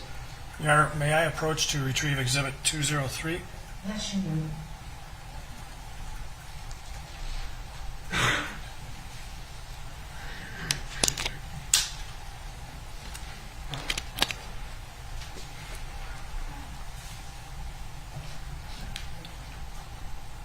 And Professor Stoughton, I will represent to you that Exhibit 203 has been previously received in evidence as the taser that Ms. Potter wore on the day of this incident. And, Your Honor, if I may approach, I'd like to have the witness explain what he understands the difference in the coloring of the two models. You may approach.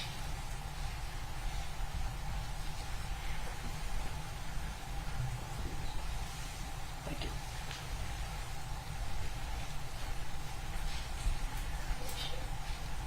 And I'd like to first, for the record and for everybody in the courtroom, the battery has been removed from that taser, correct? It has, yes. So it's incapable of firing? Yes, and yes, that's correct. So, and if you could just point out to the jury the differences in the two, just trying to remember to stay close enough to the microphone to be heard. Sure.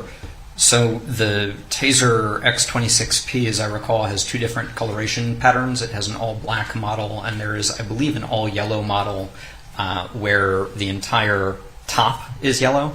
This is the X7 where, except for this strip, the handle is black, and then the top of the Taser is half yellow, half black. The sides, as you can see, are predominantly yellow, but for the release switches there.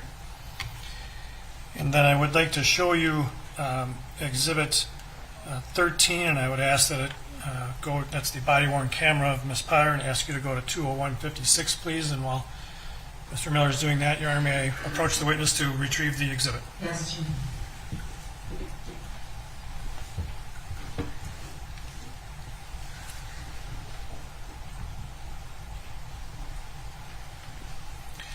Do you see that portion of Exhibit 13 on the screen in front of you? I do, yes. And for the record, it does, the timestamp reflects 20156. Would the yellow markings on Exhibit 203, Officer Potter's Taser, have been visible if it had been in Ms. Potter's hand rather than her Glock?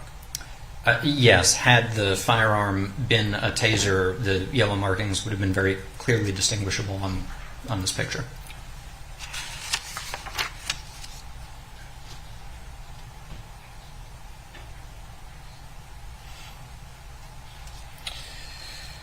You were asked about the interaction between Mr. Wright and the officers, Lucky and Johnson. And the word I believe that Mr. Gray used was fighting. Do you recall him asking you those questions? Yes. Was there a time when Mr. Wright was compliant? There was a time when Mr. Wright was compliant prior to pulling away from Officer Lucky's attempt to handcuff him, yes. And then after that, did you see any evidence that Mr. Wright was assaulting the officers? No, the evidence, both in the material I reviewed as well as the testimony, suggests he was not aggressive or assaultive in the sense of, for example, trying to strike the officers or retrieve a weapon or the like. But he was trying to get away. Yes. So is the word fighting one that you would use to characterize Mr. Wright's behavior? I can understand how that word would be used casually. It's not the word that I would use. What word would you use? You could use resisting, actively resisting, even struggling. Fighting, I think, for me at least, connotes a degree of aggression or assaultive behavior that is lacking in this case. Mr. Gray asked you if you would agree that if Mr. Wright hadn't decided to be non-compliant and pull away from the officers, none of this would have happened. Do you recall that question? I do. When, based on your training and experience in this field, once an individual attempts to pull away from the officers, are the officers still required to use reasonable force? They are. The idea that merely because someone resists an officer sort of allows officers to do anything at all is one of the points that we talk about in the book. Should be a two-staged question. First, did the individual resist in a way that justified some use of force? And then if so, how much, what type of force? How severe is the force that officers could use in that particular circumstances? So the fact that someone is resisting can certainly justify some force, but does not allow officers to use any amount of force in response. And you were asked about your incidents when you were working as a police officer. Do you recall being questioned about that? I do. And you were asked if, when you got into incidents, whether your adrenaline started pumping. Yes. And I think you said that, colloquially or casually, or one way of saying it? Sure, yes. Yes. Based on your training and experience in the field that you currently work in, Professor Stoughton, when an officer gets into those situations and, to use the phrase, the adrenaline starts pumping, are they still required to use reasonable force? Absolutely. When you were working as a police officer, did you have to, when you started a shift or went to work, have to think about being able to act reasonably as a police officer. Object, Your Honor, it's outside the scope of my cross-examination. The objection is overruled. You may answer. Yes. Prior to every shift that I worked, it was my habit, as I was putting on my vest, as I was strapping on my gun belt, to review my equipment to make sure that I was emotionally, I suppose we would say now, emotionally in a position to do my job. That's all I have, Your Honor, and if I may approach the bench to return the exhibit. Yes.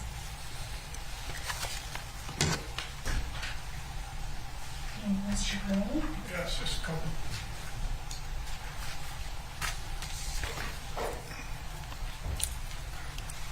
Mr. Stoughton, you do agree on that video, you do agree that when Mr. Wright broke away from attempting to be handcuffed, that he tried to get into the car, got in the car, and if the officers had let him go, he would have taken off in that car. Is that right? Yeah, I'll let the answer stand. I think that's the logical conclusion of what he was trying to do, yes. Yes. And if he had taken off in that car because the officers were there, not in their car, they were standing out in the street, you would logically conclude that he'd take off quite fast, correct?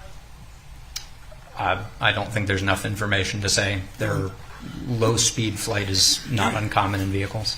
Usually when somebody takes off from 3 officers and 2 squad cars, you drive slowly.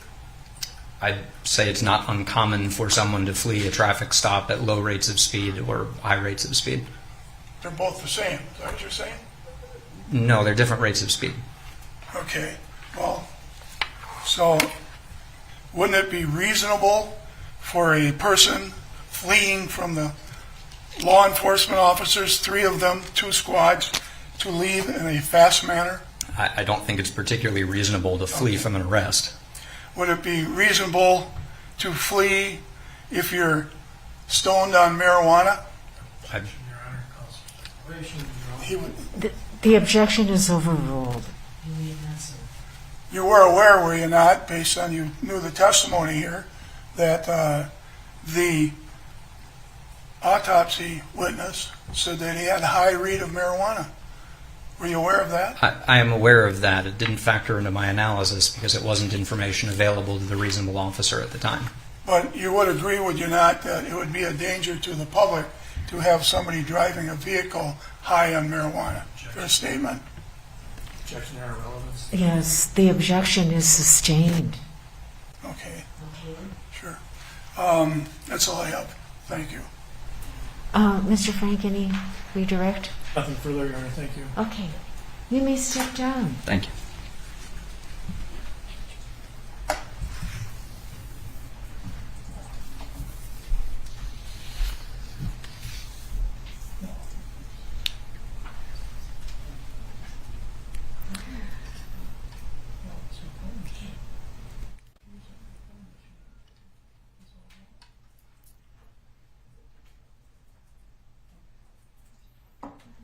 The state may call its next witness. Thank you, Your Honor. The state calls Aubrey Wright. Do we have a standing objection? Yes.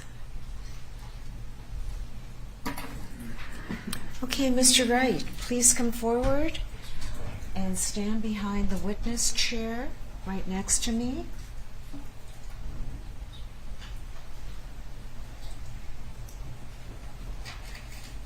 And will you please raise your right hand? Do you swear under penalty of perjury that you will truthfully testify in connection with this trial? All right, you may take a seat. And could you please remove your mask? State your full name and spell it. Aubrey Wright, A-R-B-U-E-Y. Last name is Wright, W-R-I-G-H-T. Okay, Mr. Wright, a couple things to keep in mind when you're testifying. The court reporter is taking down everything that's being said, so you have to answer orally instead of shaking your head. And please don't say uh-huh and uh-huh and uh-uh, because that doesn't come out on the record. Also, if you don't understand the question, please let the questioning lawyer know and it will be clarified. If an objection is made, you need to stop talking immediately and not answer the question unless I tell you to do so. All right? Yes, ma'am. And only one person can talk at a time because the court reporter can't take down two people talking at the same time.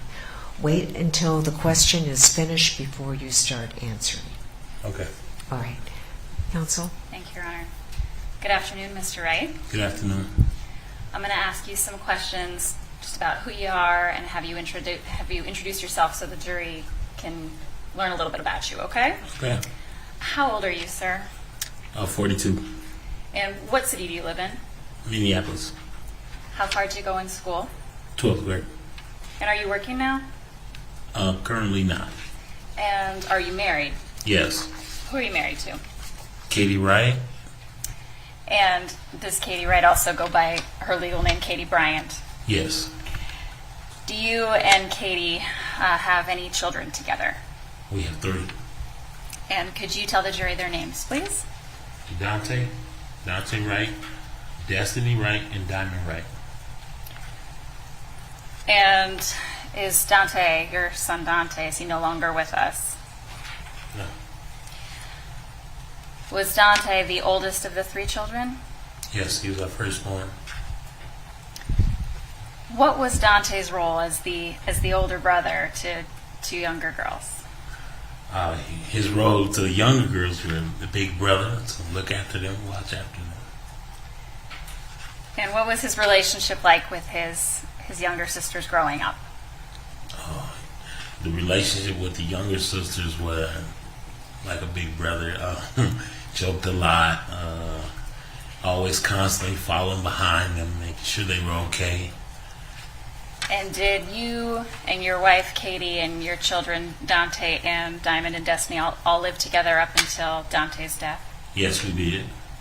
Do you also have some other children from a previous relationship? I do. And how many other children do you have? I have 2 other kids prior to our relationship, Marcus Wright and Monica Wright. And where do Marcus and Monica live? They live in North Carolina. So between you and your wife, Katie, how many children do you have altogether? She had 2 kids prior to our relationship, so we had 7 altogether. So getting back to your life with Daunte growing up and his younger sisters, what kinds of things did you and your family do together for fun to pass the time? Well, we got together every Sunday we would have cookouts and stuff like that. Family days, we would do movies and stuff like that. We did a lot of things as a family, as a group, because we're like all we have, so. Cookouts, you said? Cookouts constantly every Sunday, every weekend, pretty much. Did Daunte have any favorite foods? Well, yeah, he did. He liked chicken, I guess. We all did. So, was that a family favorite at the cookouts? Pizza. Excuse me? Was chicken a family favorite at the cookouts? Oh, yeah. Yes. Did he like sports? He loved basketball. He played pretty well. He was a left-hander, so he was pretty good. And as he grew older, into his teenage years and beyond, did he have a variety of different jobs that he worked? Had a lot of different jobs. I even got him a job with me before. And when you say you got him a job, was there a time where you and Daunte worked together? Yeah, it was a time we worked together. I was his boss, and I was happy, to have my son coming on to work with me. Where was it that you two were working together? I was a manager at Famous Footwear. And about how long did you two work together at Famous Footwear? About a year. About a year. He worked there about a year with me. About how long was that before he died that you two worked together? Well, it was his last day was when the COVID hit. So his last day working with me was right in the beginning of the COVID. So about a year ago is when you guys stopped working together? How was it for you working with your son, Daunte? It was great. It was challenging,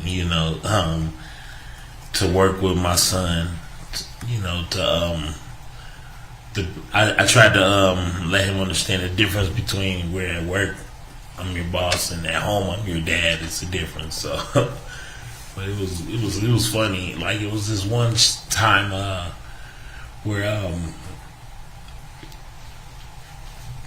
I had sent him home because he was on his phone at work and he wasn't supposed to be on the phone at work. I was like, yo, we gotta go home. And so he went and asked my boss, is it okay if my dad sends me home? And I'm like, my boss like, yeah, he's your boss. And I'm like, well, you need to go home. And I come out in the hallway and he's still there. And I'm like, well, why are you still here? And he's like, well, Dad, I rode with you. I couldn't go home because you're my ride. I think it's funny, but yeah, that was a funny thing that happened at work. So not only were you working together, but you were driving to and from Yeah, work together? every day, yeah. You got to spend some quality time together. Yep, spent a lot of time together. Your Honor, at this time I'd offer Exhibit 240. Any objection to 240? Okay, I previously ruled on it over defense objection, and 240 will be admitted into evidence. Thank you. If we could publish it, please, and put it on the screen. All right, there's a picture on the screen now. It's Exhibit 240. Could you just explain to the jury what's shown in this picture?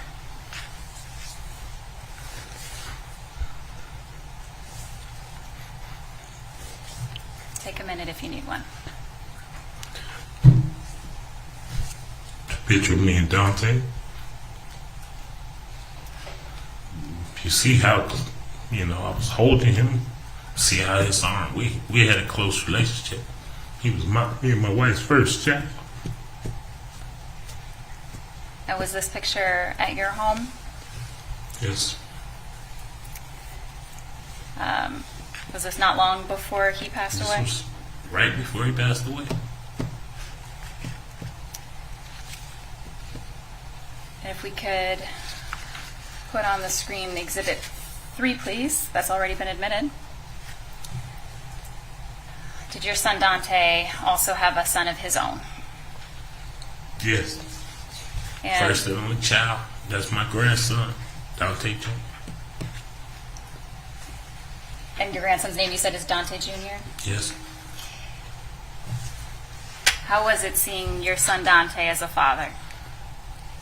Excuse me. How was it to see your son as a father? Yeah, to see him as a father,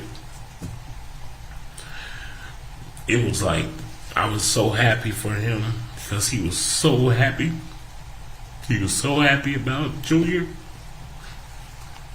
And this was my chance to be a grandfather. Did they have a close relationship? Yes. And did Daunte Jr. spend a lot of time with your family as well? Yeah. Daunte Jr., Daunte lived with us. Junior was pretty much there every day. And he loved his son. And do you love your son, Daunte, a lot as well? A lot. I loved Daunte. He was loved. Do you miss him? I miss him a lot, every day. Thank you, Your Honor. Nothing further. Is there any cross? All right. Thank you, Mr. Wright. You may step down.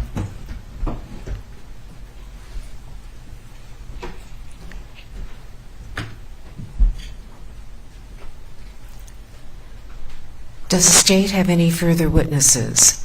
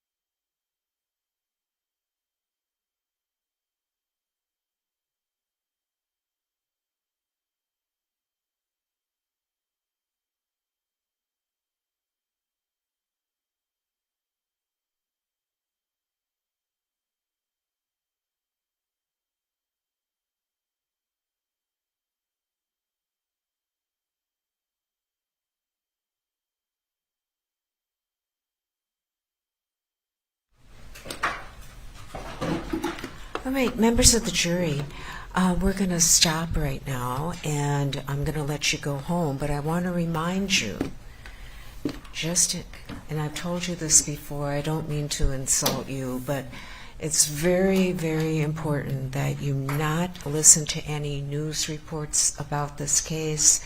Don't read any articles. Don't, any podcasts. Don't do any research on the case. And stay off social media about this case, okay? Now, I heard that we might be having some bad weather tonight. And tomorrow the roads may be a little icy, so I do want to start on time tomorrow at 9 o'clock. So please take that into consideration, the fact that it might take you longer to get places tomorrow morning, okay? All right. Have a nice night, and we'll see you, and drive safely tomorrow morning, okay?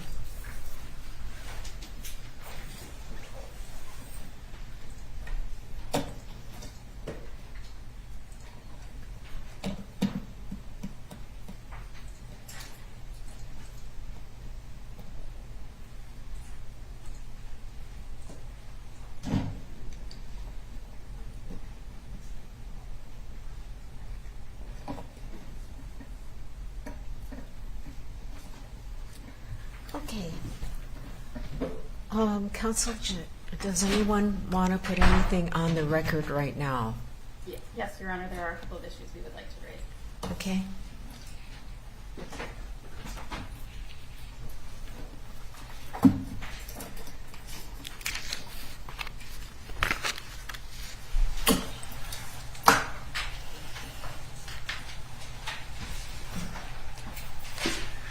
Your Honor, in the anticipation that the state is going to rest tomorrow, we have noticed that the defense is going to call some witnesses. The defense has provided a somewhat lengthy list of witnesses that I believe would be characterized as 404A1 witnesses or character witnesses. I got note of at least probably 12 witnesses. I just wanted to know, this is essentially a prospective motion to prohibit needless cumulative evidence of 404A character evidence. So far, we've heard from Johnson, who's elicited a character opinion, Fleslin, who's issued a character opinion supportive of the officer, Sergeant Peterson, who's also been offered a character opinion. I, based on the discovery, anticipate that Colleen Fricke will share one, and then also former Chief Gannon. That would be 5 to date. That would be notwithstanding, I think, the 10 pending based on their witness order. The court has heard the needlessly cumulative objection raised by the defense, I guess repeatedly since the trial began, and the court has sustained some of those objections. Here the shoe is on the other foot. At this time, the state is objecting to the defendant's apparent intention to present additional character evidence beyond that of Fricke and Gannon's.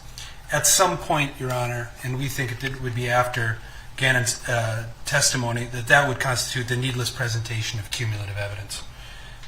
We're bringing this up prospectively now because, given the abundance of witnesses, I think that if the court properly guides the defense, they can have their choice as to who among them they would want to call if they chose to go a different direction.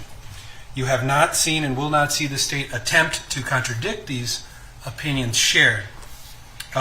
Repeated testimony along the same lines illuminates nothing further, and it's an improper effort to bring a chorus on these issues where I think soloists have already done the job.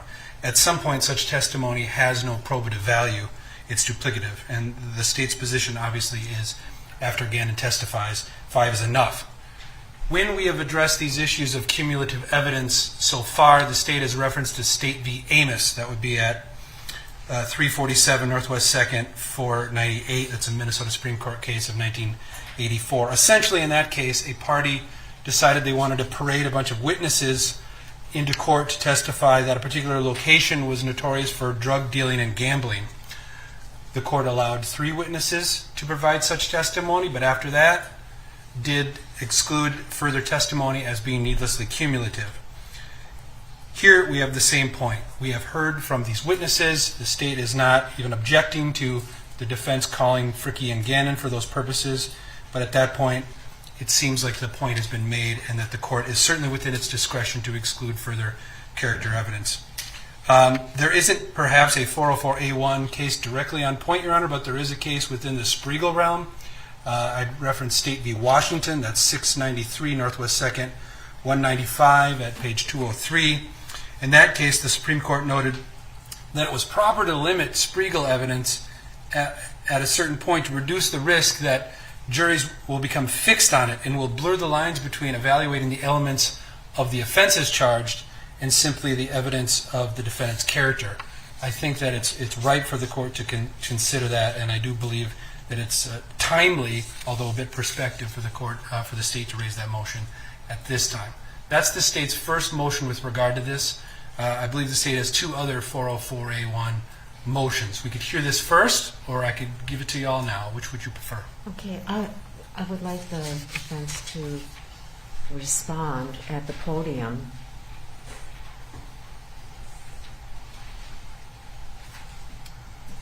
Mr. Ng, how many character witnesses are you intending on Well, calling?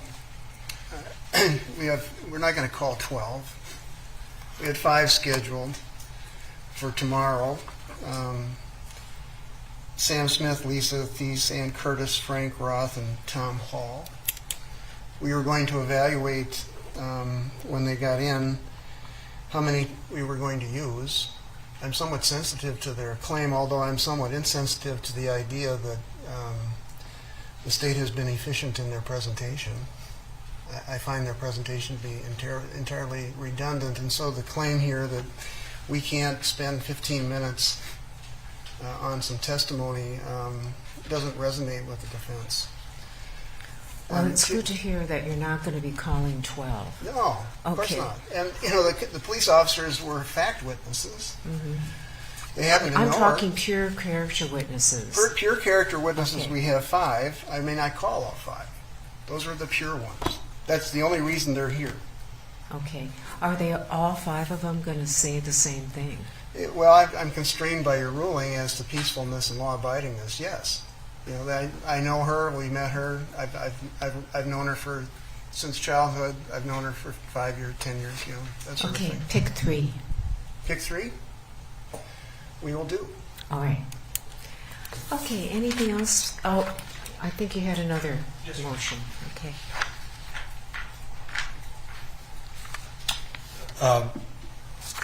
I would note, Your Honor, depending on which 3 the defense calls, we may have no discovery from any summaries of any statements made, so I wouldn't make any demands of any statements made by those witnesses, respectfully.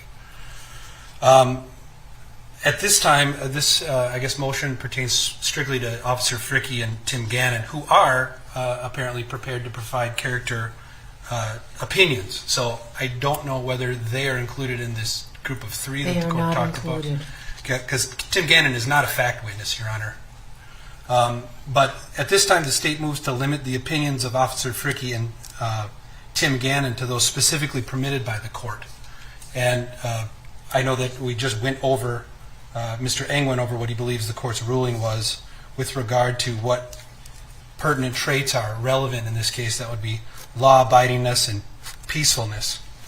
In the defense interview with Officer Fricke, though, additional opinions were laid out that I think are beyond the scope of the court's ruling, and I'll just list things such as patient with suspects, unfailingly polite, treated everyone with respect, devoted to victims of abuse, had a reputation for honesty.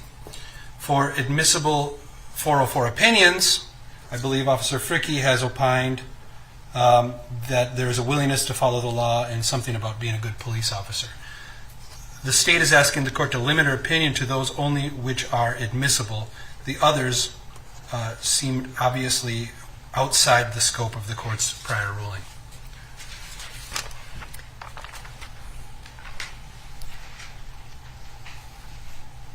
Well, Officer Fricke works for Brooklyn Park now and was an officer for Brooklyn Center for almost 15 years and worked with Officer Potter. Officer Potter was her mentor and partner in many shifts, and the witness summary discussed what it was like to work with her. What was she like as a police officer? And so I certainly will respect your ruling on law-abidingness and peacefulness. I'm not going beyond that, but she can describe what it was like to work with her. In fact, she was asked to stay with her after the incident because she had worked with her, and she was specifically asked to stay with her for the duration. So that's the context for that. Okay. Could I get the witness summary for I her? think they gave you the summary. All right.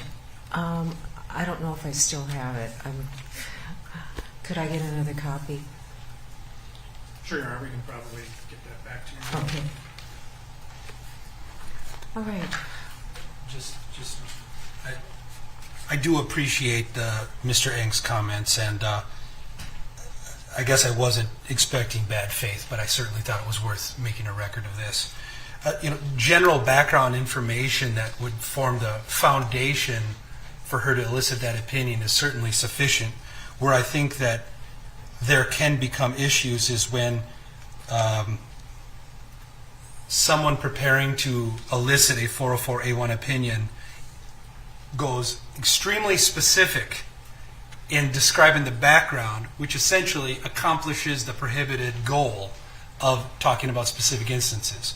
So I'm going to take Mr. Eng at his word, and we'll just act accordingly. Lastly, Your Honor, obviously Ms. Potter's under no obligation to testify, but there were some of these individuals who opined with regard to truthfulness. Truthfulness is obviously not a 404 opinion. That would only come in pertinence after she testifies, after her credibility is attacked, and it would come in under 608A. That's all with regard to 404 issues, I believe. Pardon me. There was one other issue that was not a 404 issue with respect to character witnesses that we'd like to address, Your Honor. Okay, please go to the podium. First of all, let me just say that specific instances of good conduct is not going to be admissible under 404, okay? Character traits only. I appreciate that, Your Honor. I think just to dovetail off that, obviously, Commander Flesland was asked some questions about whether Ms. Potter was a good cop, and he said she was a good cop and a good person. We objected. That was on the record at sidebar, but whether someone is a good person is also improper character evidence, so we would continue to object to that. Yes. Stemming from that as well, when it came to Commander Flesland's testimony, raises another issue. Obviously, the state had briefed a motion with respect to potential bias, union membership. We argued that motion to the court. That was yesterday, I believe. After we argued that motion to the court, however, was when Commander Flesland was called. Commander Flesland was called, and then on cross-examination, defense counsel elicited testimony directly from him about the scope of union work that Ms. Potter did, her role as a union steward. I had pulled some of the testimony, but the questions were essentially about negotiating a contract, but then there was follow-up questioning about additional duties beyond negotiating contracts. Mr. Gray asked, what else would that be? That included representing officers and detectives in the bargaining unit, helping negotiate if they've been wronged, and potentially go down the grievance route for something like that. The union stewards help them navigate that process. It's our position, given the testimony elicited by defense counsel in this case, that they have opened the door clearly to any potential cross-examination on our behalf of their witnesses when it comes to bias, union membership, and union affiliation. Would the defense like to respond?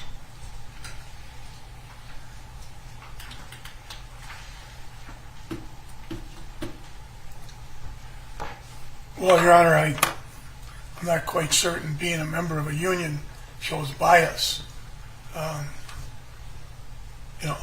didn't expect the answer that I got when I asked Commodore the question about the union. I believe that our client, just negotiated contracts.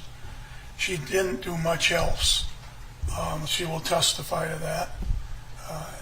I have a hard time believing that in this day and age, the state of Minnesota is accusing a union member of bias because she belongs to a union. It's hard to believe. But if they want to attack our client, because she's a union member, it seems way out there. It doesn't seem relevant at all. I mean, how many on the jury, how many people in our nation are union members? I think the public defenders are, county attorneys are. All kinds of people are union members. What does that mean? I mean, so you're the union steward. Would that mean you're going to take the stand and lie? I don't think so. And I think that's why it's improper to impeach somebody by, well, you're a member of the union. Oh, she's the head of the union. That's not proper impeachment nowadays. Thank you. Okay, I think the state's point was that with respect to defense witnesses, they want to be able to cross-examine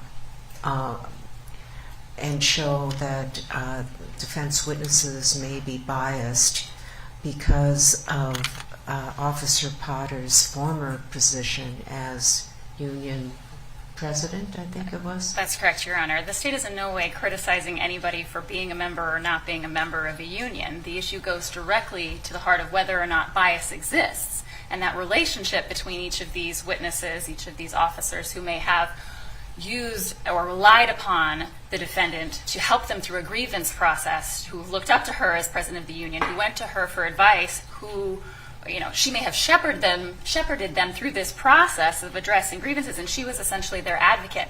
That goes to bias between bias of each of the witnesses who testifies, not only to her character, but also whatever testimony is elicited through the defense direct. So not only is it bias with respect to anything that may come out if the defendant should choose to testify, but each witness who testifies about a relationship with Ms. Potter, there's a connection there that is deep-rooted, deep-seated. There is an established relationship, and clearly it's probative of bias for us to be able to ask questions about that relationship. Well, it would only be probative of bias if Officer Potter actually represented any of these witnesses and had a close relationship with them because of her former position. And Your Honor, just getting brief highlights of the testimony from Commander Flesland. His testimony was that they're there to represent the officers and detectives or whoever is in that bargaining unit. They can help that officer negotiate if they've been wronged and potentially go down the grievance route for something like that. The union stewards can help them navigate that process. So that testimony was elicited by the defense.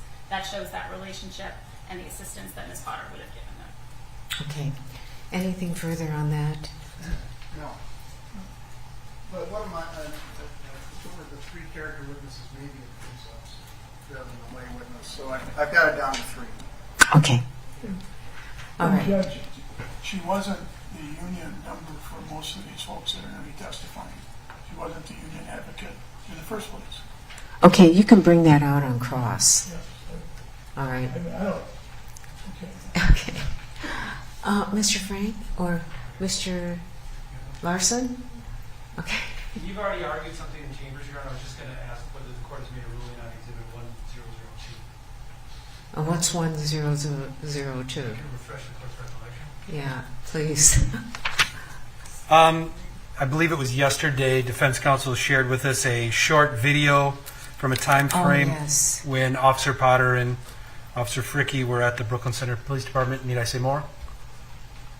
Yeah, I remember. I did review that video, and I'm not going to allow it. She can testify as to what her interaction with Officer Potter was, and I'm doing that because it really isn't relevant to the issues in this case.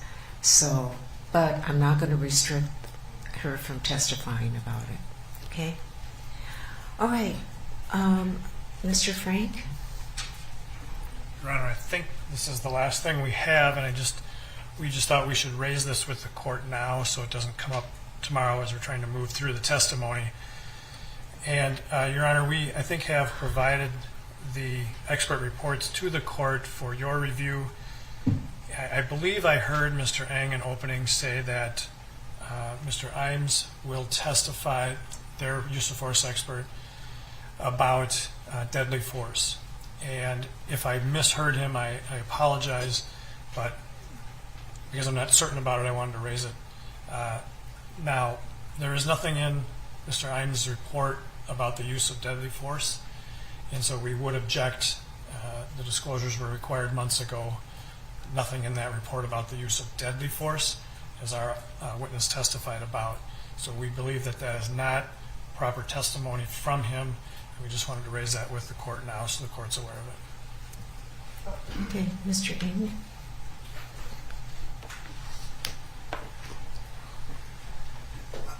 It's permissible for the expert witness to review evidence as it comes into the case.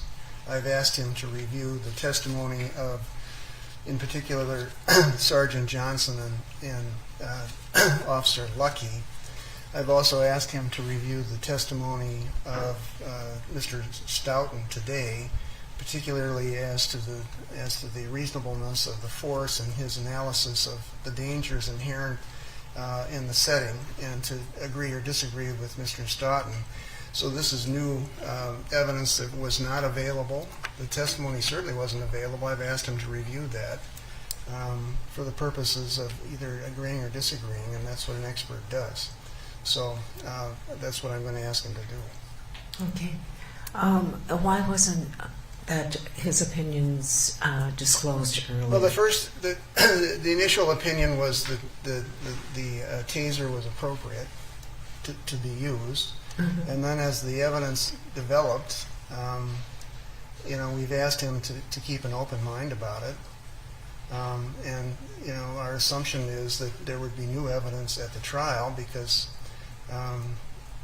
first of all, we don't know exactly what they're going to say.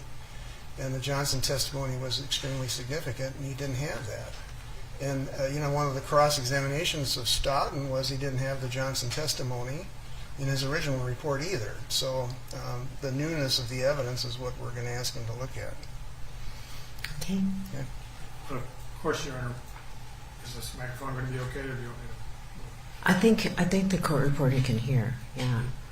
We have absolutely nothing from Mr. Imes about the use of deadly force. So to say this is new evidence means he's creating a new opinion that wasn't disclosed as it was required to be. The Imes report is, I'm sorry, I don't have it right here in front of me, 4 or 5 pages long. It's very scant on its support for its opinion anyway. But now to add a completely separate opinion about the use of deadly force is just, we just had no notice about it as the court ordered. So we maintain our objection to any testimony about that. Well, I'm duty bound to talk to my expert. I plan to do that in about a half hour if I can get out of here. And he's downtown right now. And I will disclose the nature of the conversation that I have with him immediately. But I'm a duty bound to ask him what his analysis is of the testimony that he's seen. So, that's my obligation as a lawyer for Officer Potter to see what he says now, particularly about the Stoughton testimony and the analysis of it. He's certainly free to disagree with another expert's testimony. And they know that. Okay. It's a discovery violation, Your Honor. Let me think about that one, okay, and I'll let you know immediately. In the meantime, you'll make an immediate disclosure as to his additional opinions on deadly force. Okay, so I'll take that under advisement. And anything else before we... Well, if I could go on for a private matter here. Okay.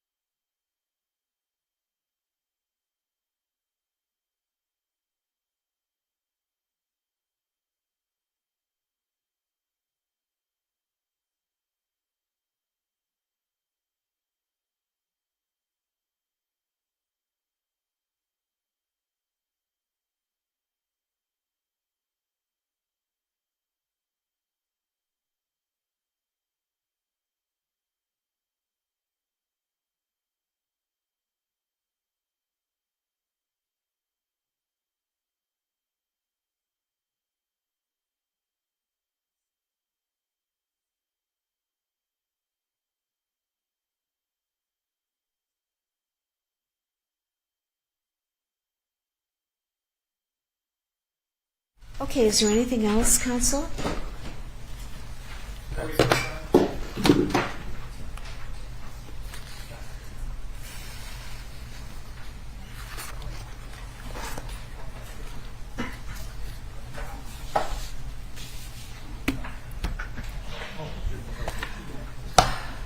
Okay, counsel, have a good night, okay?